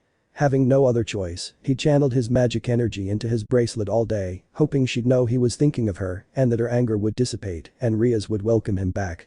Shaking his head, Naruto guessed that her gaze from afar had worked well now and he still had something to do. A great deal of magical energy from fallen angels and rogue exorcists lingered around the city. He had to keep a close eye on them to prevent any harm to his friends and the city's citizens. With a slight movement, Naruto vanished into the night. And that's the end of chapter 4, but the last dialogue left everyone extremely worried. End of chapter 4. Chapter 5. And that's the end of chapter 4, but the last paragraph of the chapter left everyone extremely worried. The book was closed and held in Ino's hands, the all-alibi shinobi, when in silence. Before we begin, let's gather what we know so far with the help of this book, shall we? The second Hokage requested before the start. From what we know, Naruto was transported to this world by some unknown silver-haired man, who also gave him many powers to enhance his abilities. Sasuke's Manjutsu Sharingan Jutsu. Minato-sensei's Flying Thunder God technique, and we still don't know what Naruto is fully capable of now, Kakashi continued, making everyone gulp nervously. Naruto, already insanely powerful on his own and with Kurama's help, was almost unimaginable. Now he was merging the power of the Uchiha clan and his father within himself, making him, at the very least, no less powerful than the Sage of Six Paths himself. I think the book will answer all of this soon enough. Shikaku took Ino's book and flipped to the next chapter. I'll read the next chapter. They both leaned in, eager to hear what would happen next. Shock. Did someone break something? Probably, Ino nodded her head at Kiba's question. The sound of a kettle being hit on the floor echoed through the clubroom. Akeno-chan dropped the teapot, no doubt about this. Kushina then concluded with a gasp, Issei must have told her about Naruto, which was the only explanation for what could have caused Akeno to be so shocked that she dropped the teapot. Issei and Kiba turned to Akeno, who was standing there staring at him with wide eyes and a startled expression. Even the usual perverted hate girl Kaneko had turned her head and looked at the brown-haired boy with her hazel eyes wide, the spoon she was holding standing suspended in mid-air due to the shock. You're right, Kush-chan, Issei-san probably said that about Naruto. Minato nodded at his wife's words. I wonder how Riaz-chan is going to react. Issei, what did you just say? Riaz asked her newest servant. If anyone in this room had a worse expression than Akeno and Kaneko, it was her. Her heart was pounding so fast she couldn't control it anymore. Ah, it's bad, she said, unsure whether she should be happy or not. Again, this spectacle showed that her favorite girl's pity for Kushina's son was very strong and unwavering. Last night, I met this foreign guy, he had blonde hair and blue eyes. Issei repeated what he had just told Kiba. He was asking his master's knight if he knew the blonde guy from last night or not. But he hadn't expected their reactions to be like this. They probably didn't say that these two knew about Naruto, Tsunade said, or at least only Issei doesn't know about him. However, Kiba also looked curious, like him, maybe he didn't know the blonde guy like they did. He said he only came to Japan yesterday and asked me for directions. The strange thing is my bike was totaled when I crashed into him. He said his name was I forgot his name. I think Naruto has already cleared his name from that boy's mind. He's much more careful than he used to be, Kakashi said in astonishment. None of that reckless boy I remembered. He wondered how much Naruto had changed. Time can certainly change people, Haruka laughed. Looking at how Naruto was raised this time, he had become one of the greatest people I'd ever seen, yet his personality still remained the same. Did each of them laugh and look at their father, wondering if they were still alive and raised Naruto up, would he become the Naruto they were reading about? Issei tried to remember the blonde man's name, but the suspense, something wasn't quite right. He only remembered his weak appearance. He wore a kind of completely white cloth and a large crimson bracelet around his wrist. I think this is enough for them to know this was Naruto. Issei, that bracelet, did it look like this? Ria shuddered, she opened her bag and took out the crimson bracelet that was being decorated by the blue-green gem with gold setting. Who would have thought he had a mind for jewelry? The girls giggled foolishly with excitement at the mention of such beautiful bracelets and their decoration. After what happened yesterday, Riaz had refused to wear this bracelet again whenever she wasn't home, afraid that the same lust would appear and distract her with dirty thoughts just like last night. Please brother, please let me wear that bracelet just like I did last night. I don't think this would be easy. Kushina whispered to her husband, who could only nod his head. How strange that, Kiba chuckled quietly, we pray to the gods, and she prays to her brother, who is the leader of the devil faction. You already know what Naruto said about how praying to the devil god affects you, so of course a devil like Ria-san has to pray to someone else. Shikamaru said with a super caliber tone. He was the only interesting one in the book, not Kiba's comment. Sorry, well this was the same color, this had different decorations and was a little longer than yours. Issei said confidently, if there was one thing about the blonde that he clearly remembered, it was the bracelet. Huh? Kushina asked, startled. They didn't tell me he traded it for something else. If Yufu, he probably made another pair of matching bracelets and gave one of them to that big-hearted angel, Jiraiya chuckled wickedly before quickly dodging the incoming punch from the battling Uzumaki. What, right. Rias might see this as something special, Mei Terumi said softly with a small laugh on her face, but Naruto, I think to him the bracelet resembles a symbol of friendship between them. Just like protection, Tobirama nodded his head, so, it wouldn't be strange if Naruto gave the other one to that angel Gabriel, whom he called his favorite angel. Kushina bit her lips and sat down, deciding to remain silent for now. Only the book could prove this theory wrong. The look of defeat appeared on Ria's face, and she leaned her back against the sofa for support. I knew it, he'll never give it back. Please don't say something like that, Rias-chan. She must be very sad to see the boy she loves so far away from her. The girl sighed longingly and sadly. Reading this was like reading a sad romantic novel. What? I don't understand. Kiba decided to speak up and received a punch to his arm from Ino. Close dog boy. Rias grumbled at her, but Akeno and Kaneko could hear her clearly. They both looked at Rias worriedly. Around this time, Rias had been affected by Naruto more than ever before. She looked just like she had in the first few months after her first year at Kuo Academy began. She acted normal, yet at the same time, she held a great deal of sadness in her eyes and was always distracted whenever Rias saw something that reminded her of him. But are you alright? Issei asked worriedly to his master. This wasn't the Rias he knew. She was supposed to be a cheerful and happy person, not like this. She should stop being the way she is, Kushina chuckled softly, because Naruto should always be there to protect her whenever she needs him. Don't worry, Issei. This is all in the past, that's all. She laughed, but Akeno and Kaneko could see through her fake laughter and sighed. Rias could really be stubborn someday. She couldn't accept the fact that Naruto was doing a very dangerous mission for her, for them, and for every devil in the underworld. Issei nodded his head. And by the way, don't you have a mission? Rias raised an eyebrow and looked at Issei. The brunette immediately ran out of space to carry out her mission. The dream of becoming the harem king was still lingering in her mind. Bad boy, seriously? Tsunade shook her head in disappointment. Rias stood up and walked to the magic circle, ready to undertake her own mission with her costume designer. The image of her and Naruto playing with each other was still in her mind. I bet they are very adorable, the girl chirped excitedly at Kushina's statement. Trump. The sound of something hitting the water's surface could be heard all over the lake. The reason was the two who were fishing, sitting in a boat in the middle of the lake. Fishing? Minato asked, a confused look falling across his face. One of them was none other than Naruto. Hell. Kiba yelled in the crash. His girlfriend dies to have him back, and here he is, going on his way to the end. Naruto, Kushina gritted her knuckles in a ticking motion above her forehead, her hair flying wildly like Kurama's tails. If he were here, she would have struck some sense into her stupid son for doing something like this, while Rias was practically giving away something just to have him with her again. This isn't a big deal to be doing right now I suppose, the third Hokage muttered. The minds of young people were very complicated. He was too old for this. He lay on the deck with his feet propped up against a bar. Naruto yawned loudly. He really wanted to get out of here and return to his friends. The good boy, Kushina laughed fondly at her son's wish, but a frown crossed her face. Then why is he there? Playing with Rias or petting Kaneko's head would be fun things to do now, maybe being teased by sadistic Akeno wouldn't be so bad after all. This kid, if he's crazy, some men grumbled. Or maybe he could go to the Tangle or Serafal or even have freestyle sparring with his senpais. Anywhere was better than this boring lake. Fishing is kinda boring if you can't catch a fish, Hashirama laughed. You must be patient. Come on Naruto, this is the fun of fishing like this. His companion said cheerfully and laughed at the blonde man. He appears to be in his 20s, with an average build, black hair with golden highlights, and a black goatee. His eye color is various shades of purple, depending on the light and surroundings. Many people in this world have purple eyes, right? But who is he? Azazel-san, has anyone ever told you that you're too carefree? You know Naruto, who is a fallen angel leader. What the buck? Almost everyone shouted at the mention of the fallen angel leader. Of all the people they thought Naruto could mess around with, another leader of the devil's enemies would be the last person they would think of. The Cages, the wisest group in the stadium, nevertheless looked at the book with interest.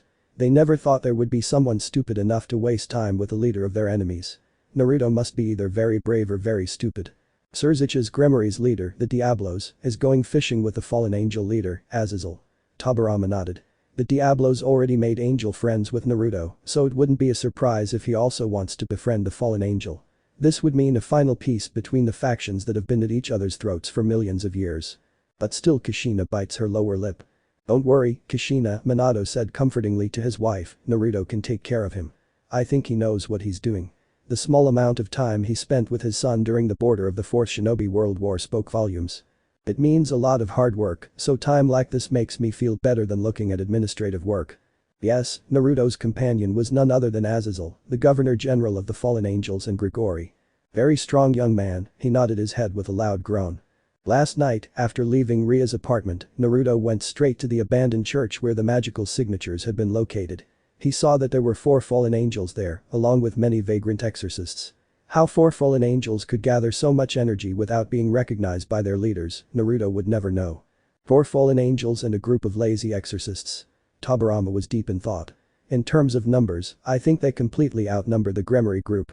But I don't think most of them are as strong as the girls, Minato said. Remember, Ria's is very powerful in her own right with her destructive power, and Akeno is also part fallen angel and Ria's queen. I doubt the rest of their peerage are as strong as them. So after finishing at the church, Naruto had stepped very firmly directly into Grigori's headquarters. Well, Kiba said, the guy is totally out of his mind. Did I stomp too hard in Grigori's headquarters? Kushina shouted in the crash. Naruto Uzumaki, you're so dead. Fallen angel territory after he had Surzich's permission and asked for an answer. At least he asked for permission first, Minato chuckled softly. These fallen angels were in his childhood friend's territory and could be dangerous to his life, and the fallen angels leader knew nothing about it. To say the fallen angels were in conflict is an understatement. One devil ran straight into their territory and defeated every fallen angel who dared to cross his path. Damn, just how powerful is this guy? The younger generation of shinobi from the allied shinobi forces murmured. They all knew Naruto was truly strong, but the power level of the beings in this world was not something to be underestimated either. But there was something more, something he had felt when he was there. Momoshiki, one of the leaders of the fallen angels, had the same magical signature as Akeno. The clash after the clash, Tobirama grumbled, shaking his head. This chapter holds so many surprises for us. Akeno-sanshi she couldn't be, Ino gasped, trying to form the exact word. She must be related to this man, Momoshiki, Minato squealed his wife's hand, who was also lost for words. She could be his daughter, I think. The daughter of the fallen angel leader, Hashirama said gently, I wonder what made her hate your class so much. This could only mean that one was related by blood, and Akeno could be the daughter of Momoshiki, one of the leaders of the fallen angels. Ria's noble title truly holds many secrets, Kakashi said with a sigh. I wonder what else it means to the rest of the team. But he had seen the way Akeno spoke about the fallen, she hated fallen angels to the point that she would cruelly kill them in cold blood. Cold-blooded slaughter. Allied shinobi gasped, his eyes wide in shock. This is not healthy, not at all, the second Hokage shook his head. He wondered if something happened between two of them that made Akeno the cruel person to fallen angels as she is today.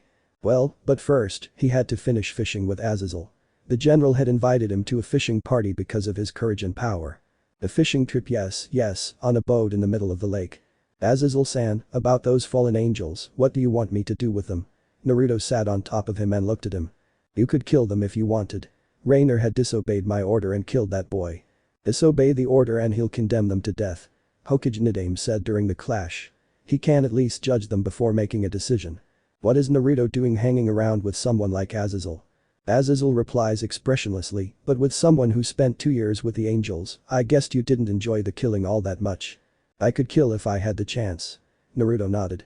But everyone, no matter who they are, what they do they deserved a second chance. And this is what I always talked about, Hashirama Senju said, nodding his head rapidly, the shame that Naruto could most become Hokage, he would make a great one.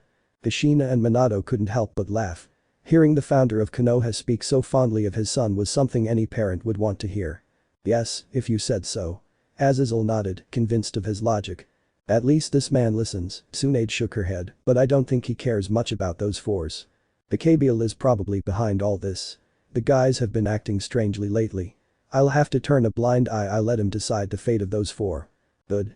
Naruto nodded his head and saw that his barbell began to tilt. Ah, yes, he stood up and gripped the barbell tightly. What the hell, kid? Azazel let his mouth drop. Is this your first time fishing? 2 days later. Well, I guess I have to interfere now.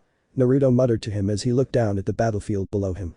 A day ago, a nun named Asia Argento had appeared in the sub-city of Rainer, which was actually a plan with him later to steal his sacred gear, the Twilight Healing, which allowed him to heal people, devils, angels, and fallen angels alike, quite a useful ability. Naruto had used his reproduction to keep close eyes on the girl, protecting her from the fallen angels if they had tried to harm her. Willing healing, the Kunoichi doctor suddenly spoke, and in a flash, a sheet of paper appeared. Tsunade took the paper and read it. Twilight Healing, also known as the Laughter of the Holy Mother, is a sacred gear wielded by Asia Argento. Everyone fell silent to listen to her words. Twilight Healing has the ability to heal people, devils, angels, and fallen angels alike. While Twilight Healing can heal wounds instantly, it cannot regenerate severed limbs, reduce exhaustion, or cure diseases. Heals harm almost instantly. Shizune gasped. This is more powerful than any medical jutsu. It really is, Tsunade said, and the paper disappeared. Nothing surprising why Fallen Angel wants her. Naruto was truly surprised when the girl found Ise, Ria's newest retainer, and befriended him. Naruto had thought the blonde nun was finally saved until Rainer appeared and took her away from Ise. Ino puts a finger to her lips just as Kiba is about to speak over her, and the Inyazuka boy wisely remains silent. When he was ready to rescue her, Ise shouted out, "He'll come to her," and grabbed her from behind. So determined was Naruto that he would stay put and watch as Ria stood strong and resolute. He's a perverted boy, yet he managed to impress Naruto through sheer determination. Minato nodded. Ria's has a nice outfit. But someday, determination alone isn't enough to save someone, Tobirama said expressionlessly. Issei, Kaneko, and Kiba, Ria's first knighthead, attacked the abandoned church without Ria's permission, as an act to save the brunette's friend. While this action was somewhat stupid, it had shown how important Asia was to Issei. This must be the first girl I've seen who doesn't have Naruto's sympathy, Kiba laughed. I think this world isn't as crazy as I thought. While the trio battled with the lazy exorcist, Rias and Akeno fought with 3 fallen angels, and the duo showed them no mercy. You were right, Tobirama turned his head to look at Minato, they are stronger than the fallen angels. 2 against 3 and they still showed no mercy to them, Mei said. Girls have to be strong like that one. Rias and Akeno had grown much stronger than before. Ria's destructive power had become almost perfect. With just a little more training, she could turn everything into nothing. Akeno's talent for magic, especially lightning-based magic, had been her signature attack when she was young, but the power behind it was much greater now. But if Akeno was Barakiel's daughter, that meant she could become even stronger if she accepted the fallen angel blood into her veins. From what I can see, Kakashi spoke again, until now, we've only heard about Akeno-sen's use of magic, not the power of a fallen angel. Perhaps because of her hatred for them, she refused to use the power she inherited from her father. And if Barakiel is as strong as Azazel, the leader of the fallen angels, Guy deliberately said, she must be quite powerful if she were to allow herself to use them. When the battle was over, the 3 fallen angels stood upon the earth, which groaned under the power of the 2 devils. Ria's hand rose high and she called upon their power. A black orb with a crimson halo appeared in her hand. When Ria shot the orb at the fallen angels, Naruto had thrown his 3-pronged kunai down behind them, taken 3 feathers from his wings, and dropped it to the ground. Just as the orbs were about to make contact, Naruto appeared behind them and teleported them all to Azazel's office. He then retrieved the kunai, which had previously vanished in a flash of lightning. All of this happened in just 2 seconds after Ria's used her power to kill them. It was fast, Minato gasped. The hit I think this is. Faster than both you and me, Tobirama said, and he did it without being seen by Ria-san and Akeno-san. The boy had mastered Hirishin to his fullest extent. Naruto reappeared on the church roof and smiled openly at his replays. Is everything alright? Wait. Just let me disappear, you'll know. The replicas nodded their heads and disappeared, leaving all the memories of the battle he had seen to come flooding back to Naruto's mind. Well, Haidu Issei-kun, you're definitely something. Not just a perverted boy, beaten, but something more. Naruto laughed, looking at the memories. Issei had proven himself worthy to Rias by taking Rainer on entirely single-handedly, and not only that, his gauntlet's true form had appeared, revealing itself to be one of 13 Longinus. Longinus? Another sheet of paper appeared before them, and Kakashi, being the closest to the paper, picked it up and read it. Longinus, also known as the god-destroying instruments, are the 13th highest-ranking sacred gears with enough power to kill gods. Each gasped, Kiba still choking on his own saliva at the mention of enough power to kill gods. This class of sacred gears is expressly named after the true Longinus, the first and most powerful, and unlike other sacred gears that have more than one of the same type, the Longinus is entirely unique, and only one completely unique of each can exist at a time. Well, something powerful is in the hands of a perverted boy, Guy sighed, and not to mention, again, Ria-san's title of nobility, which was already a strange title of nobility to begin with. Please follow Shikaku, Tsunade said, and Shikaku quickly returned to read the book. The augmented gear, which holds the soul of Drag, one of the two divine dragons. More words appeared here, Kakashi informed them before reading. The augmented gear, also known as the Red Dragon Emperor Gauntlet, is a sacred gear wielded by Issei Haidu. Catalogued as one of 13 Longinus, it has the spirit of the Welsh dragon, Drag, residing within it. It has the ability to double the user's power every 10 seconds. Eyed. The tongue Ino pressed Kiba's tongue against the back of his head, but the boy completely ignored the pain. Hey. That kind of power is totally cheating. Does it double its power every 10 seconds? What will happen after a minute? Or an hour? Its power will triple, then tenfold, then 20-fold. I think there's a limit to this power, Hashirama stated. Perhaps he could increase it as many times as he wants as long as his body can handle that amount of power. I agree, the third Hokage nodded. When Naruto opened the church window and stepped inside, Rias and Akeno had finally arrived with laughter on their faces. Now then. Ria's mirror began to spin sharply and ruthlessly. I'll make him disappear, fallen angel. Her voice was cold and filled with murderous intent. Naruto shuddered a little. Maybe it wasn't just his appearance and power that had changed. Maybe his personality had changed for the better too. Jiraiya said scaredy cat. Kushina laughed happily at that. Well, at least there will be someone to put Naruto in his place when he decides to do something stupid, Saber told her son, doing something stupid, she would like to say hello. Naruto hoped that when they met again, she wouldn't look at him with those cold eyes. Not cold eyes, but lust filled his eyes, Jiraiya said, letting go of both his thumbs. Each one ignored him. Of course, I'll retrieve that sacred gear from back there too. Why you can't be serious? This healing power is for Azazel-sama and Shimhaza-sama. To live your life for love is beautiful. But you are too corrupted by filth. You have no elegance. And custom allows this. Rias pointed her hand at Rainer, her magical energy beginning to rise with an imaginable surge. There was something else that had made Rias even angrier than her servant's impetuosity. It looks like she could kill Rainer in one hit. That kind of power is instantly strong. To erase someone's existence with just one blow. Me, here. Then, a shadow appears from the broken wall. The priest Zelzin was freed. He returned despite the escape once before and laughed like a madman while looking at Rainer. A huge success. My superior is in serious danger. So what's going to happen now? Rainer screamed in the priest's aspect. Save me. If you save me, I'll give you a reward or something you want. I received a wonderful order from an angel Sama. What? So I can have Hex with you? To me, having Hex with an angel Sama is like the greatest honor, and this will become a good social status for me. Liberated lets out a sadistic laugh. How disgusting the man is, Mei said, as if there was something disgusting about her tongue. I don't like this girl Rainer, Kushina said, but I pity her. Her latest escape turns out to be a wrong turn. Who the D, you're not joking and you're saving me. Fallen Angel's expression was filled with anger. Naruto couldn't blame her at all, being close to death, and the only hope she had was asking something she didn't want to. Rara, you know I mean, seriously, something simple like this should be good, shouldn't it, Angel Sama? So it's a no. Is this how it is? Then I'll take my leave now. No matter how you look at it, I'm at a disadvantage, so I'll just leave. Released, he says in a funny tone, curling his body. Yeah. Hey, you are a priest, aren't you? You, as you're supposed to save me. I am the all-powerful fallen angel. I don't need a superior who loses to low-quality devils. You are pretty, but you lack projects and you are forcefully headed. The only thing you are useful for is masturbation. So just vanish already. Well, a fallen angel who is abandoned by God will not go to heaven or hell, but he will not return to anything. Perhaps the experience of becoming nothing will be useful. Ah, this is impossible. Since there will be nothing more. It is impossible. So confusing. Wait, here is Buddhism. Ah, I am an old Christian. I am such a naughty boy. Nothing surprising, someone like him became a lazy exorcist. Disgusted, Kushina commented. Naruto gripped his kunai tightly.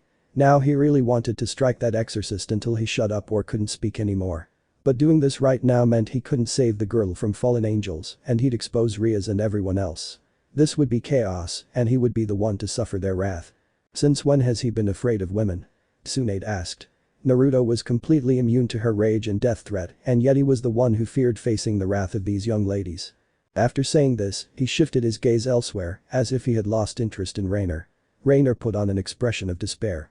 Her only hope of survival was now gone and she looked miserable. Liberato lets out a big laugh at Issei. Ice-kun, Ice-kun. You have such a wonderful ability. I'm becoming more and more interested in you. You're so worthy of killing. You're definitely in my top 5 for devils I want to kill, so be prepared, okay? Next time we meet, let's have a romantic fight to the death, okay? Release directed his killing intent towards Issei. Naruto couldn't blame him, as it was nothing to him and each other. A new and inexperienced devil like Issei would be greatly affected by it. Look out then. Goodbye. Remember to brush your teeth. Release immediately disappeared from the scene after waving his hands at Rias and each of them. Finally, Lee shouted, I'm sick of his immature attitude. I couldn't agree more. His teacher nodded. Rias sighed and returned to Fallen Angel. Now, Angel Rainer Fallen, who was abandoned by her own servant. Miserable. Rias said without the slightest compassion in her tone, which made Rainer begin to tremble. Now he truly understood why his parents hadn't wanted him to find her right now. I spoke my mind, Kushina said with a forceful laugh. Perhaps this wasn't the best time for Naruto to return, as he said. Redeed in his temper, Minato whispered to the other, but later received a drill from Kushina. Rainer then looks at Issei with pained eyes. Ice-kun. Please save me. She pleaded, tears streaming down her cheeks. This devil is trying to kill me. I love him. I love him so much. That's why, let's go and defeat this devil together. She must be desperate then, Mei sighed. This was difficult, even if that girl deserved her fate for what she had done. Issei looked at her, then turned away. Goodbye, my love. But you, I'm at my limit please, he grumbled silently, Fallen Angel's expression freezing. Don't try to flirt with my cute servant. Take it away. Ria said coldly and pointed at her hand, shouting, Fallen Angels. Each held their breath and waited for Naruto to take action. Now. Naruto disappeared in a flash of yellow and reappeared behind Rainer. This time, he'll have to use more than one of his powers to save this girl. When Naruto appeared, he instantly grabbed her in his hand and leaped out of the way, hovering above the ground. He focused his magical energy into his eyes and surveyed the entire devilish presence in that space. His eyes began to transform, each one displaying a 6-pointed red star. In the center of the star were 3-pronged black shurikens. This was the Mangekyou Sharingan, a power Naruto discovered a year ago. He didn't know why, but when he first activated it, he knew its name and its power. He just didn't know how to use it. It took him almost 3 months to master all the techniques with Gabriel's help. 3 months to master the Mangekyou Sharingan, Hashirama said in a daze, truly amazing for someone who isn't an Uchiha. When Naruto looked at Rias, he could see that she had seen him and had said his name out loud, but Naruto only shook his head and suppressed his memories with his eyes, also creating false memories within each of their minds. The memory was about Rainer not having been turned into anything by Ria's power. A good move, each one breathed a sigh of relief. Naruto's red hand was caught there. Who are you? Rainer screamed out, but Naruto threw his hand forward and pierced through her chest. Oh, I thought he should be there to save her. SHH, you'll see, Shikaku said to Kiba and continued. Rainer's eyes widened, but not from pain. It was because her arm held in front of her chest and possessed the green orb in her palm, the sacred gear Twilight Healing. Can he do something like that? Kushina gasped in surprise. Well, he spent 2 years with Angel, whose father is the creator of sacred gear, Jiraiya said, so maybe he'll learn a trick or two from them.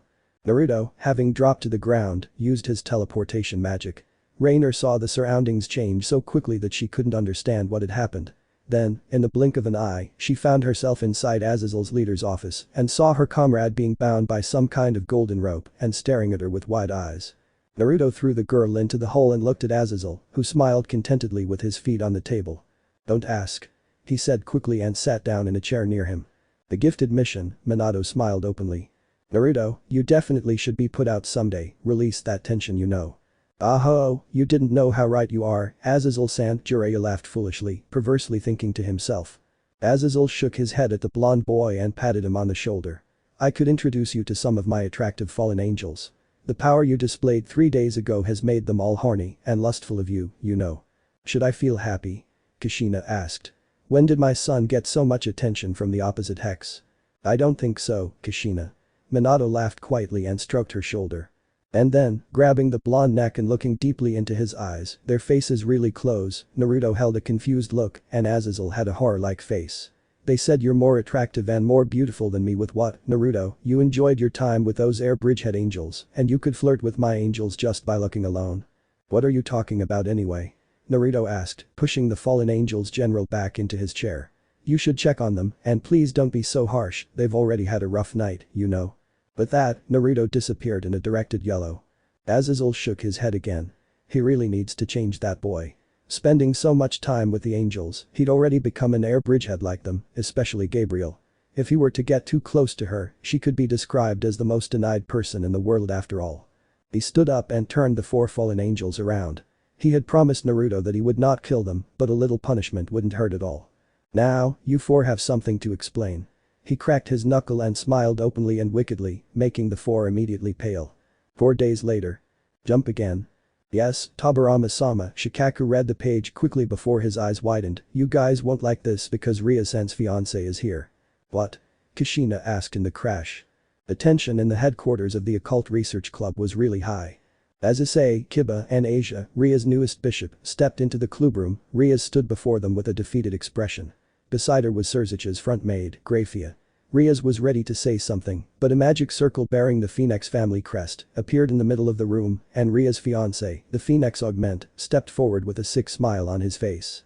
I already hate this guy, Kushina said through gritted teeth, they hate him so much right now. Cultivator. Ria said loudly and clearly to him. I said it before too, I won't marry you. But girl. But isn't it surprisingly hard on your house under these circumstances? The cultivator said in a bored tone. It's none of your business. Ria shouted out, she was truly surprised, her family had promised that they would dissolve the contract between the two families for her, so why was the cultivator here? Did her family dissolve the contract? Kushina asked in surprise. She had thought they didn't want Ria's to go with Naruto, but she was wrong. Then why is that bastard still there? I don't think uniting two families together is his intention in the first place, Jiraiya said seriously. I think what he wants is Ria's. I mean, just by looking at her, I can tell he wouldn't want someone like that as his wife, not even our Naruto. Even though he said there wasn't a lewd undertone, everyone could see that the Toad Sage was serious about this. Oh no, Kushina scolded. His parents and Surzich's Sama too fear that his house will become extinct. The cultivator picked up the teacup Akeno had set the table for him. With the previous war, many pureblood devils gave their lives for it. And the number of houses was wiped out because of it. Isn't it natural for pureblood devils to protect their blood and house by uniting? A successor descended from two high-ranking pureblood devils is extremely valuable, even though you know this. The old pureblood houses cannot have any ranks left behind. New blood is essential as well, but we can't be cutting pureblood devils out accordingly, right? Your brother, Surzich's Sama, has left the house. Now the only one who can succeed the Gremory house is you alone. Those devils called the 72 Pillars are crumbling one after another. The future of the devils hangs on this marriage proposal. Kushina limping and many other shinobi said. I won't destroy my house. Ria shook her head. I plan to get a son-in-law for my house. So you're going to May. But I won't marry you, Ria's interrupted. I'll marry someone I think is right. Even old-fashioned devils have at least one real right. Ria said. And besides, I already have someone else in mind. Naruto Uzumaki. Each one shouted his name and couldn't help but laugh. Who? The cultivator gritted his teeth. He couldn't let this opportunity slip away like this. There was no way he could let someone with such a delicious body keep him away. But then, he remembered the event from 3 years ago and smiled with satisfaction. It's about Naruto Uzumaki, isn't it? You love that lowly devil, don't you? Why you? Kushina was about to get up, but Minato quickly lunged for his weapons and grabbed her. Calm down, honey, you can't do anything. Minato tried to comfort his wife, but all around the stadium there was a lot of angry shouting, and curses could be heard throughout the area. Ria's eyes widened in shock, her noble title, especially Akeno and Kaneko, staring at the cultivator with cruel eyes, while Issei, Kiba, and Asia gasped in shock. Even Grafia's eyes had closed in disbelief. The cultivator smiled with satisfaction. Now he knew how to exploit her weakness, and she would soon be his. Shikaku-san, can you skip this part? Kushina asked angrily, her hair flying wildly. Only skip over one sentence, then we won't have to hear you insult Naruto. I'm going to, Kushina, he wanted to jump on it too. Repeating what this man said made her stomach sick to no end. Jump, Oju-sama, the cultivator Sama. Grafia broke the tension between them. Well, at least we have Grafia-san there, Kushina said, trying to calm herself by placing her hand on her chest. If you do anything to provoke this eruption, then I won't sit idly by. She then looked directly at them, but Ria's noble title could be seen as her eyes were directly on the cultivator as she spoke. I definitely won't hold back, for Surzich's Sama's honor. Grafia finished in a dangerous tone. The cultivator could do as he pleased, but the foul mouth of a member of her master's noble title meant the foul mouth of the Crimson Demon King, and she wouldn't allow it. The cultivator immediately paled at Grafia's cold eyes and icy voice. Even a proud brat would be frightened by this woman, Tsunade said in amazement. She must be truly powerful to have such a strong influence over him. Oju-sama. Grafia asked Rias. How about you putting this in a position game? That's right, Rias erased her tears and gazed at Riaser with hatred in her eyes. Cultivator, I challenged you to a game of position. If you lose, then you will have to take those words back and our contract will be void. Why are you doing this? I have a feeling this won't turn out well, Kushina asked. But if you lose you will become my wife, remember Rias. Racier then laughed like a madman. Hahaha, this game will be a joke. Except for your queen, the rest will not be qualified opponents for my cute servants. What a brat. Kushina shouted. Rias-chan will win, you guys are waiting for it, she declared victoriously, sending the shinobi allies' spirit soaring. However, unlike most of them, Tobirama had a different kind of idea about this fight. We'll think about this, Phoenix. 10 days later. Jump again, Shikaku informed him. Man, I'm tired. Naruto collapsed onto his bed after a week filled with human requests and nothing stopping him. For the first time in his life, Naruto Uzumaki finally felt what exhaustion meant. Seriously? Kakashi asked in surprise. Is that even possible? There was a hint of teasing in his voice, and everyone could hear it. The shinobi couldn't help but chuckle a little at this. This had been 10 days already, and he hadn't returned to Lucifer's castle and taken on any more of his master's requests. With the help of his reproduction, Naruto could do multiple jobs at the same time, and in 10 days, he had completed almost 5,000 requests from all over Japan, and now he would need a nice 24-hour nap, and he would get back to work again. Before Naruto could sleep, a magic seal appeared in the middle of space, causing Naruto to lift his head in wonder and gasp as Grafia appeared. Please go to Rias-chan's triumph, please go to Rias-chan's triumph, Kushina chanted worriedly. She didn't know why, but she hated this feeling. Hello. Naruto, I hope you're doing well. Ah, Grafia Ni-chan. He slammed his fist shut and turned back to the pillow. Ni-chan, sorry, but I'm too tired to make you a cup of tea right now, sorry. Don't worry about it, I have something here for Surzicha-sama. She took out a disc and a letter and gave them to Naruto. Make sure you look at it carefully. What is it, Ni-chan? He asked sleepily. Oju-sama's first appraisal game against cultivator Phoenix-sama. It's over now, Minato nodded. I'm waiting for Rias to win. Naruto's eyes widened and he immediately sat up, opened the letter, read it, and laughed. Naruto dropped the letter to the ground and picked up the disc. Okay, I'll take a look, thank you Ni-chan. Nothing, Naruto. She spun around and prepared a magic circle, but before she disappeared, Grafia turned her back to Naruto. By the way, there's something you'd like to know. What is it, Ni-chan? This is the time for the underworld to find out who the latest member of the Lucifer Surzicha's title of nobility is. She finished with a mysterious laugh and disappeared. Naruto smiled broadly and plugged in the DVD player and put the disc inside. He jumped onto the bed and began to watch the video, the words in the letter still lingering in his mind. On the night, 2 days from the time you read this letter, the wedding you always wanted to crash will begin, what will you do now? Wait. Does this mean she lost? Kushina screamed in horror and grabbed the book from Shikaku's hands, quickly reading the last sentence of the chapter before the book fell to the ground in tears. The end of N and No. Before any of them could comfort the Uzumaki woman, there was a flash of light beside them and a group quickened their pace from within. End of chapter 5. Let me know in the comments below if you guys want the next part. Also check out my other video that has been shown and left. Thank you for watching. If you enjoyed this video please like and share this video. And have a fantastic day. Bye.